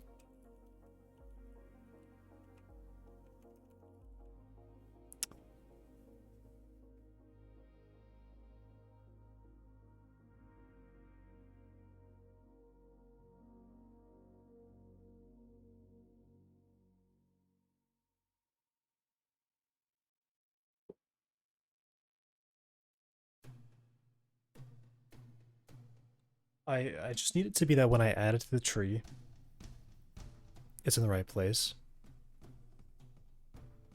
Assuming no stuff is going to get moved around. Can I just make the assumption that stuff shouldn't be moved around? That that the first 3D transform parent above the part is going to be the skeleton itself.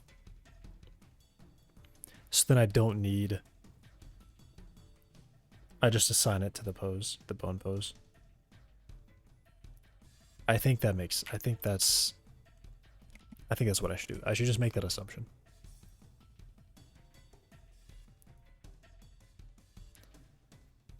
Or I guess rather the first parent node 3D that has a non-origin transform should be the skeleton. And as long as I'm correct with that, then I'll be placing, sorry, keep hitting it. But I'll be placing this part of the right place. Okay.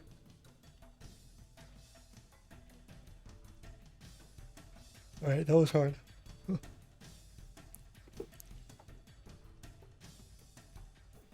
That was hard to decide to do nothing.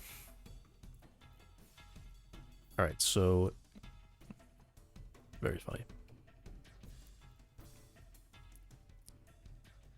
however many minutes that was, just to decide to not write any code.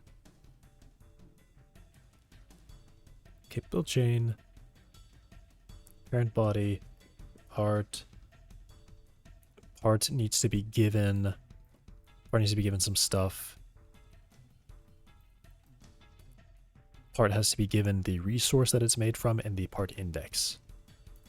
So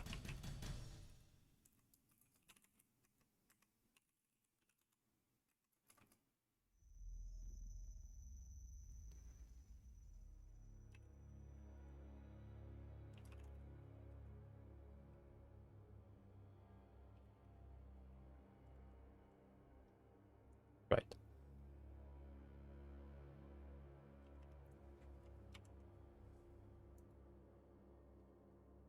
And do I have to give it any meta? It looks like I don't.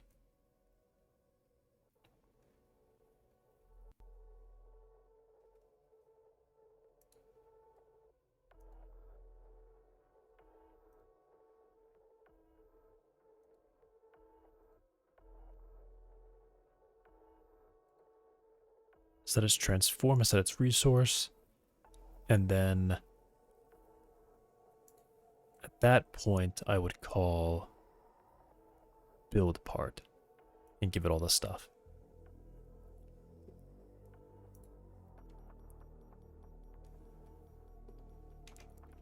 After setting the transform.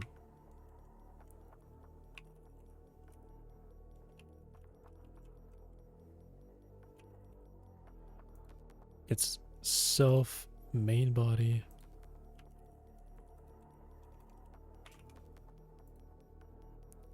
Parent body. And the custom joint builder. And then build part returns a boolean.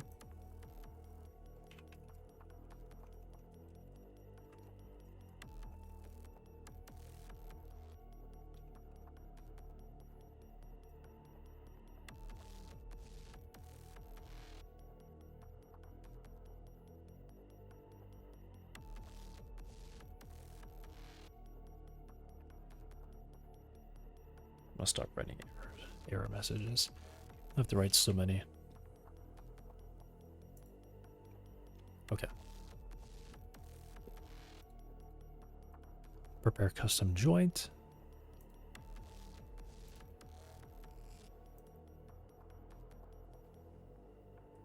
Part. Build. Load.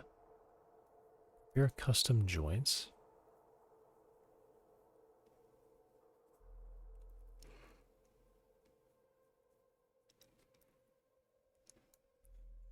No chain.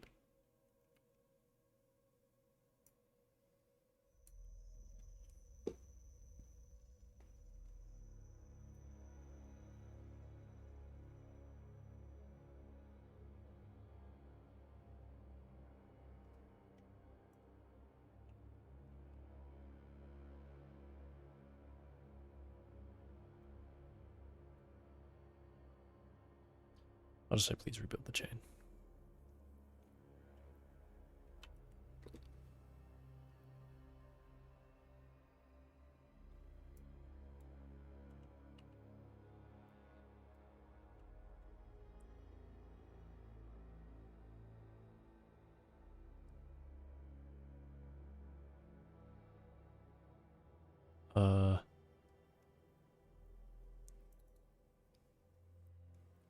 Yeah, joint list is already present.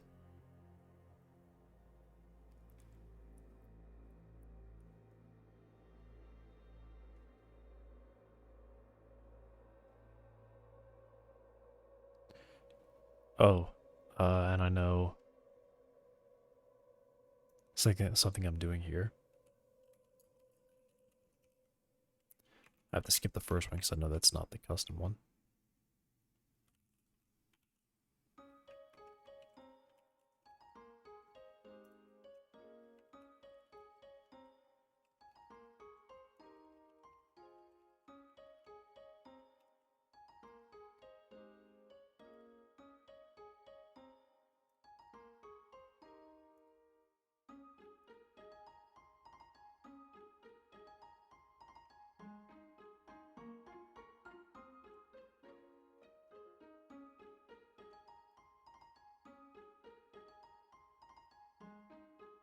Some joint loader, call joint and resource only.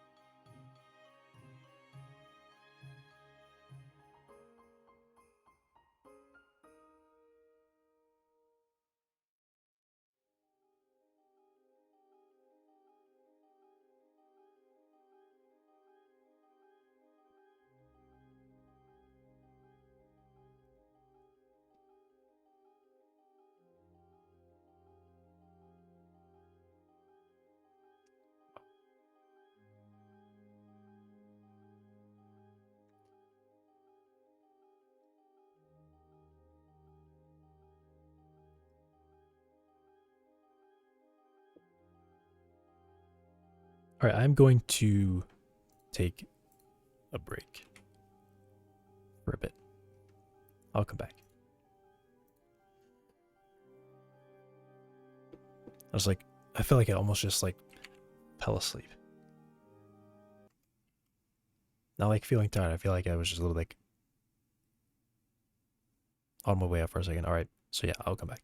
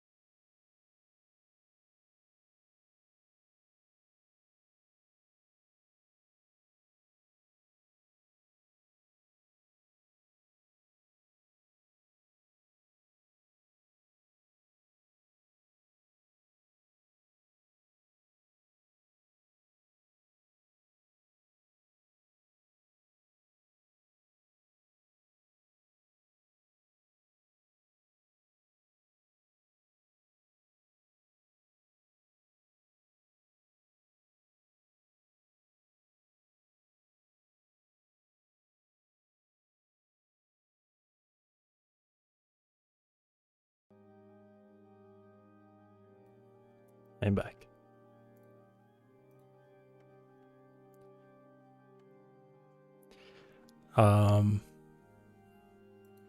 Thanks for following SDM Codemaster. I wasn't even here.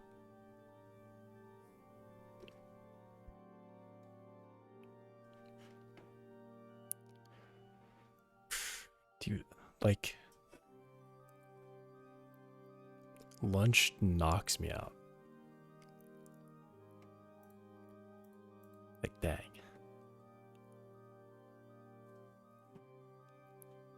It's so bad. Man, I don't know.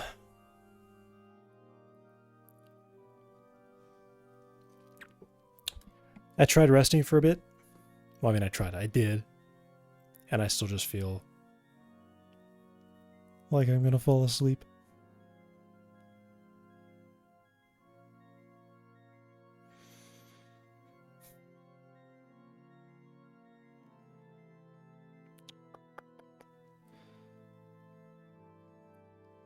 I don't know. I just can't keep doing it. I can't keep like stopping, but I need to stop. I need to stop. Maybe I need to take a full day off. When was the last time?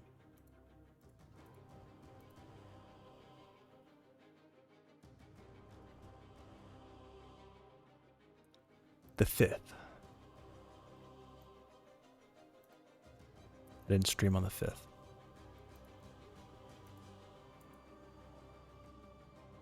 Day 612 of not leaving the house. I leave my house every day, several times a day, in fact. And I spend a lot of time outside.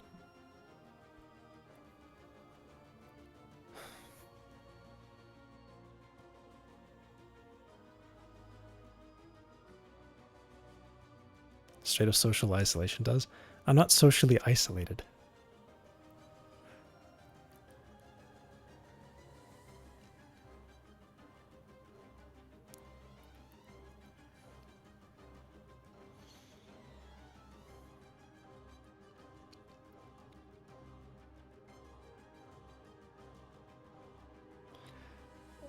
Okay. Here's my idea. Tomorrow, I will... Okay, I think I won't stream tomorrow. The day after that, I'm going to end stream to eat, and then I come back later in the day when I feel ready. I think I do that. And maybe that'll help. Those Pokemon in the picture behind you? No. It's like just a bunch of animals and plants in the picture.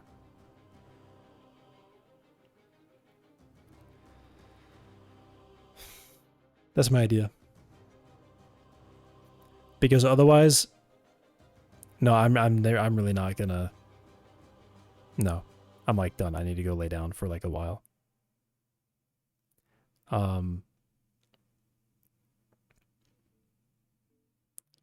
Like maybe what it is, I just need like one day, or once in a while, I just literally go to sleep in the middle of the day.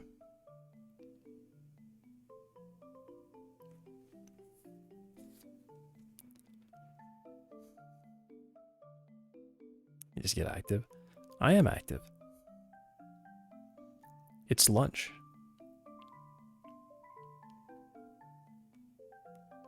I think the reason I want to sleep is because I am so active, in fact.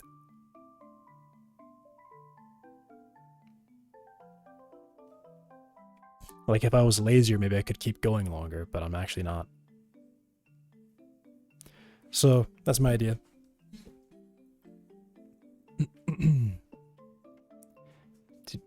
You don't know how long I sit at the computer. You don't.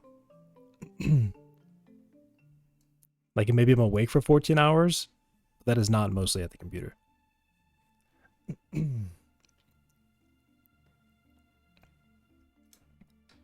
Like I'm literally gone for like a half hour to prepare lunch, and then I eat lunch.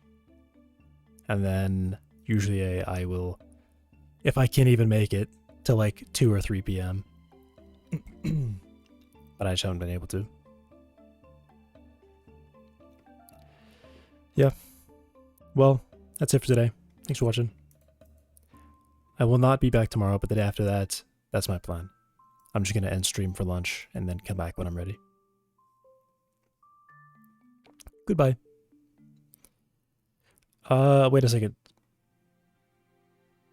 Did it? Hang on. Oh yeah, I did. Never mind. I thought there was a follow that I forgot to thank, but I definitely did. Okay. Goodbye.